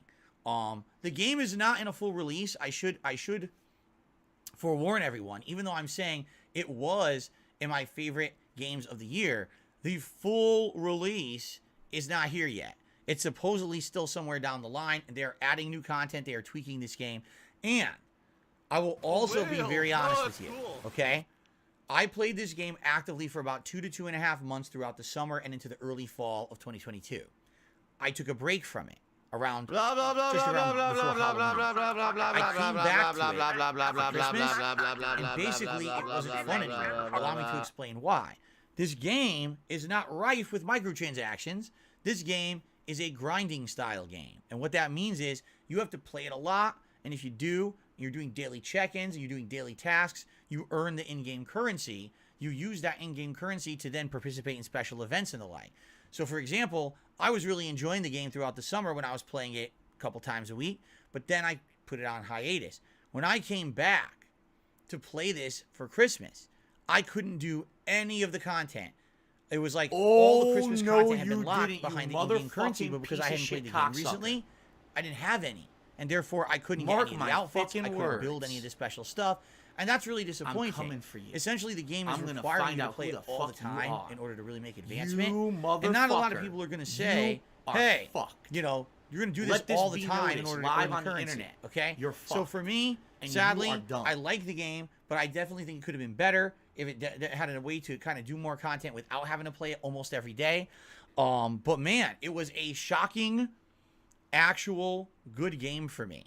I did not expect much out of it. I played it because it was on Xbox Game Pass. When I played it, I was shocked how fun it was, and I ended up playing it for several months. So obviously, I want to give it some appreciation. However, it's way low on my list for a good reason. It's definitely not a blow your socks off kind of game. It's a chill game, but it's a good one. Okay, and now that my stream chat is in full revolt, because they're very upset with me that I would put a game like that on my countdown. That's why it's top 15, by the way, folks, because I put games like that in there. All right, now we can head more into more mainstream games. All right, and I think you guys will start to agree a lot more with the upcoming entries rather than that one. I knew a lot of people were going to give me crap for that, but that's why I wanted to put it at the beginning of the countdown. Okay. Okay. Up next, ladies and gentlemen, number 14. Best game of the year is Gotham Knights. Now, I already talked about Gotham Knights, remember? Wow, look at that video lag. I already talked about Gotham Knights in my most disappointing games countdown. And a lot of people might say, how could Gotham Knights be both in the best and worst games countdowns? All right? Here's why. Because it's not the worst games countdown. It's the most disappointing. And if you actually watched that video before this one, you would know what my gripes are. Allow me to reiterate. I like the gameplay of this game. Each character of the 4 Gotham Knights is unique. They all have different abilities, different outfits, different specialties. One's good at stealth. One's good at hacking. One's good at melee. One's good at long-range combat with the guns. They all have different unique ways to traverse the city, and they all have their own unique plot lines and personalities as they interact with each other. The game has cool villains from the Batman lore that you get to do cool plot lines with and epic boss fights with. Gotham City itself is kind of interesting. You re-explore places like Arkham Asylum or the street where Bruce Wayne's parents were murdered and stuff like that. A lot of that cool stuff is in the game, and if you're a fan of Batman, you're probably going to enjoy this game, despite the fact it definitely doesn't play like the Arkham series. It doesn't. It's its own unique thing in Gotham Knights, okay? A cool, unique scenario. What happens if Batman were to actually be defeated and pass away? How would his proteges, who he's trained all this time, be able to pick up the mantle and defend Gotham City? And would they be successful at it. All right. I really like that idea, and I think it translated well into a video game. So why did so many people hate on this game, and why is it so low on my countdown? You're seeing it right now. The game runs horribly. And the thing is, this game is only on current gen. It's only on PS5, Xbox Series S and X. It doesn't have PS4, Xbox One, or even Switch versions. So if that's the case, why does this game run so poorly? Why is the frame rate so choppy? I don't know. If it actually had beautiful graphics and ran nice and smooth, I actually feel like this would have been way high up on my list of games of the year because I actually liked the game that much. But for whatever reason, the game devs were unable to get this game engine to run well, and it's choppy and just not satisfying as a game that you're paying full retail price for in 2022. So, great gameplay, great story, interesting world design, tons of content, unique characters, and a game engine that runs like choppy, flip book crap. That's why it's so low on the list. But overall, graphics aren't everything.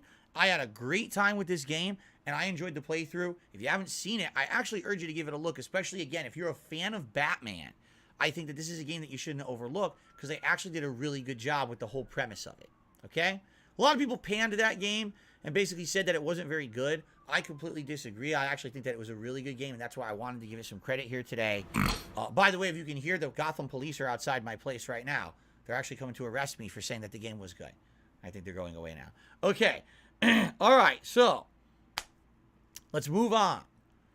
My number 13 best game of 2022 Special delivery. is Special delivery. High on Life. That is right. The game that is made by the same people who make Rick and Morty. Give a pill. A game and that that's is incredibly You're just unique going to waste our time again. because of its visual style and because of its writing.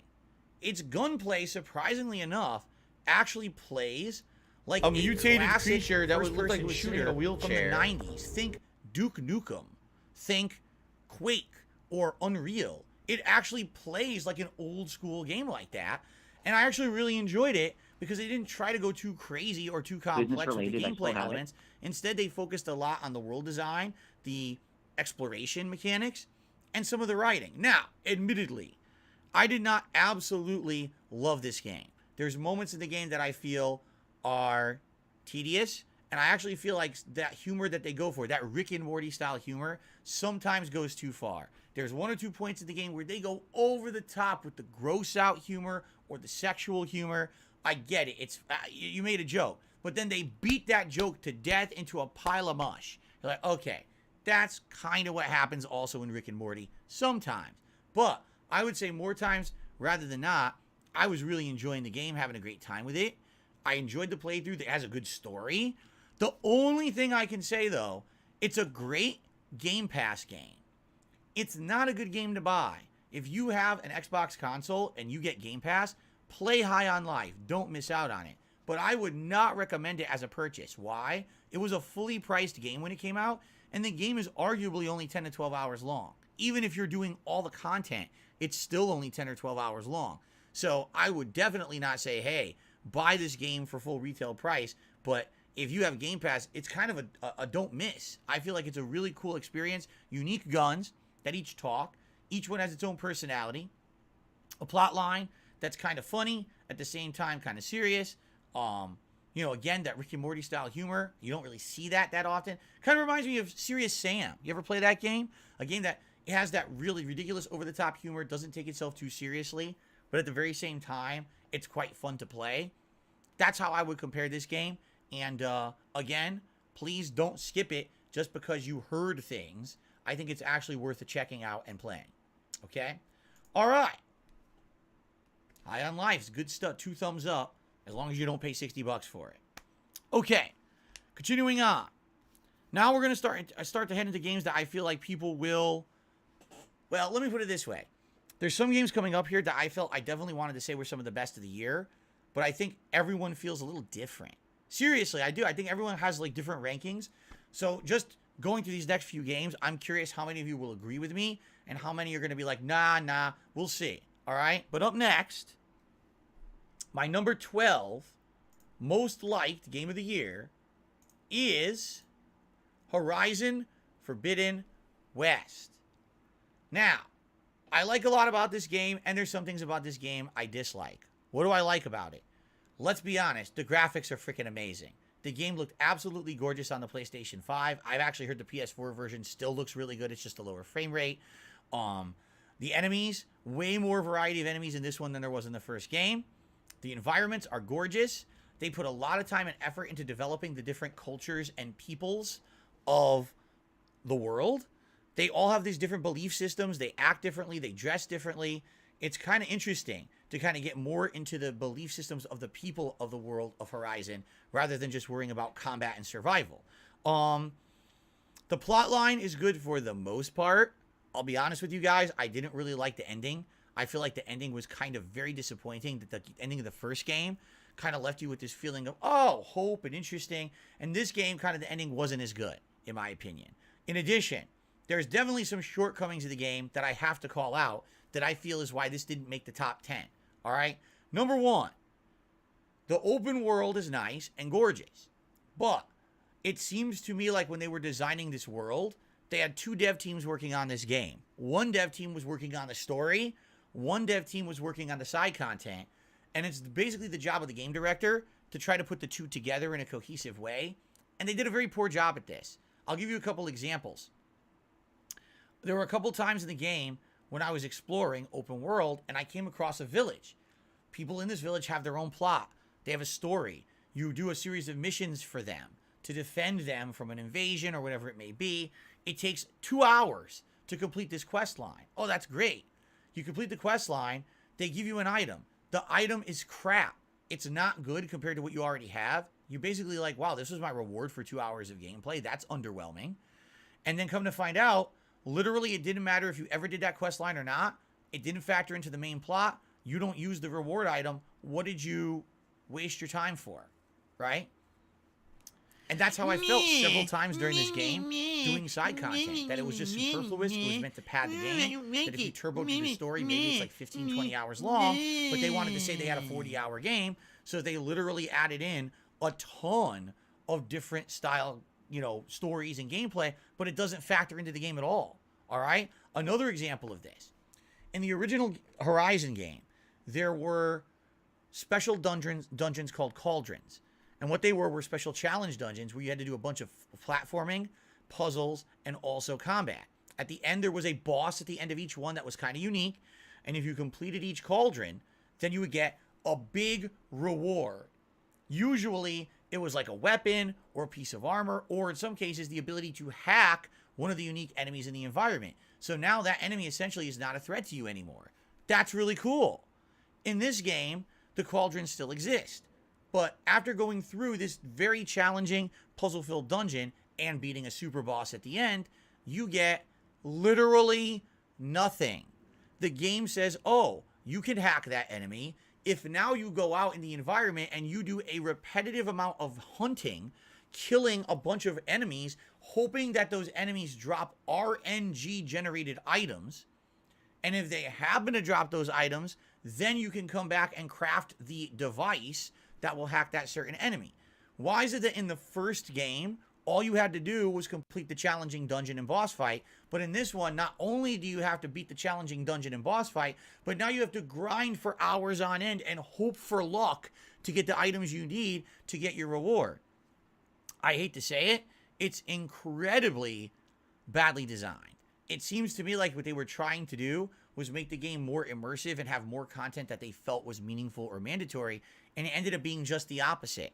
When you tell me I have to waste more and more time to get a reward, I'm more apt to not do it. I'd rather just continue on with the main plot. And in reality, the main plot of the game is the best part of the game. If you actually do a lot of the side content, it's not that good. And I feel like it is underwhelming. So here's the thing. I like Horizon Forbidden West. I would be doing the game a disservice to not mention it here in my Game of the Year awards. It's got great writing. It's got interesting characters. It's got beautiful graphics. It's got uniquely designed civilizations of people. It's got a great open world.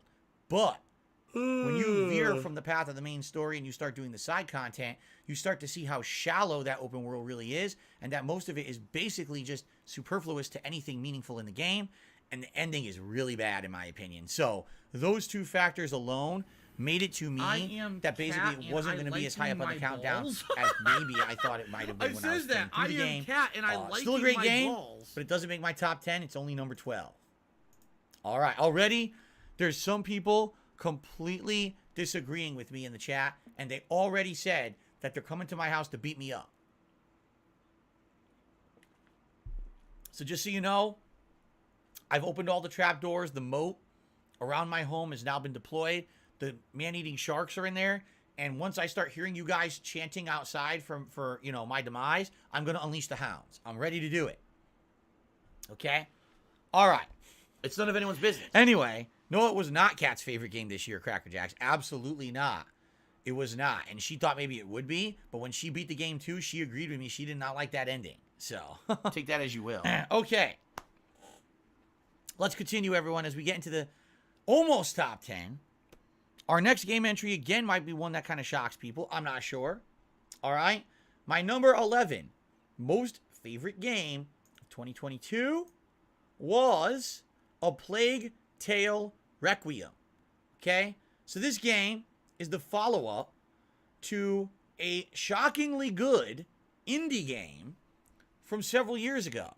It's a game based in a world where everything is infected with a plague. Rats are eating everyone alive. And there's an interesting plot line where a sister and her little brother are involved in it because the little brother apparently has the ability to control these rats. The first game basically ended on a really high note where at the end of the game, the brother has gained some control over this supernatural ability, and it seems like things are getting better. The sequel says, to hell with all of that, everything's much worse. The control is wearing off, the rats are invading and killing everyone. You end up going way more interesting places in this one than in the first game. You end up exploring, you end up basically going all around and going to other islands, other civilizations. You've learned more about the lore and the story of this ability to control the rats and what exactly the plague really is. The gameplay elements are more advanced. There's actually way more to the gameplay of this game than there was in the first game. All right. The graphics, as you can see, are gorgeous. I'm actually going to scoot back a little bit because that's actually kind of a critical plot point there. I don't want to spoil that. Here we go. And overall, I really enjoyed the game. I thought that it was a great outing. I actually enjoyed this game more than the first because it is longer. It has more content. I do feel that the gameplay elements were better than the first game. The graphics were better than the first game. And overall, it's a very good game, except, yet again, I didn't really like the ending. I thought that the ending, although the ending does have potential for a sequel, and there really is some sequel bait in that ending there, I felt like after doing all these things that you did in the game, that there should have been maybe a better ending, that you didn't really get that. However, I really enjoyed the experience. I thought that it was well designed. Again, you have to remember something. This is an indie studio that made the game. This is not a AAA studio. You'd be looking at these graphics right now and be like, well, definitely a AAA studio made this game, right? No, this is an indie studio, a small-time group of game developers that make this Plague Tale series. So it kind of blows me away that it looks so good, plays so well. I will say this one definitely had some annoying bugs. There was actually some situations where my follower would disappear from the game entirely. And a couple times where like bugs made it impassable and I had to kind of reload. But for the most part, it was still an outstanding game. I absolutely loved it. I think if you like the first game, you're definitely going to like this one. It's kind of a must play if you played the first one, in my opinion. I just didn't really like the fact that the ending ended the way it did, but I can't really elaborate on that without spoiling the entire game for all of you, okay? So Plague Tale Requiem, a good game, a fun experience. I give it a thumb up or 2 thumbs up, but doesn't crack my top 10 favorite games of the year, okay? Now, we are going to get to my top 10 favorite games of the year, all right? So prepare your butts for controversy and major disagreements, although quite possibly, I think most of these games, most people would agree with me. I think a couple you're not going to, but hey, that's why it's my top 10 and not yours. Again, guys, remember, You have the ability to disagree. I'm perfectly fine with that. I would love for you to leave some comments on this video and let me know if you agree with me, if you disagree with me. Are there points that I left out? Are there games that I'm leaving out? Or do you think that I put games on this list that don't deserve to be on it? Please share your thoughts in the comments. We can have a nice dialogue about that at a later date. Okay? All right. Here we go. Number 10. Best game of 2022 is Sonic Frontiers. Yes. And I know a lot of people will have issue with this choice. But the bottom line is, I'm a Sonic fan. It's been a very long time since we had a good Sonic game. 3D Sonic game, I should say. Because I would say that, Sonic Mania was an outstanding game for sure. But it's been so effing long since we had a Sonic game that you could be proud of and not cringe at and not say that it was a ripoff and a waste of money. And I feel that Sonic Frontiers is a good game. All right? Is it a perfect game? Absolutely not. This game has a lot of flaws, a lot of shortcomings, as you can see just in the little bit of gameplay that I selected. Are there puzzles to solve? Yes. Is there traversal? Some platforming challenges? Yes. But even now you can look around and be like, that environment looks a little empty, right? And that's the thing. They were really experimenting. They were experimenting here with basically a game that was an open world Sonic, which had never really been done before. Almost every Sonic game previous had always been either on rails or a very linear experience. This game basically turned it into something a lot different, all right? And it was an experiment, kind of like how I had said earlier, how Pokemon Legends Arceus in my most disappointing games countdown felt like an experiment. This definitely feels like an experiment as well, but it feels like a more complete experiment than Arceus did. Arceus really felt like, oh, let's make a game out of a tech demo. This felt like, let's make a tech demo that could be a game, but maybe is the first start of something that's much better at a later date. So I actually really like this game, but I don't love it. I think that the boss fights are interesting and unique. They're kind of like giant kaiju monsters, which is kind of fun. I definitely liked, the plot of the game made an effort to tie into the lore of many different previous Sonic games, which is unique because guess what? A lot of games don't do that. A lot of games kind of ignore their past. This game isn't afraid to discuss the past and act like it really existed. That was cool. But the game definitely had shortcomings. Number one, the graphics. They run pretty well on the Xbox Series X, but sometimes they chop up, and sometimes there are issues with pop-in and other things like that, and that's an issue. Number two, the world is open but kind of empty. Yes, there's constant platforming challenges and collectibles, but outside of that, there's not a ton going on in the world. Again, it feels like this is the start of something good, and if they put a lot more time and polish into a future game, it could actually be insanely great, over-the-top amazing. This game is great, but it's not over-the-top amazing, and it's basically inflated. And why is the opinion inflated? Because there's been so many bad Sonic games.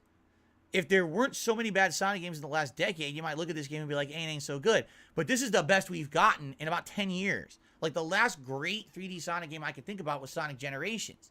So, obviously, that makes you kind of feel a lot happier when a game that doesn't suck comes out, right? Again, you could completely disagree with me on this one, and that's totally okay. But for me, I actually really enjoyed Sonic Frontiers. I'm happy that there was a game that was passable as a digestible and fun 3D Sonic game, that we weren't just sitting here cringing or complaining about how it was a ripoff. It didn't feel like that to me. I just wish that it ran better and had some more meaningful content. I mean, by the time you're at that last world, yeah, the game basically definitely feels repetitive and like you've done everything in it, and it definitely could be better. But doesn't mean it's a bad game. In fact, I disagree if you said it was a bad game. I just think that it could be improved, and it will be much better with another future iteration. So I hope they use this formula in the future. Okay. Sonic Frontiers. Some people actually agree with me. Some people are very upset with me right now. Seriously, some people are significantly upset.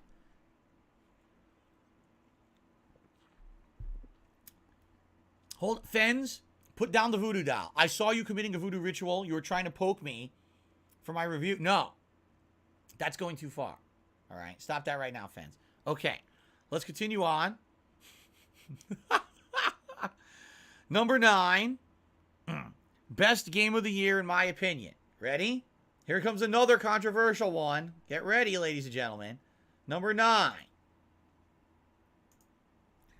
Multiverses. Yes, a fighting game is my pick for number 9 best game of the year.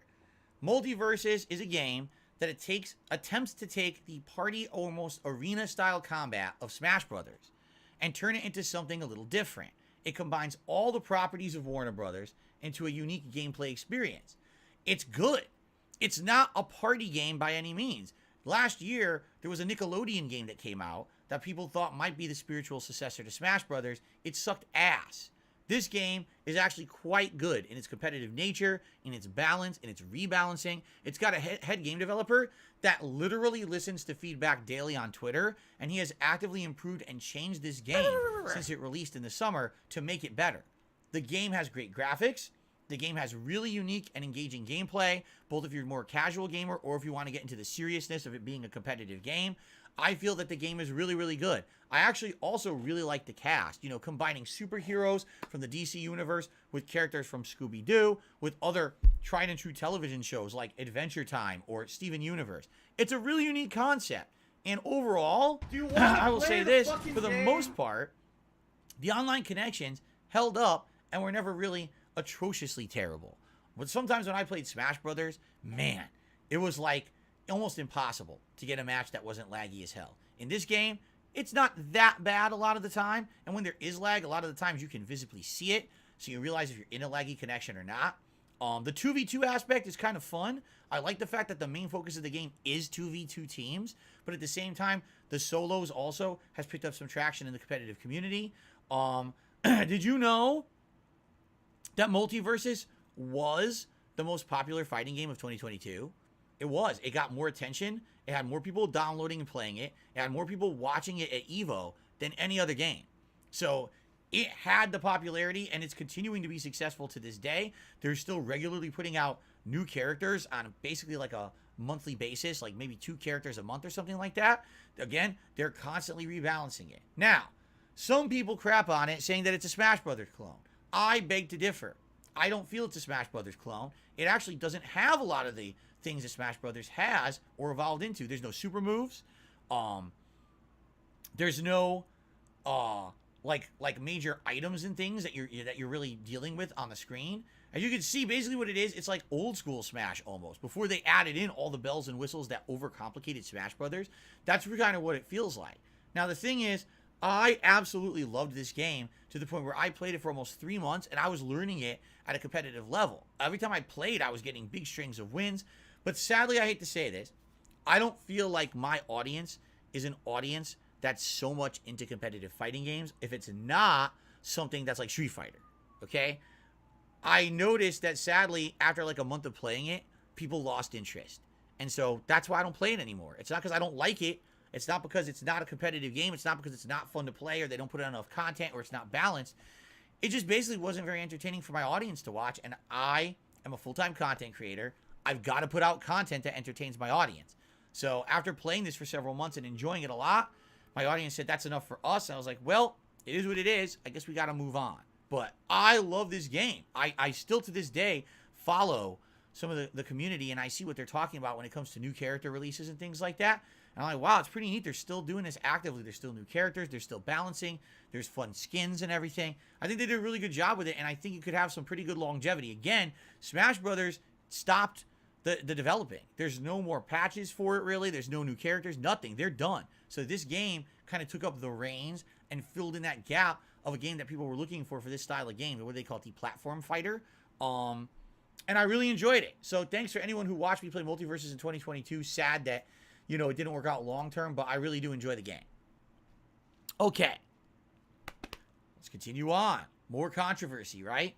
My number 8 favorite game or most liked game of 2022 is Kirby and the Forgotten Land. A lot of people forgot that this game even existed because it came out earlier in the year. I think it was March. And when it came out, it was actually very highly rated. Everyone who played it really loved it. And then everyone kind of forgot about it, all right? Kirby and the Forgotten Land is essentially the Super Mario Odyssey of the Kirby universe. It takes a lot of modernized gameplay elements and combines it with the classic Kirby formula. Great graphics, fun gameplay elements, new enemies, a unique plot, and an incredible amount of content. The game is quite long for an action platformer of its kind. I had a ton of fun playing it. I absolutely loved it. And I usually don't do this, but I actually was challenging the end game optional post-game super boss, and I almost beat it. So, if anything, that's a testament to the fact of how much I liked the game. Just to show you guys some gameplay elements. Again, it's Kirby, but it's Kirby combined with modern things. You know, there's open kind of exploration of each of these worlds. Each world has a lot of secrets and things to do. And the thing is, traditionally, Kirby is kind of a really easy game, right? It's supposed to be meant for, like, little kids. And admittedly, this game, if you just play it at face value, is very easy. However, the game has just enough amount of secrets, hidden challenges, fun extra optional puzzles, and hidden boss fights that I feel that even if you're not a kid, you're still going to enjoy this game if you just like platformers in general, or if you have actually been a fan of the Kirby franchise all along, you're probably really going to like this game. It's not just about challenge, it's about a lot of other factors. Fun factor is huge in this game. Even though, again, it might not be the most challenging thing you've ever done, okay? But man, I was shocked. I was surprised. I didn't think a Kirby game would be this good. Considering the previous games I had played in the series, remember, I played Kirby's Epic Yarn. Now, that game, you want to talk about an easy Kirby game. Kirby's Epic Yarn is one of the easiest games I've probably ever played in my 15-year history as a YouTuber.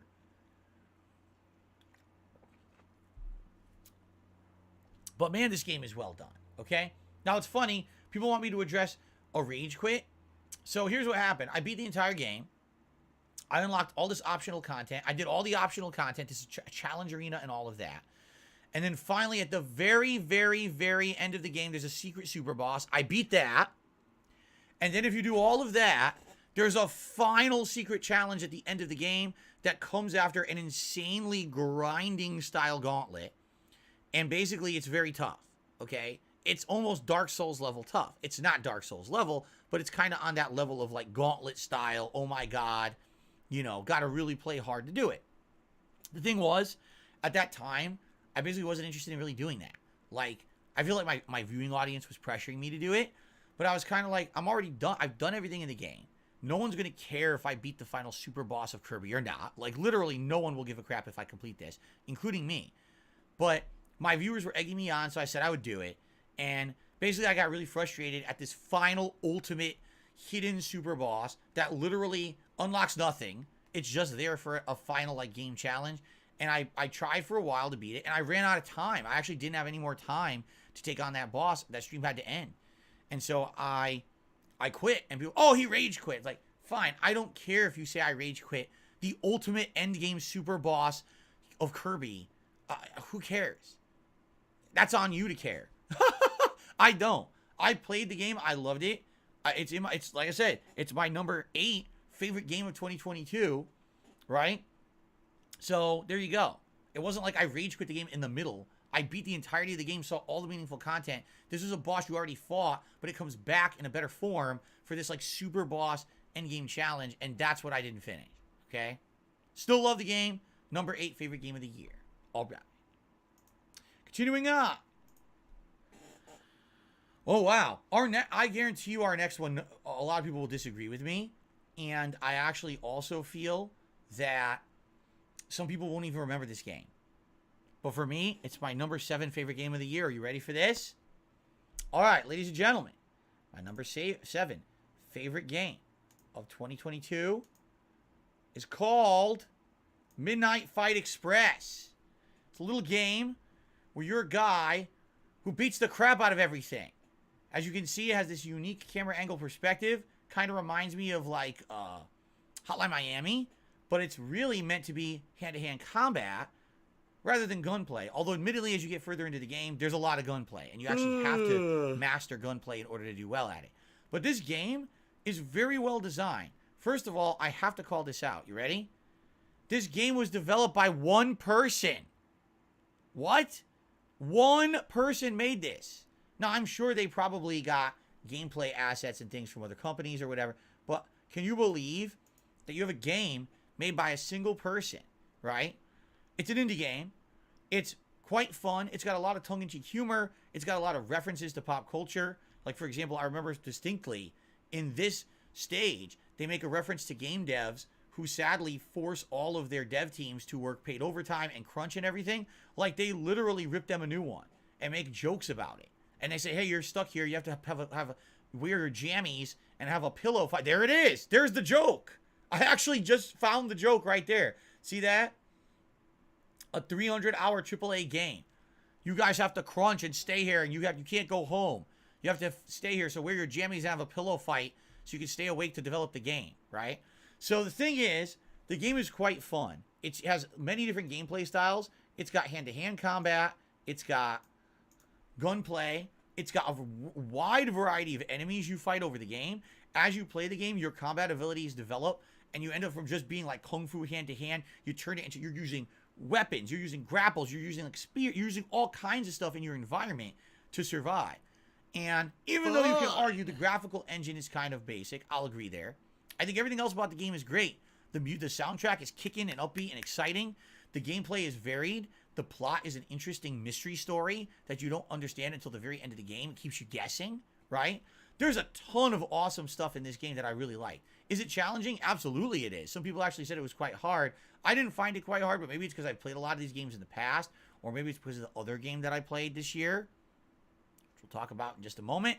But anyway, I really liked it. For a game made by one dude, I'm shocked that it's as good as it is. It's like way better than it deserves to be. It's a really good time.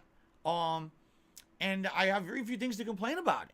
Like, I'm trying to think, like, maybe there was one or two times where there was some annoyances. Like, I remember there was a boss fight, but at the same time, there was a way you could cheaply die instantly during the boss fight. And that was a little annoying. But for the most part, I absolutely, positively loved Midnight Fight Express. If you haven't checked it out yet, I strongly recommend you do. It actually is on Game Pass, or was. I hope it still is, because I would like more people to actually check out this game. I think a lot of people kind of skipped it, not really hearing about it, or thinking, oh, it's just an indie game, so it's not a big deal. It's actually quite a good game that I hope you at least give a shot if you like this style of game. You know, combat, the odds are against you, using all kinds of combat abilities in your environment to survive, funny writing and humor, some brutality. It's all really good. All right, so Midnight Fight Express, thumbs up to this game dev. Huge kudos for pumping out a game on a one-man dev team that's this good. And I hope that more people will actually give it a look now that I've mentioned it. I hope. Okay. Now, funny, because going along the same line of that last entry, we've got another game that some people might argue is very similar. I say it's not. It's a game that has some unique gameplay elements, some good graphics, and actually was one of the games that I played earlier on in the year that most people have forgotten even existed, because then so many high-profile releases came out right after it that it just got swept under the rug. But for me, this is a game that stayed in my mind all year. And to this day, I still think it was one of the better gameplay experiences and more unique gameplay experiences that I've had. Ladies and gentlemen, my number 6 best game of 2022 is Sifu. Not seafood, Sifu. Some people like to say seafood. It's not seafood, all right? It is basically... Oh, wow, this is the whole boss fight? I thought that Okay, hold on. There we go. So basically, here's Sifu.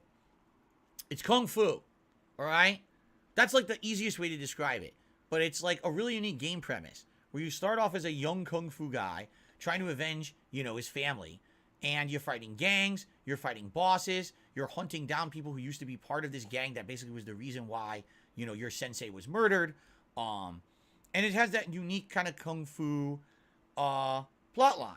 But then as you play it, you realize there's all these unique gameplay mechanics to it. First of all, the hand-to-hand combat is great. The counter system is very responsive. And although you're fighting a ton of enemies all at once, you realize that actually it's very viable to do pretty crazy things. Fight a ton of enemies at once you get the hang of the controls and everything. As you play through the game, you get better abilities that make you a better fighter. But the really unique thing about the game is the whole aging aspect. The longer that you play, and the more you die, the older you get. And then sometimes you can actually get some age back, which is kind of weird. Like, you could become younger depending on how well you do. The older you get, basically, the slower you are. But at the same time, you do more damage. But it's kind of a unique trade-off. It's hard to really explain without playing the game. Let's put it that way. But it's kind of a really unique way to tackle this kind of hand-to-hand combat game. The story is great. It kind of reminds me of the story of Kill Bill, where, the protagonist was hunting down this group of assassins who essentially had killed, her family. Well, in this one, you're trying to hunt down this group of assassins who I guess had killed your sensei. You're out for revenge. You're trying to take out the evil elements of the city. It's neat. The graphics are good. I mean, right now, I'm really not doing it justice in a menu here. So let me see if I can get out of the menu. But there we go. The graphics of the game have a unique art style. The boss fights are epic and cinematic. They remind me kind of like Dark Souls boss fights, although a lot of them have to do with particular gameplay elements. There's a unique dodging system that I really liked. It's like a high-low dodge, so you can like go back, like kind of dodge backwards, almost like a bullet time dodge. You could hop over things. I've never really seen a dodging system in a game like this before, and it really, when it's implemented very well as long as you can master it. And that's the thing. A lot of people said, "Oh, Sifu's way too hard," but if you actually learn the system, it's actually not hard at all. Actually, once you learn the system, it kind of like a free-flowing thing. I actually ended up not only beating the game, but I beat it the secret way, where you beat it just by exhausting your opponents rather than beating them up. Like, I beat the final boss without ever hitting him. Okay? And you can do that. It's kind of neat. So Sifu, great game, unique art style, great gameplay elements, good story. Again, an indie-style game that excelled this year. I actually feel like this year a lot of the smaller games were actually some of the best ones, and I'm happy about that. That actually I played enough of them. Especially, you know what? Because of Game Pass as well, I feel like I played a lot more of these style of games, and that's a good thing for sure, because I feel like a lot of times I miss out on these smaller titles, and this year I didn't really miss out on them, and that's a great thing. So Sifu, thumbs up. Absolutely enjoyed it. By the way, Anso Kamaru just said, I've actually played over 100 hours of Sifu. They had a lot of challenges to the game. There's actually more DLC coming soon for it. So it definitely has its community. People really liked the game. I actually hope that it did so well that maybe they'll make future games. I don't know, it doesn't have to be a sequel to this one, but I certainly would like to see them make more games because this one was really, really good. Okay? Cool. All right, so guys, now we're heading to the big ones, because now it's the final countdown, ladies and gentlemen. 5 games that I feel were the best games of 2022. All right? Many of you are going to disagree, and many of you are going to agree, and that's okay. However, I must ask, please stop climbing the walls of my house. I can hear you guys scurrying up the side of the front of my home, and I don't want you in here. That's not right. Okay? Stop trying to storm my house because you disagree with me. Okay. The number 5 best game of the year for me. Get ready for the robble. If you know what I mean. Ladies and gentlemen, for me, the 5th best game of the year is Callisto Protocol. Yes, the Callisto Protocol. I really like this game. I don't know why so many people hated it. It's a really good survival horror game. I think it's like a very well... It's a very well designed survival horror game. It's scary. It's challenging. It's unique. Okay. It's got a lot of Dead Space elements in it. It's by the original makers of Dead Space, who went on after they were laid off and Visceral Games was basically broken apart by EA. They went on to make their own game. This game is great. I had a ton of fun with it. All right? Yes, it's very challenging. It's unforgiving. You absolutely need to learn a unique combat engine in order to succeed at it. But I loved it. And I actually felt like the writing was good. The plot kept you on the edge of your seat trying to figure out exactly what, was going on in the game. By the end of the game, man, you can't mess around. Because a lot of these survival horror games, it's all about the gunplay. This game is literally the opposite. In this game, it's not about the gunplay at all. It's about mastering the melee system and finding ways around things and being non-violent or using your abilities. For example, like you just saw the grip gun there, or the grip glove, to throw the enemies around. If you're just focused primarily on the gunplay, you're going to hate this game. And I actually think that's why a lot of game developers hated this game. They were expecting a Dead Space-like experience or a game where it's all about gunning, and it's definitely not about that. I would say actually the guns are quite underpowered in this game, while using other things like that grip is your best way to success. Also, stealth is a humongous part of the game, which a lot of people are not very good at. So basically, those two combination factors, a unique melee system you have to master, stealth, and gunplay kind of being weak made so many people crap on the game. But I really like Callisto Protocol. The graphics aren't perfect, but they still look...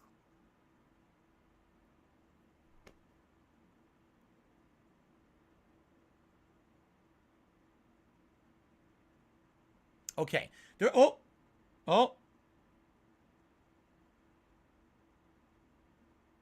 Okay.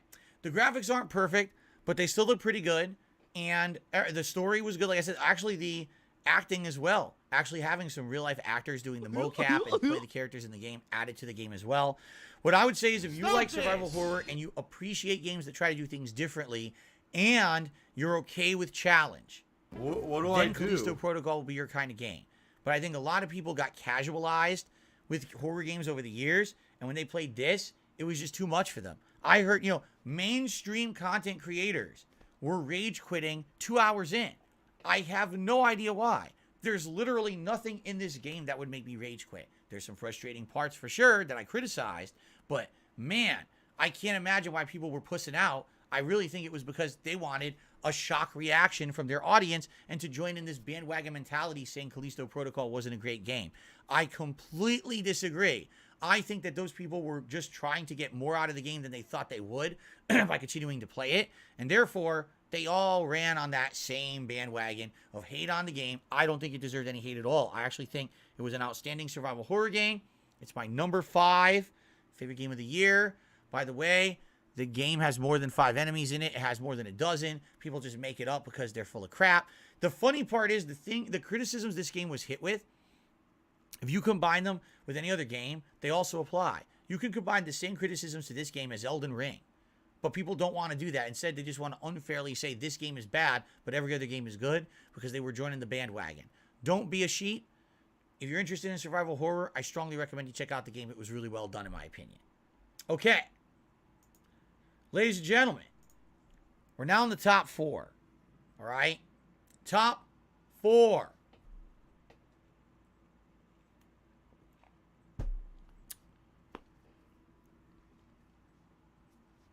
Why am I delaying? Let's just do it. My number 4 favorite game of the year is Pokemon Scarlet. Pokemon Scarlet basically took the experiment that was done in Pokemon Legends Arceus and turned it into a full-fledged Pokemon game with gyms, with open world challenges, Titan Pokemon, cool, a Team Star plotline where you're taking on entire camps of Pokemon and enemies. It's got a good variety of Pokemon that have never been seen before, combined with a good selection of classic Pokemon. It's got basically everything going for it, except the graphics. Amazing music, great plot, interesting character writing, but for some odd reason, the graphics don't hold up, and that's a problem. The graphics of this game are absolutely terrible. There's choppiness, there's frame drops, there's pop-in, there's characters that walk like this until you walk closer to them, and then all of a sudden they fully animate. There's no excuse for this. We already talked about it in my most disappointing games countdown. This is actually the most disappointing game of 2022 for me. Why? Because literally every other aspect of this game is outstanding. This is the best plot I've ever experienced in a Pokemon game. Hands down. But the game runs like shit. This game would likely be top 3 for me if it was a better looking game. But for some reason, Game Freak / the Pokemon Company insist on pumping out 2 or 3 Pokemon games in 1 year, and it resulted in this game looking inferior. Like everything else excelled, except the graphics. And that actually gets to me. When you have a game that's so fun, every moment I'm playing it, I'm enjoying playing it with my audience, we're interacting, we're talking about the Pokemon and the different elements, you know what I'm saying? It's such a good time. And then every time you're walking around the open world and something pops in or loads poorly or it's chopping up, you cringe. Like, oh, the pain of a game that didn't develop well for various reasons, you know what I mean? I really, really wish that it was a better game. But it's still number 4 of my favorite games of the year. I seriously think it's the best Pokemon game I've ever played in the 15 years that I've been doing YouTube content. I think it's the best one. So I hope that you guys feel the same. And if not, you guys probably hate my guts, but it's all right. Pokemon Scarlet, my number 4 favorite game of the year. And now there were 3. Okay? I think what we should do is we should go through the games without telling you the order, and I should actually tell you what I like and don't like about each game. I think that would build more suspense than me just saying number 3, number 2, number 1. All right? So let's talk about my top 3 games of the year in no particular order. I'll tell you what I like about them, and then I'll actually rate them in order. Okay?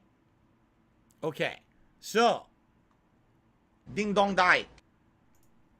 The first game that's in my top 3 games of the year this year, this is not going to be a shocking surprise to anyone. It's God of War Ragnarok. All right? The follow-up to the 2018 Game of the Year pick for me. A game that advances that plot line in a huge way, but adds in so many cool new improvements. First of all, the ability to not only play as Kratos again, but also to play as Atreus. That's huge. And to be able to alternate between the characters at various points of the game is obviously a ginormous plus. I like that variety in the game. The continued use of puzzles, platforming, and gameplay elements, but adding in new things. You know, in God of War 2018, Kratos has 2 weapons. In this one, eventually he has 3. That's awesome. You know, customizable armor sets. Really awesome. Now, I'm by. Without spoiling, I'm by. there's more I'm by. than just the team of Kratos and I'm Atreus. by. And there's an addition. Excuse me. I like the fact that it's not just about those 2, but now you have other characters who actually can be controlled in combat as well. That's really neat, and I really enjoyed that. This game has an exceptional amount of story and content. All right, if you're just focusing on the main story, you're probably talking 20 to 30 hours long. But if you do all the side content, you're talking over 40 hours of content. My playthrough was 63 hours long, and I did everything. I fought every optional boss. I did every optional dungeon. Everything completed, essentially, 63 hours. That's insane. Look at how good the game looks on PlayStation 5. Absolutely beautiful and outstanding. The plot, oh my God. One of my favorite plots of any game I've played in the 15 years I've been a YouTuber, for sure. A game that actually has distinct and interesting character development. There's some characters in God of War Ragnarok that over the course of the game become better people, right? We will be better. We must be better. There's some characters over the course of God of War Ragnarok that start off good and end up being evil at the end. That's cool. That's character development. Give me that in a game, right? A lot of games to this day don't do that, or they do it in such a cliche, crappy way that it's not fun. This game absolutely hits it on all cylinders when it comes to plot, graphics, gameplay, you know, music. Bear McCreary's soundtrack with the hurdy-gurdy, unique. You're not going to hear that anywhere else, and it's really, really well implemented in this game. Like, I could go on. I could keep telling you the many, many reasons why I absolutely love God of War Ragnarok, okay? But what I would say is, watch the playthrough. 63 hours of gaming goodness. I literally just finished it 2 days ago. I don't regret a single hour. Although, admittedly, there are a few criticisms. I'll just tell you the major ones. Number 1, the camera. Every once in a while, the camera gets stuck in a wall, especially if you're in one of the optional super boss fights. It's something that happens in most of these games, including Dark Souls. So I'm not going to hold them too much to task about it. But it is true that sometimes the camera gets stuck, you get screwed over. That's number 1.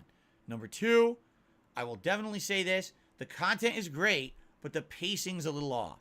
I do feel like the first third of the game seems a little slow. There's a reason for it story-wise, and I'm not going to spoil. But basically, after you do the first third of the game picks up in a big way, and you're kind of like, why the hell weren't we doing this interesting stuff the first third of the game? Right? Where was this cool stuff for the last 15, 20 hours? Why are we doing it now? I wish we were doing it before. And the one other major criticism that I have, all right, is that basically there is a large open side content area, but it's not really opened until the very end of the game. The problem is, by the time you do it, all right, you really don't need the stuff in it anymore because you're at the end of the game. So if that had been like the middle of the game and now you're doing optional stuff and you're getting good boosts to your abilities or upgrades to stuff, that would make more sense. But sadly, they put it at the tail end of the game, and at being at the tail end of the game, you don't really get to make use of much of the things that you get in that open world area. And I like it. I did it. It was like 5-6 hours long, and I really enjoyed it. But I was like, man, it kind of felt like a waste of time to do it because then the game ended. Okay? So it's not perfect. But at the same time, it's definitely an outstanding game. I absolutely loved it. I like God of War Ragnarok more than God of War 2018, and that's saying something because God of War 2018 was my favorite game that year. Okay? So that's my first top 3 game. My second top 3 game for 2022 is Elden Ring. So all of you out there who are Elden Ringers, everyone raise your arms above your heads and do the Elden Ring pose right now. Collectively, we all must do it. For I am also an Elden Ringer, along with all of you. Let's do it. All right? If you needed any more evidence that I love Elden Ring, this is the longest playthrough I did this year and one of the longest playthroughs I've ever done. It clocked in at over 100 hours of gameplay. I fully explored every nook and cranny of this game. I did every optional dungeon. I fought every super boss, except I didn't do all of the repetitive optional grinding dungeons. Like, for example, they're called the graves, I think, like the heroes' graves. And I also didn't do all those repetitive dungeons that reuse the same assets over and over. They kind of remind me of the Chalice dungeons in Bloodborne. I didn't do all of those, only because once you get about halfway through the game, you start to realize this is just meant for extra content. There's nothing really meaningful down there. Maybe every once in a while you get an optional item or whatever, but most of those bosses aren't unique. Once you've seen them once or twice, you've seen them all. You know what I mean? But man, this game is so cool. It's got so many cool, unique environments. It's got awesome bosses. It's got a great platforming. I mean, if you want to talk best in class, this is by far, kind of best in class when it comes to the games From Software has made. It combines elements from every From Software game. You've got the very incredibly challenging gameplay with a parry system now implemented from previous kind of Dark Souls games, but also has elements from Sekiro with the stagger system. You've got the platforming now, which you didn't have in previous, Bloodborne/Soulsborne games, but it's kind of implemented from Sekiro. Now you have the horse, as you can see. You're able to jump and mount and leap and go all over the place, okay? Really awesome, You want to talk about bang for your buck? Elden Ring has bang for your buck. And you know what? Another thing that I'm going to call out and praise that a lot of people kind of shat on, Elden Ring is accessible to both those who are huge fans of the franchise and want Ultimate Challenge, but it's also accessible to those who maybe this is their first FromSoft game because it has those summons, those Ash summons, right? If you didn't have those summons and you had to fight everything by yourself and solo it, perhaps this would be an unbeatable game. But the fact that you can summon these Ash characters to come and be spectral visions that fight with you becomes kind of a crutch for those who still want to experience the game but just don't have that skill or prerequisite knowledge level to do so. That's nice, right? I like that. I like that basically people can beat the game and not have to be a master of FromSoft. You know what I mean? I like the optional gameplay elements of it, like the side quest lines and stories are quite interesting. Now, I'll be honest, it's not perfect. The game definitely has shortcomings, all right? First of all, I do feel that they implemented some gameplay elements that maybe are kind of overpowered. For example, the jumping slam, heavy attack, R1, whatever you want to call it, is very overpowered. It's basically, is it jump R2? Yeah, that's what it was. So basically, it's a stagger move. You jump and you do this attack that staggers the enemy. And if you do a build for that, oh my God, it literally will rock the endgame bosses. I was rocking endgame bosses, jump heavy. And that was never previously in the game because there was no jump button before now. So just implementing the jump immediately kind of made the game kind of imbalanced. And I will definitely say my major criticism of the game is thus. The game is insane amounts of quantity and a good amount of quality, but not all the quantity is quality. And what I mean by that is when I started getting to the final areas of the game, I was kind of like, all right, so now there's snow, but I've seen all this before. Every single enemy, every single boss, we've been there, done that. You know what I'm saying? It wasn't like we were being blown away with insanely amounts of unique content at that point. Oh, look at this. Here's a unique boss fight that kicked my ass a million times. And that definitely kind of annoyed me because here's the thing. With FromSoft games, all right, Bloodborne, Dark Souls, typically most of the content feels like it's curated content, meaning yeah, you're kind of on rails. It's not really possible to go too far in open world explore, but when you're on that journey, everything feels special, unique, and specially designed to give you ultimate challenge and fun. In Elden Ring, because there's so much content, it actually feels like a lot of the content is kind of just shoved in there for the sake of having more content. Like I said, a lot of those optional dungeons are a complete waste of time and don't really need to be in the game. And I actually feel like, again, the final third of the game, you kind of feel like you've almost seen everything in the game already. And that's not good. Like, you shouldn't stop feeling like there's fun, unique stuff when you're in the final third of the game. It should be the opposite, right? And in fact, the entire final third of the game for me wasn't really fun until, oh, look at this now. Another boss. Wasn't really fun until I basically got to the final slew of bosses that are unique. But basically, it's kind of like, I feel like there was too much content. And if they actually scaled down on the amount of content in Elden Ring, the game might have been better. If it had more of what they called legacy dungeons and less of the optional dungeons, I think the game would have been a lot more fun and better. But it is what it is. They did what they wanted to do. The game is still an exceptional value.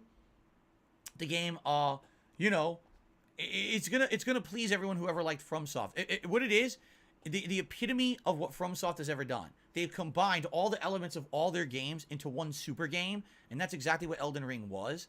But admittedly, you're gonna say when you play the game, yeah, that's a bonfire. Yeah, that's one of the crystal bugs. Yeah, and of course that's not what it is in the game, but you kind of understand that's what it's meant to be. You see what I mean?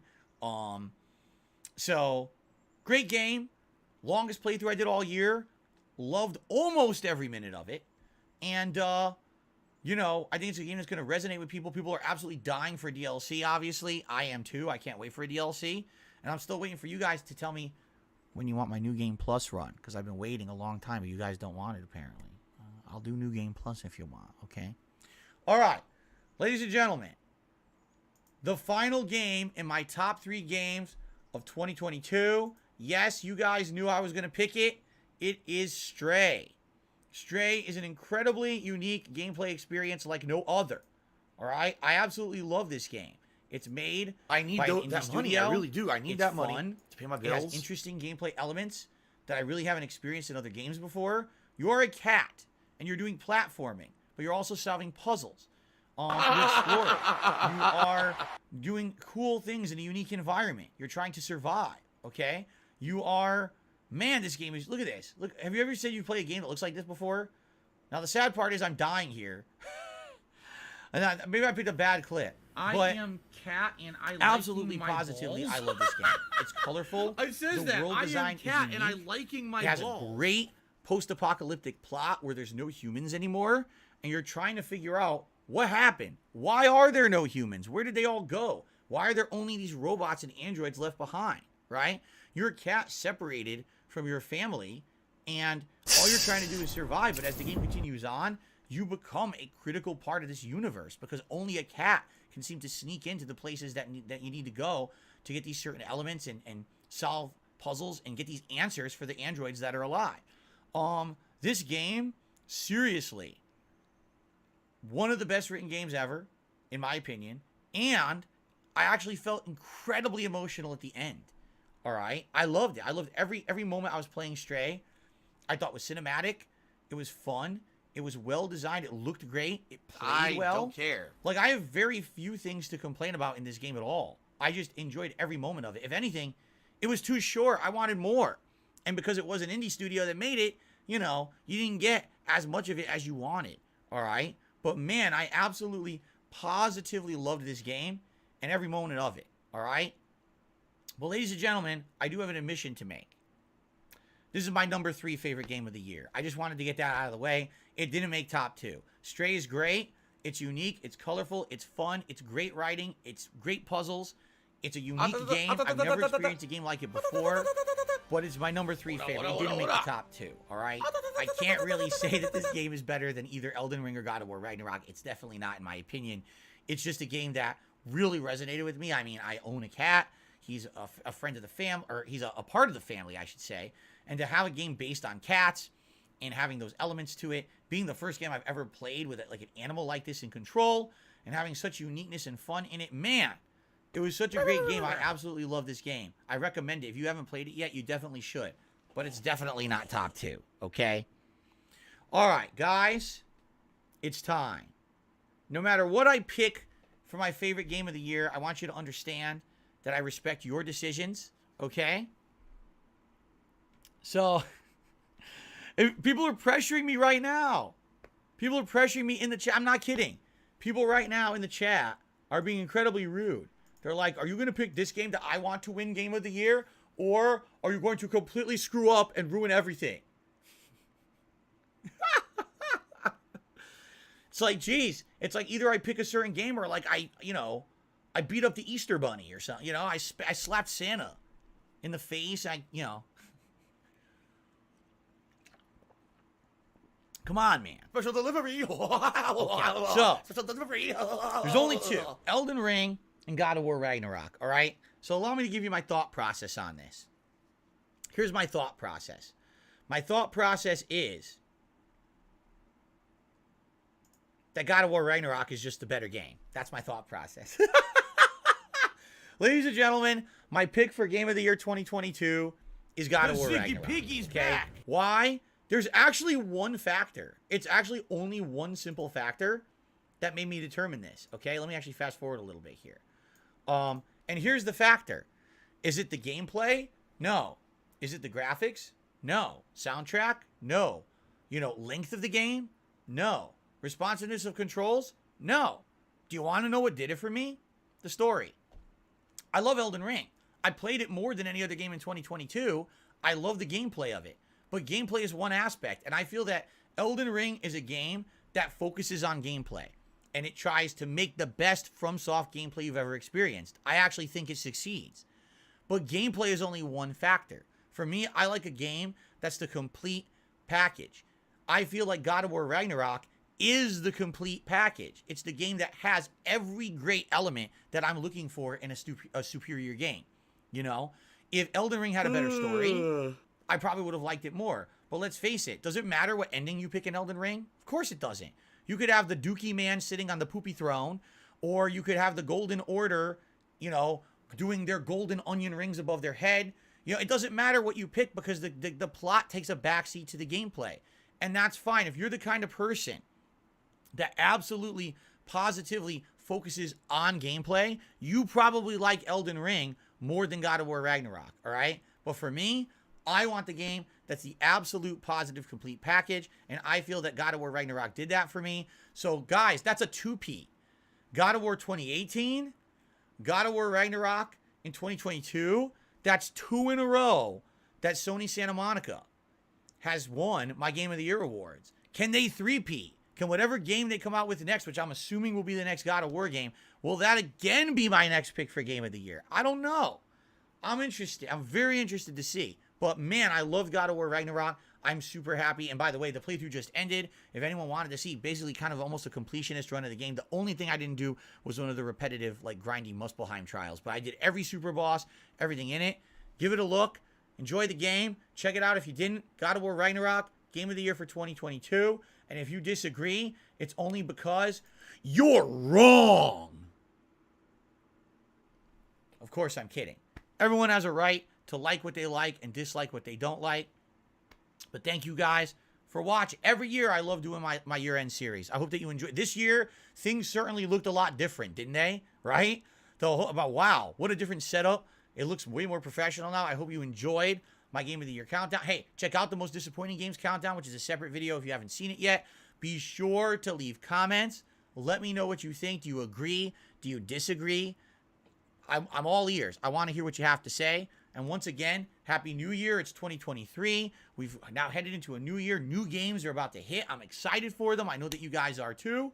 Thank you all for watching my year-end series. Until next time, this is DSP signing off. And let's have a great 2023. Peace out, everybody. YouTube mode on. Cool. That was perfect timing. I don't know how I timed it that way because I didn't intend on timing it that way. But that was absolutely perfect timing. Okay? Thank you guys. That was good. What did you think? Did the setup work? By the way, look at how this vest looks on camera now. Holy shit. It looks completely different. All right. So, guys, thank you. Thank you for being here. Thank you for watching. Thanks to those who supported. I really appreciate that.